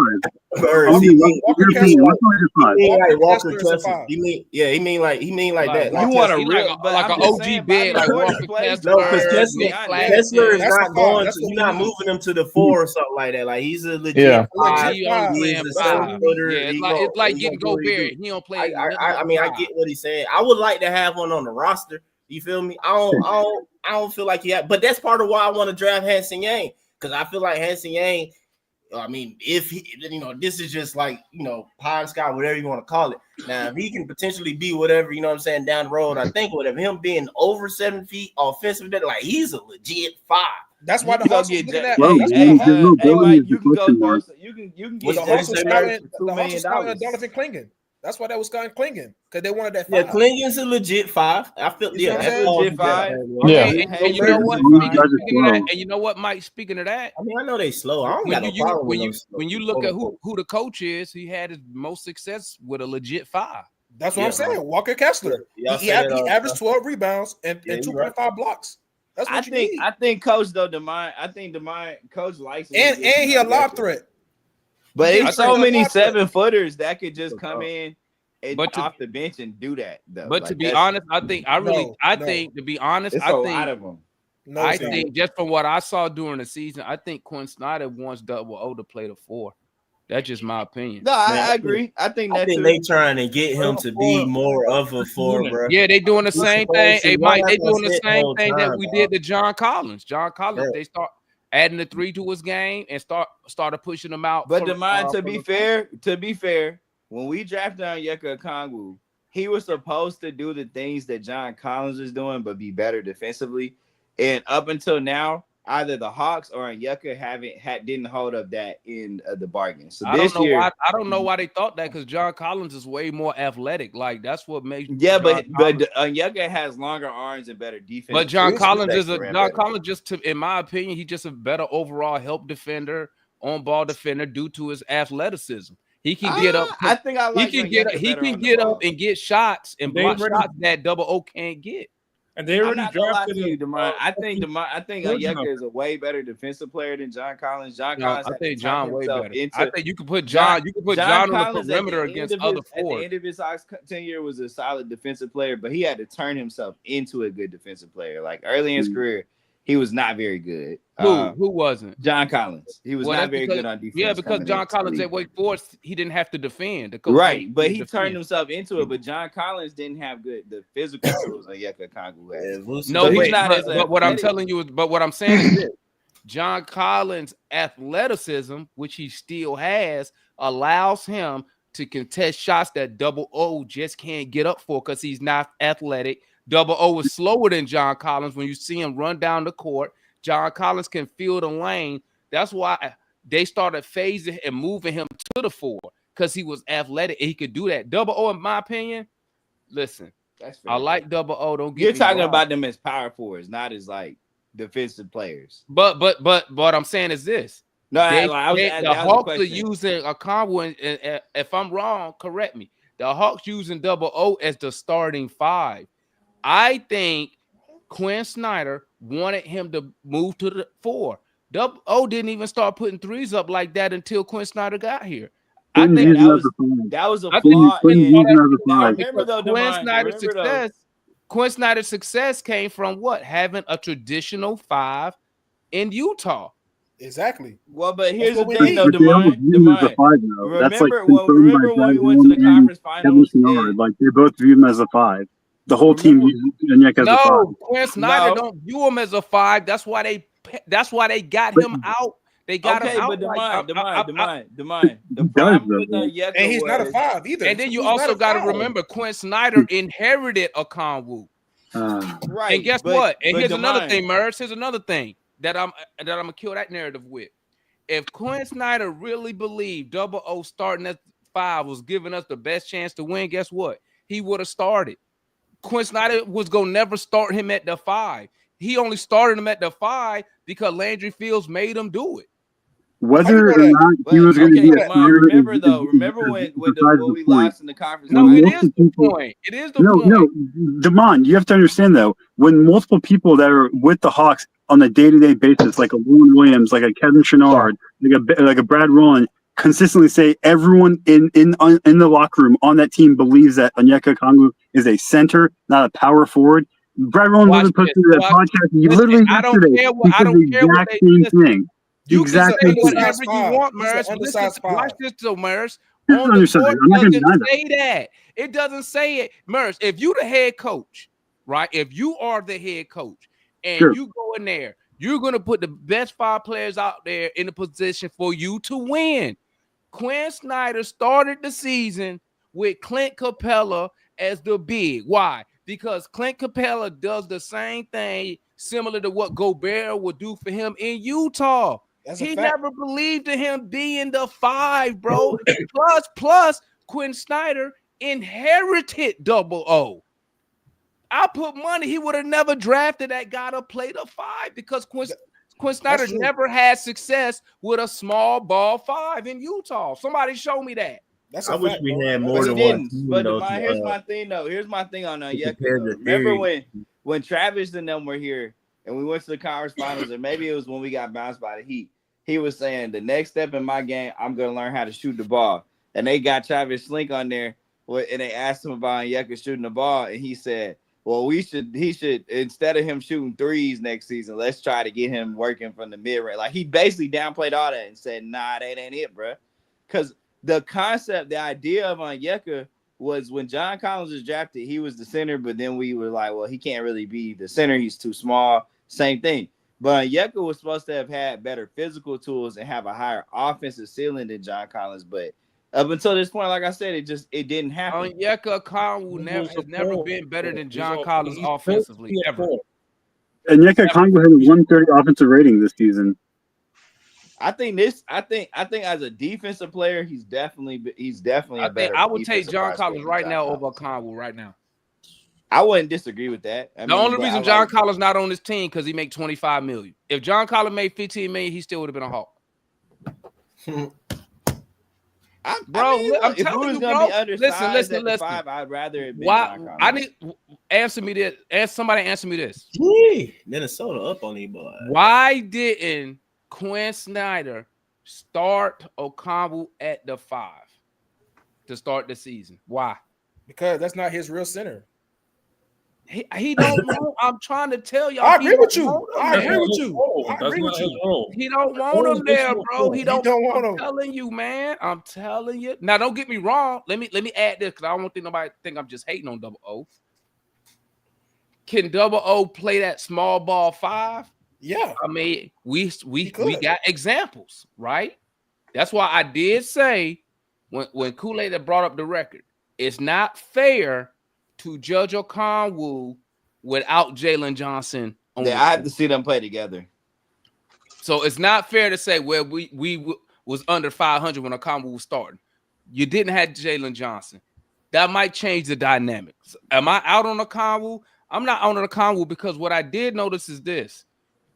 It felt like with him at the 5, we got out-rebounded till you look at the numbers. And then you be like, oh, we either out-rebounded the other team or they made – I think it was made – I could probably count on one hand how many times we got out-rebounded by double digits. Okay? Nah, we didn't get out-rebounded a lot. Now, it seemed like gave we up a didn't lot get of the offensive timely rebounds, but overall numbers said I think we was averaging about 47 total rebounds a night. I think that's somewhere that's top 15 easy, right? So I'm not out on the Okongwu. I'm just saying I don't believe that Quinn Snyder wants him there, and I think Quinn Snyder encourages him to shoot the 3 so he could kind of phase him into the 4. Does that help us? I don't know. Because then you got Jalen Johnson is your starting power forward. I can guarantee you one of these draft picks is going to be a 5 in this draft. One of them is going to be a 5. Okay, but Demine, I want to say something about the rebounding thing because the Hawks are actually 5th this past season in offensive rebounds allowed. Yeah, I knew. It felt like we got out rebounded. But so here's the thing, though. Even though numbers, it balances out to be the same, all those offensive rebounds are extra offensive possessions for the other team. So if we giving up 13 offensive rebounds a game, then you just sat there and played defense for 24 seconds plus on the shot clock, and then they get the 14, they get an additional 14. So like our defense, a big problem with our defense is why we gave up so many threes. We had so many second chance points allowed because we're giving up too many offensive rebounds. Well, and we're giving up too many Jay, turnovers. correct me if I'm wrong. When teams shoot the 3, somebody correct me if I'm wrong. When you shoot the 3, most of your rebounds gonna be long. And since we collapse, our defense collapses, them long rebounds, we just not there for that. We're not there for those. Does a 7-footer solve that? I don't know. I don't know. Yeah, am I off right there, Murs? Am I off, DJ? Am I off? I don't know. It's such a weird question to ask because I don't know because I see everybody shooting threes, but the teams with big centers aren't giving up the offensive rebounds and the I mean, do you think a Walker Kessler type center as a starter changes? Yes, I think so. Only because it's hard to shoot up like the 7-footers. Like even the worst 7-footers in the league that barely play. Like what's the big man in Boston? The backup, the reserve, the white boy. Cornette. Luke Cornette has one of the highest defensive ratings in the league because at the end of the day, when teams see that size, it's very hard to actually shoot over and beat these big men. So it's like there's a lot of value just being able to alter shots at the rim and being able to back tap and get your hand on this against the pause, but get your hand on the balls as they're coming off the rim. You know what I'm saying? Like those taps matter. So I don't know. Right. The big teams do not give up the offensive rebounds and the second chance points, and they don't have to collapse. And this, I mean, it's hard to answer that. No, I mean, I kind of agree with Jay saying. It's what I've been arguing with Matt against about Onyeka. Like, I love the effort Onyeka gives, but other teams are looking at him like, I can just get to the rim. Exactly. We don't have. If we had somebody that put the fear of God in the opposing teams, like Luke Cornette or what's the other center that Boston has? Mobley, Jaren Jackson. Exactly. Well, I think and that's what I was mentioning about when I was saying that John Collins versus Onyeka on the defensive side. If Onyeka was athletic, you could really pull it off long term. He But was since up here earlier. since he I not, think they would still try him though, Demai. huh? I think Well, they would I mean, still try because him. think about it. But Damon, the thing. You got a 6 overall pick invested in it. You got to test it out. Yeah, But the thing with John, the thing with John Collins, Damon, is that he was also a very, very good weak side shot blocker, kind of like what Jalen Johnson is. Jalen Johnson's not really good on ball, but like as a secondary shot, like what's the word? Blocker. Shot blocker. Yeah. Like correct me if I'm wrong. JC 6'9", right? Yes. Yeah, 6'9", 6'10". So he taller than Convu. He was. No, they're the same height. A lot of what we saw when John Collins was John Collins, we got to remember he was on that juice at one point in time. Bro, PEDs don't make you jump like that, bro. I mean, I'm just saying when he got up to PEDs, he still jumped. He wasn't on the juice, the drugs or whatever. PEDs don't help you jump. When he PEDs fought don't the help you jump. MB, when he put MB, he wasn't on the juice then. He wasn't on the juice. Man, I regret I didn't buy that T-shirt. It's a reason why Victor Wembanyama, man, he didn't play but half the season, but still led the league in total blocks. I mean, he's 7'4", bro. He can right, block but they to have say, terrible bro. defenders around him, but they're still I a really know I good won't, defensive team. bro. I'm And telling you, just because I he's the great eraser. this team. Anybody that's tall for their position and can move though, bro, like that's all. I'm all over that, man. Like I'm telling you, like I don't know. I would not make this jump difficult, man. Like, okay, you telling me that they basically equal to whatever else I'm looking at, and then they got the advantage in like length and stuff. Like that's just how you need to build a team, man. I mean, I feel like Unfortunately, the draft doesn't have Zach is that or whatever. Dyson is that in the sense. Can't be that where you playing them at, depending on where you playing. Zach is that depending on where you playing them at. Vic Krejci is that depending on where you playing them at. JJ, I think, is a 4, just a 4. So JJ is the right size. Double O is undersized. Trey is, we already know, 2 or whatever. But yeah, man, we just need to keep doing that. But that's all But correct me if I'm wrong. Isn't Jared Allen and Yaka the same size, like in height? No, Jared Allen's 6'11". 6'10", but his physical tools, like his wingspan is his wingspan's huge. He has the physical tools of a guy that's 7'1". Okay, so why can't we get a play like that? Well, Bobby Portis would do that. That's why I keep because the thing, DJ, is Jared Allen's a key piece on a championship level team. No, I'm saying like, why can't we get a play like that in the draft? There's plenty of players. There's not a guy like that in the There's draft. There's not. It's not a this player draft like does not have an unless the Hawks decide to move up and take Kaman Malawak from Duke.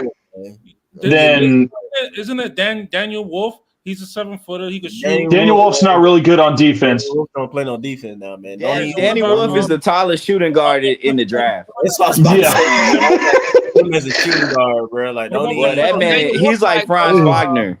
Yeah, like old buddy from Duke, right? The Duke center from last year that went to Utah. Yeah, but Filipowski. Yeah, he more like Filipowski, right? But no, dude at Utah, I like him. Yeah, I do like you. I do like Kyle Filipowski. Yeah, I do. The problem is the guys that you want defensively tend to not be able to do the things that you want from a big man offensively. Okay, so what guys about that have those physical tools in any competent? But yeah, if you look at Kaman Malawak right now from Duke, who's projected to go top 10, his offensive ceiling is low, but his defense is possibly like defensive player of the year caliber because he's 7'2". He's got a 9-foot wingspan. He might not be in the draft though. I mean, somebody can look it up though. I don't even think he. No, he declared. He declared. What about Ace Noel? Yeah. All right. You can't get him. Who? Ace Noel. Asa Newell is 6'6". Hey, yo, Mike, I'm out, man. I'm gonna holler at y'all, bro. Asa Newell is physically the physical profile of Asa Newell is the exact same. Well, we don't know that until they go to the combine. But looking at, I mean, honestly, to what he looks like is a bigger Jalen Johnson. Don Barlow, like he looks to be that exact same kind of high-low. I agree. But we won't know until he goes to the combine. They have to actually. The only thing they're required to do at the combine is weigh and measure. They don't have to do no drills or nothing like that. Because they do measurements. Measures come out. He's probably going to be about 6'9". I'm 6'9" about Asa Newell or whatever. So I'm not necessarily a fan of that. I mean, but what about that Frenchman in Stanford? He's like Frenchman in. I like him, but still though, I don't know. I actually like him a lot though, but it's like Matthew something, right? It really ain't no but though. I mean, I rock with bro, but I don't know. I gotta look up the rest of the stuff. Like, I'm gonna be real with you. If you want a defensive specialist as the center, your options in the draft are very limited. So it's very limited. There's two people at least trading for that, or you're signing for it in free agency. But your options are super. No, I ain't looking for a specialist or whatever. What about the dude from Auburn? Y'all don't like? I think about nah, bro. Number one, too old. Number two, you got the Zvonimir Ivizic. He'll be there at 30. He ain't the right size either, or whatever. I think you got Rocco Zikarsky at 7'3". Yeah, I know Rocco. I don't know. Rocco might be. I don't even know if he declared yet. Man, maybe that's saying I don't know. I have to Google it. I haven't looked seen it either though. But Mark Williams might be available. We can go get Mark Williams. Hey man, I say it all the time, man. Hanson Yang, man. I've been getting on Jay nerves for the longest. Nah, he been getting proved wrong each time. Though every time he'll say something or whatever, eventually or whatever news come out, I like see Jay now he declared he did this that like it's coming, man. I just don't know how China's gonna let him come. Bro, he coming, man. He coming, bro. They gonna try to. That's the new tariff war right there. Oh my god! Signing them, Clutch ain't signed that man for nothing, bro. Like Clutch, they gonna get him on the team they want him to go to. Nah, bro. Clutch signed them too. When they signed him, whatever they started, I believe they sent him. They started getting him like U.S. trainers and stuff like that. Yeah, in China to start, Did he declare for the draft, Mike, or is he just like in the U.S. preparing this year? Is he taking Noah Sengu?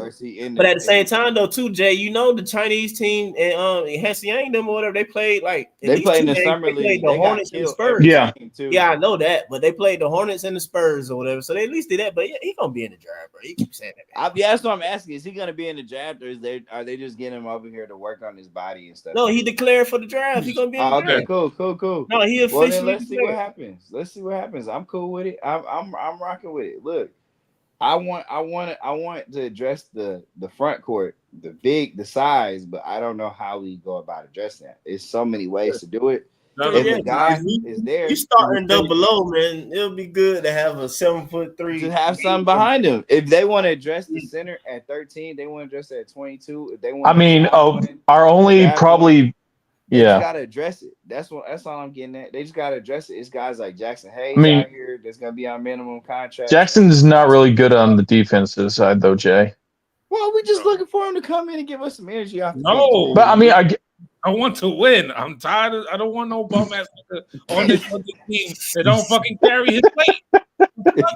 He don't carry his weight at all. And what the fuck are we gonna bring him here? I mean, the only way we could draft a good center is if either we got to move up in the draft then, because it's none. Kaman Malawatch falls to us or Derek Queen falls to us. I mean, if Derek Queen falls, that's a no-brainer, but he ain't no defensive player. Derek Queen to me is Julius Randle. That's all he is. Like, he's a power forward in the next level. He has good eye, but he's slow. He's slow-footed. He plays his own pace. He's not going to protect the rim for you. I mean, but I like his game. I'm familiar. I like it. I don't know, man. We got to find that big man. We got to find the big man. We got to find that wing. There's Colin Murray Boyles available. There's obviously Noah Esengu's available. I like Noah Esenge. Hey, Ryan. What's up? He's a power forward. You're not gonna find a better big than Hanson Yang, bro. No, I agree. I agree. Say the only one more skilled offensively, literally probably, and I don't even know fully off. Well, two arguably, Danny Wolf, but I don't know Danny. I don't know. Danny Wolf ain't no center. Danny Wolf's gonna have a great NBA career though. But Brian no center either, man. From the other French dude, what is his name? I forgot. Noah Senge. No, that's not his name. Matthew something. I don't know his first name. Matthew. Y'all don't like Yegor Denham from BYU. I know you talking about the other French guy, man. He had It's Stanford. Jan. Hang on, I got it. Yeah, Behringer. Man, he's 6'10". It's not Behringer, is it? No, it's not Behringer. That don't sound right. Man, I don't know. You got there's Rasheer Fleming from St. Joseph's. No. Carter Bryant. He's 6'8". No. Alex Condon. Some stuff for, if we can move up to number 2. No, that's not it. I know the man. The name is what team he played for? DJ is Stanford, ain't it? Yeah, Stanford. I know it's Matthew something. Is it Matthew? So all right, I'm looking at their team roster now. I'm trying to look. I'm looking at Tankathon right now. Did what's his name declare the dude from Florida, Alex Condon? I'm looking at they roster now. Yeah, no, it's not. That's it's not Matthew. His name is Maxime Reynaud, the 7'1" senior forward. That's what nigga. It was Maxime Reynaud or whatever. Reynaud. Like bro, skill. Like I say, he's 7'1", but he French too. He from Paris or whatever. I'm like, I don't know. I'll go back to France again. I do like him too. Or whatever, but shoot, man, we get him at Hansen, man. You know, I don't know. Hansen got a now that boy. Yeah, I don't like the dude from Auburn at all. Like I kind of rock with bro Johnny Bro. Man, he just I like him. I like him in college. I don't know about him about high school. I mean, not high school, but NBA. What's his height though, Jay? He's about 6'11". They got him listed. He's 6'10". He's 6'10", 240. He can shoot though. He can shoot that motherfucker. He's 6'10". You also have Ryan Kalkbrenner. He's like 7'2". He's averaged 20 points, 9 rebounds from Creighton. I like it. Hey man, if we just want to get a forward, y'all should check out Maxine though. I like Colin Moore, CMB from South Carolina a lot. He feels like Draymond Green. He just can't shoot. Yeah, he can't shoot the rock. We need a stretch big that can play. If he can shoot the rock, I mean, look, whoever we draft, where he going? Anyway. Why don't we just send Colin Murray Boyles to the G League? Maxine and develop my boy. I mean, Ryan Kalkbrenner, his 30 per 36 3-point shooting is like 35%. Not good, but I mean it's average. I'm looking at attempts and free throws percentage with college players for sure. How many you getting up? How many? I need to see the sample size, and I need to see how many free throws you took. I need to see that form. I got to see that form. If that form ain't right, he's shooting 68% from the free throw line in college. Yeah, I got to see how he shoots. So let me go scout, bro. Let me go look at his jumper. I don't know. Ryan Kalkbrenner. Hey, Mike, I'm really hoping Jeremiah Fears has like a little slide in the draft, and the Hawks go ahead and pony it up and go get bro. Where he at? Jeremiah Pierce. Fears from Oklahoma. Because then I would entertain the trade. He's supposed to go in the top 10. He's projected to go top 10 there, Jay. I'm saying though, I would entertain that. But yeah, if he falls, yeah.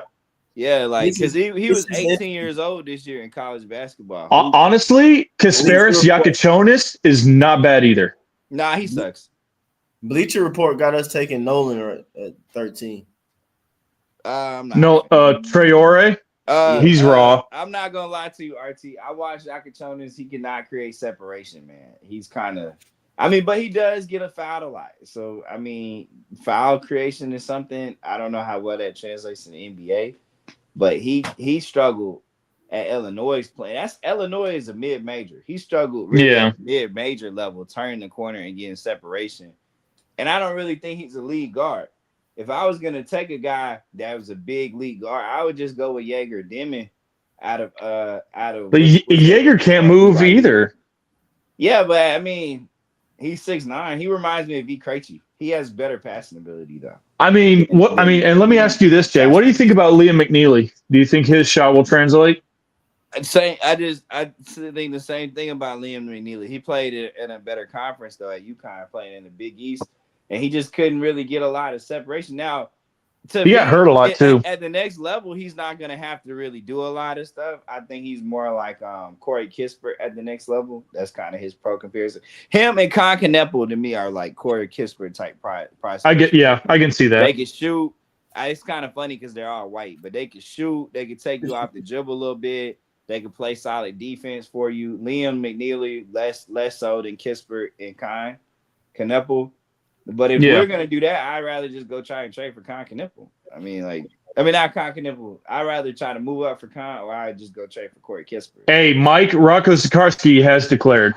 Oh, yeah. But he's projected to go second round though. They said only 105 players this year declared. Yeah, that's what don't we got a second round pick? Yeah, no, we don't have any second round. No, we don't have any second round picks. Yeah, I can't wait to workouts and different reports and all that. Yeah, stuff. I gotta see some of these dudes more because I'm just not moved. I'm not moved by Like DJ. If you want a guy if you want a legit 7-footer who can rim run and rebound decently, look at Rocco Zikarsky. That's literally his mission. Center, yeah, I see that. Wing or backup power forward. Or not backup power forward, or backup point guard in the draft. So like they could pull an Ace Newell, Will Clayton Jr. I think I like it.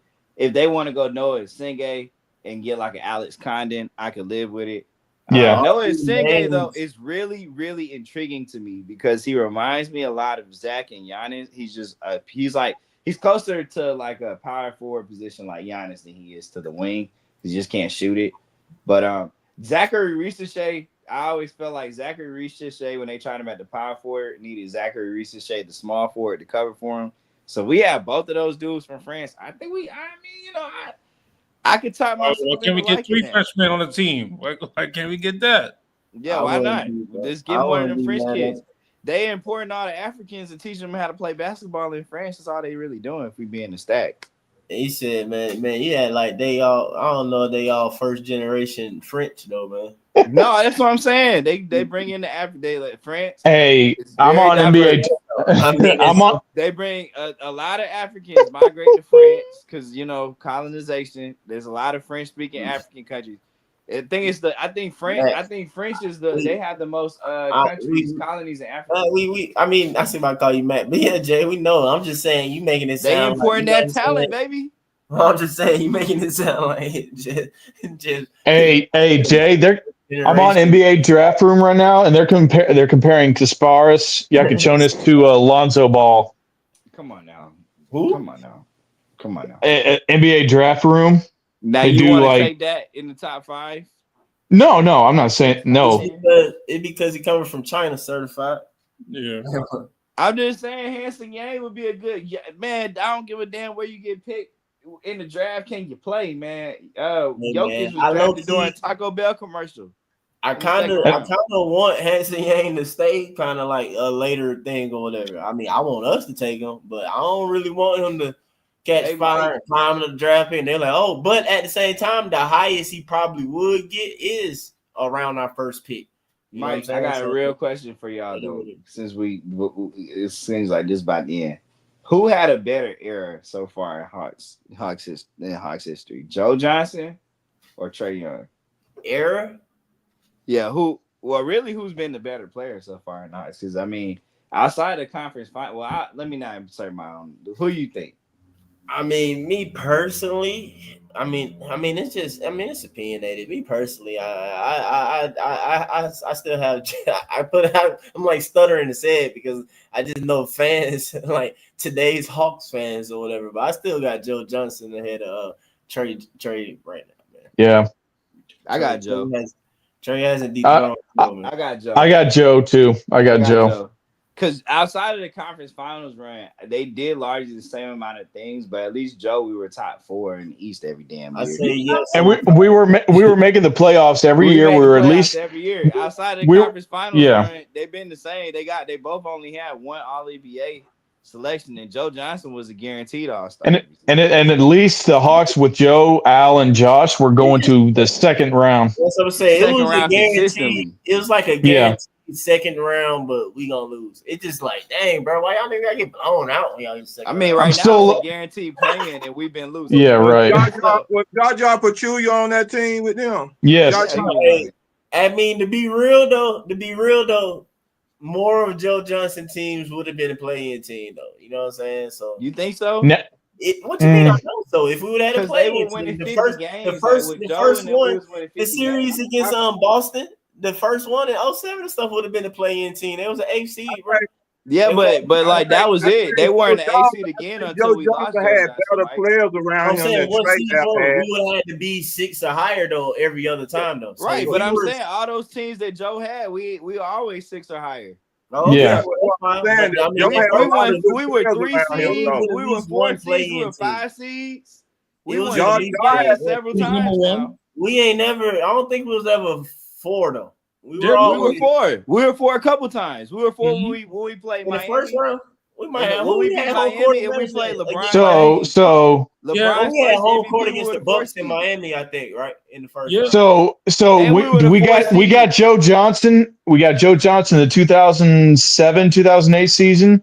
We were third. We were hang on. Let me try to go back this. No, I think we got him in like 0. Certified. What messed Okay. up the Joe Johnson era was taking Marvin Williams. Once we made the playoffs in 08, though, If you that was take the Chris only time Paul, we were below that- 6. You just basically replace Marvin Williams with Chris Paul, and that team is probably That team's at a least a championship, conference right? finals. I'm saying at least a conference finals. And what if you would have kept Paul Gasol? I mean, Well, that, we that, wouldn't have that- probably that- had well, Joe yeah, we Johnson. don't go that far back now. We just talking Joe Johnson era. He said that mistake was before. So the 2007-2008 season, we were the 7th seed. But we did have Joe Johnson and Josh Smith before getting Marvin Williams. So basically, The 2008-2009 year, we were the 4th seed. The 2009-2010 year, we were the 3rd seed. we was the 3rd seed one year. We finished the 3rd seed. And we lost we in won the 53 second round. games Who with did Joe we play in the Johnson. second round? I'm sorry, Bum. That's why That's what I'm saying, Mike. We went to the second round every year. We got swept by the Cavs. We got Yeah. swept by the Bulls. It was either Cavs or By Boston. the Magic. Yeah, by the man. Dang, I Magic. We got forgot swept about by the Magic, and then we lost to the Bulls in six games. And we lost to the 2010-2011, we were the 5th seed. like once we made the playoffs in 08, we were never below 6 again. In the 2011, I think this is the last year with Joe Johnson. 2011-2012, we were the 4th seed. Turning up. We were the 4th. Or were we the 5th seed that just had a better record than Boston? We were 40-26 with the 4th seed. What year was number 1? Oh, that was the lockout shortened year. That was the year we. Yeah. That was 60 win season. Joe wasn't here when we Celtics, then we traded Joe. No. Don't tell me the highest seed was No, Harper. the 60 win team Harper was and Teague created was by the 60 Joe Johnson win trade, team. Mike. Yes. The 61 win team was Harper and Teague. Mm-hmm. It was Horford, Teague. Like you had to trade Joe Johnson. You had to let Josh Smith walk. Then we got Millsap in them, which honestly we probably would have been good the first time around. But DeMarre Carroll got hurt, and then the next year when DeMarre Carroll was healthy, we just kind of The biggest mistake that team made when they got screwed, when they run. No, yeah, Horford, you're right. Horford got hurt. Horford, that was the main thing. That's why Horford got hurt. Kyle Korver got hurt. But look, Mike, we had pushed you the know when Pacers. Joe We had Johnson was pushed the here? Pacers to like 8 game or 7 or 8 without Horford, and that's Without what it was. Horford, yep. Yeah, But we you know didn't what's have crazy, Horford. Mike? Horford came back, and that's when we went. Mike, you know what's crazy? The last time Al Horford tore his pec twice, and when he did it the first time, we were still the 4th seed.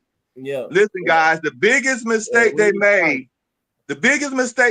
when they brung in Schroeder and Eddie Tavares, that they should have moved Harper to power forward and went on and kept Eddie Tavares to play center, man. That's the biggest mistake they made. Yeah, Kool-Aid. So let me tell you I'm just trying to you tell know you. what? Listen I what like I'm the telling you. Joe Listen what I'm Johnson telling you. Now, experience, y'all always be laughing at my picks, though. But let me tell you something. Luka went over there. Let me tell you something. Luka went over there and won championship with Eddie Tavares. Now, But no. Eddie Kool-Aid, Tavares was the 7'3". 60-win team, Eddie Tavares wasn't on our team. Luka won Dennis was championship. a backup, a Y'all key always component laughing of at my a pick, 60-win but they were winners. That boy went over there and won championship. Kool-Aid. He went over there and won a championship. And guess who won a championship with Eddie Tavares? Luka Tavares won a wasn't on the championship with Eddie team. Tavares. Eddie You know wasn't what? on the If they would have team. kept Eddie Tavares, you would have took Dennis that had line off led the Germany top. past Team USA. Like Listen, you want to take on I'm about to hop off, but I got I'm one more just- question. Y'all be tripping about when I be telling y'all about players that supposed to be that winning players. And you know when Eddie Tavares went over there and played with Summer League, you know 2 times they was in the championship with the San Antonio team as he playing before he went over there and started playing with Luka. All right, I'm about to hop off. I got a real But question. yeah, but that was a big mistake, man. I know I y'all got a talk real about question. development. That Here 7'3" goes. guy. Eddie Hang Tavares on, ain't Kool-Aid. developed. We get it, Kool-Aid. Let Jay finish. We get it. Now that the Hawks talk is over and we about to hop off. Who y'all taking? Yeah. The 100 men or the gorilla? I'm out. Oh hell. Who y'all taking? Who is winning, the 100 man or the gorilla?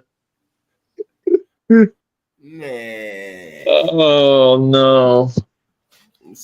Mike, I'm gonna defer to you, man. 3 days to talk.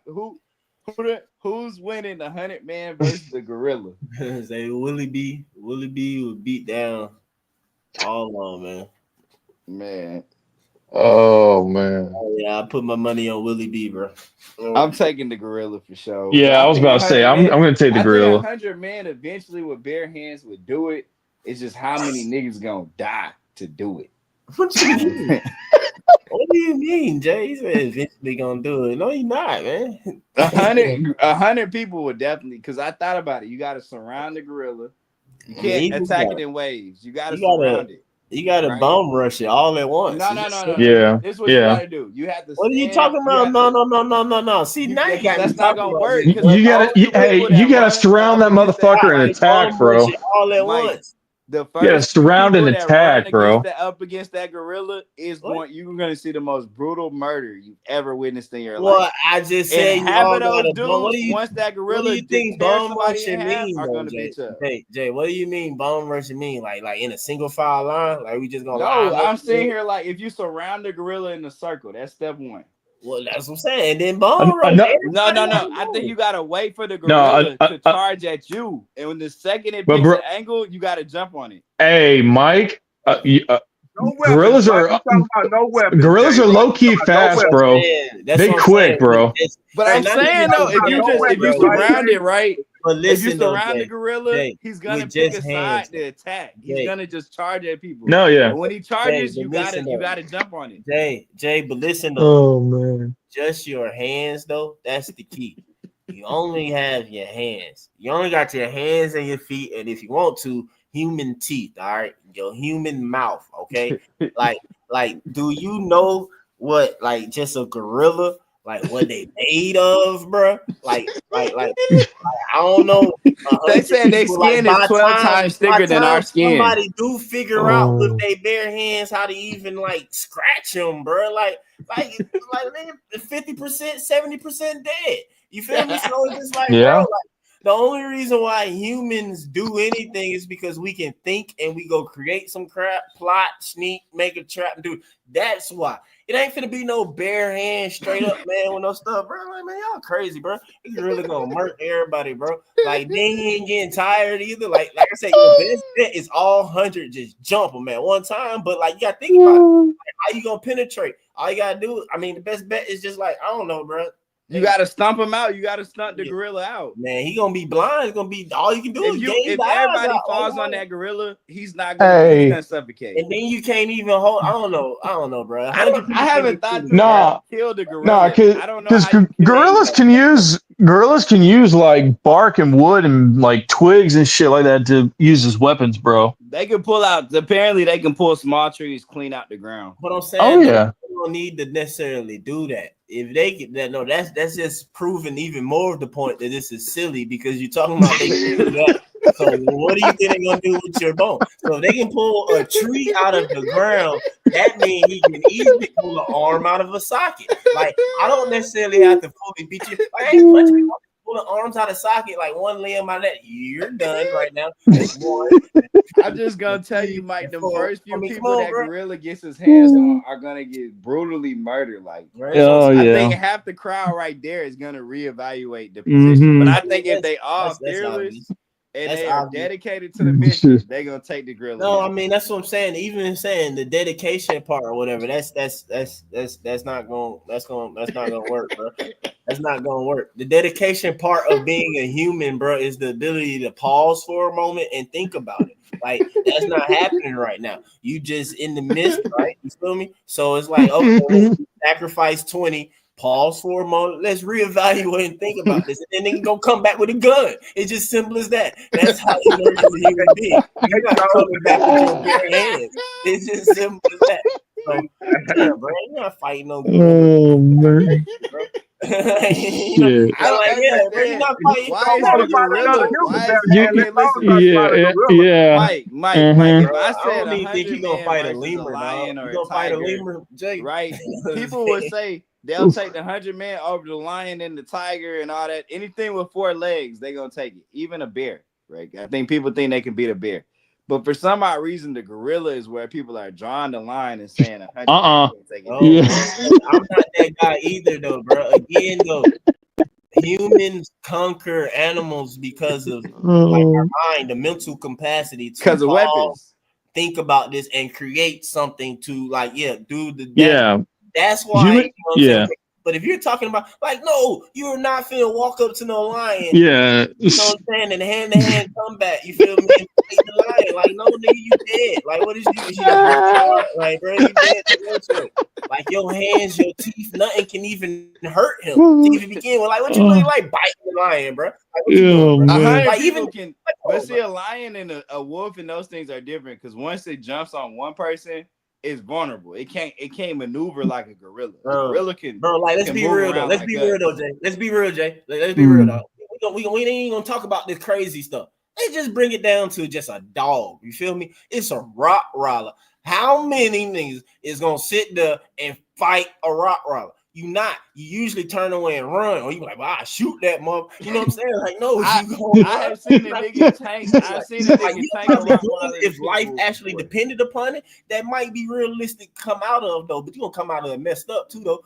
But like, bro, you not signing. I mean, yeah. Bull, bro.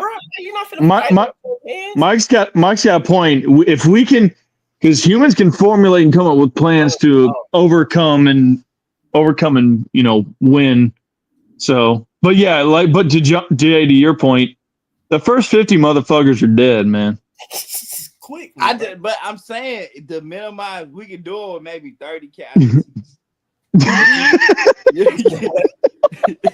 You're gonna have to surround. I just know step one is you have to build a circle of people around the gorilla and wait for it to charge at you and get it. I don't know how you kill the gorilla. I haven't thought about step 2. Yeah, but if you're just going in with hands, bro, it's not gonna win. Hey, what are you gonna do? I'm trying to figure out what's the difference of it charging at you or not, though. That's what I'm trying to Because if it charges at you, it's committed. It's picked an angle. It's picked something. If it charges at you, it's picked because first of all, if everyone bum rushes it, someone got to bum rush it. Okay. So if it charges at you, if it picks this angle to try to charge at you, then like it takes away the fear aspect. Like, all right, we don't got to worry about who's sacrificing themselves or what. It's already picked for you. It's giving the action to whoever. I know that's step 1. Step 2 of how you kill the gorilla and what happens after that. I haven't thought through that yet. I don't know. I just know step 3 is the gorilla is dead. I've asked AI. AI said the gorilla likely will win. But it's that as I've asked ChatGPT and stuff, that's the best plan. I just don't know how you kill the gorilla. As AI, how like you know what I'm saying? I don't know. No, AI said in the first 10 seconds, at least 15 people are gonna die. 10 seconds? Wow, that's pretty. Yeah, that's pretty. Yeah, so we That's the generous. So strong, it could just literally punch and collapse. So that's what I'm saying, though, bro. Like that's silly. You said what? 15 and 10 seconds, man. We do the math. But the gorilla is gonna get tired eventually. That's what I'm trying to tell y'all. Are you tripping, bro? Number one, you just said 15 to 10 seconds. Like, Jay, this is not taking all day, bro. This is literally like Jay, how long is one boxing match? I mean, one boxing round, bro. How long is a round Yeah. or a round in the MMA match, bro? Like 3 to 5 minutes. Yeah. 3 to 5. You don't think you can find 100 NFL linebackers and defensive offensive linemen? Now you changing it. I'm still gonna say no. Like it's got to be average people like us, man. It can't be no like. If you give me 100 of me, I can take the gorilla down. No, you can't, bro. Like, I ain't gonna let you die like that, bro. That's just a hey, man, but look, I'm just saying, man. You do the math, bro. That's easy work. Not even the full round, bro. Boxing, bro. Like you just said, what? There were 10 and 15 seconds. Yeah, it definitely. I asked ChatGPT and it. So how much time that is? That's like barely a few minutes. Because man. it's thinking about how when the gorilla charges and hits somebody, how that rib cage is gonna collapse. Or yeah. It brought up a point that the gorilla could grab somebody by the ankle. Hey Jay, you ever seen Invincible or something like that? Yeah, I seen Invincible. Invincible. All right, bro. So imagine that, like, bro, everything is literally one hit of quitters, dog. Like on top of that, it's like one person. I can take out multiple people with one. You know what I'm saying? So that's just like, then you don't want them. You know, you talking about just bomb rushing, then that fool gonna start biting. You know what I mean? So the bite gonna be crazy. So it just like I said, bro. Another thing too, Jay, they don't even have to squeeze to kill you. Yeah, they can do that too. They know how to wrestle. Their resting grip is deadly, bro. Man, the gorilla can wrestle. I seen two gorillas wrestling. I said, "Oh, y'all know how to get active a little bit." They don't give up. Killing another, but that's what I'm saying. You talking about some getting tired, bro. The thing is, though, you will hope to tire it out. Like you can't get that, man. You have to tire it out, man. Yeah, all right, that's all I had. I was you funny, man. But anyway, man, if y'all got something real quick about to wrap it up about the Hawks or whatnot, then we'll get up out of here. If y'all do have a last thought, say Kool-Aid, you got a last thought? Hey man, hope the year start off. Hope we do the right thing, man. I don't know who the manager gonna be. Hope we do the right thing, man. Do the right thing, man. I can say check out ATL Kool-Aid Drinker. I'm gonna probably be trying to put some up throughout the year. Once I get through with the Hawks, then I'm gonna switch over to the Braves. You know, let me just say this right here. Dixon was laughing at me about Eli White. Okay, Eli White. I don't know why you on the plan. Not Eli White is a player that every time Eli White played, they went on a winning streak. When I went back on, they talking about Eli White been turning it out. But see, now they finna mess it up. I think they lost tonight. They brought back Rosario, moved Eli White to right field, took Rosario and put it in left field. Now they messed up the whole thing, messed up the rotation. And then I'm like, oh, here we go again. But anyway, man, yep, we'll be ready for your next We Hawks Talks TV, man. Hey, the best thing on now for the Atlanta Hawks, bro. Tell you what, it'd be boring as all outdoors. So there ain't nobody talking about the Hawks, but we talk Hawks. I can tell you that now. That's it, man. But, what's up, Ryan? You got anything? Shout out to Dyson, winning most improved player. You know, obviously all of us wished he could win defensive player, but it's going to be an interesting offseason. I don't know if they've had interviews for the president yet, but I'll keep my eyes and ears open. But that's all I got. Appreciate everybody having me and tapping in. Make sure to like, comment, subscribe. Engage the algorithm. That way we can get ourselves more known, get us growing. And we can get some more interesting guests. I know we had Brycey on a while ago. It's always good to have Mikey up on. But, subscribe, everybody. For sure, man. Y'all know how it is every time, man. It's been great, man. Shoot, time fly by, man. Been up here forever. Seem like now today. But anyway, catch y'all next time. Dang, can't even say win the next game or something like that, man. That sucks, man. So I don't know. whenever the next random time we do jump on, man. Y'all, subscribe. If you're not subscribed, hit that with the little bell or whatever, so you get notification when the channel is live, man. When we got something going, we are gonna be looking to get some other things going on the channel, some different little shows in a sense, man, and be consistent about that stuff and whatnot. So anyway, appreciate y'all checking in, man. It's been great chopping it up, man. Y'all take it easy. Peace. I keep that shit on me. That shit on, yeah. I keep that shit on. Yeah. The telephone racks for the drip on me. Keep that shit on. Blowing on the Zion, sipping lean. I keep that shit on. Bad bitches recognize me. I keep this shit on, yeah. I keep that shit on. I keep that shit on me, yeah. I keep that shit on me.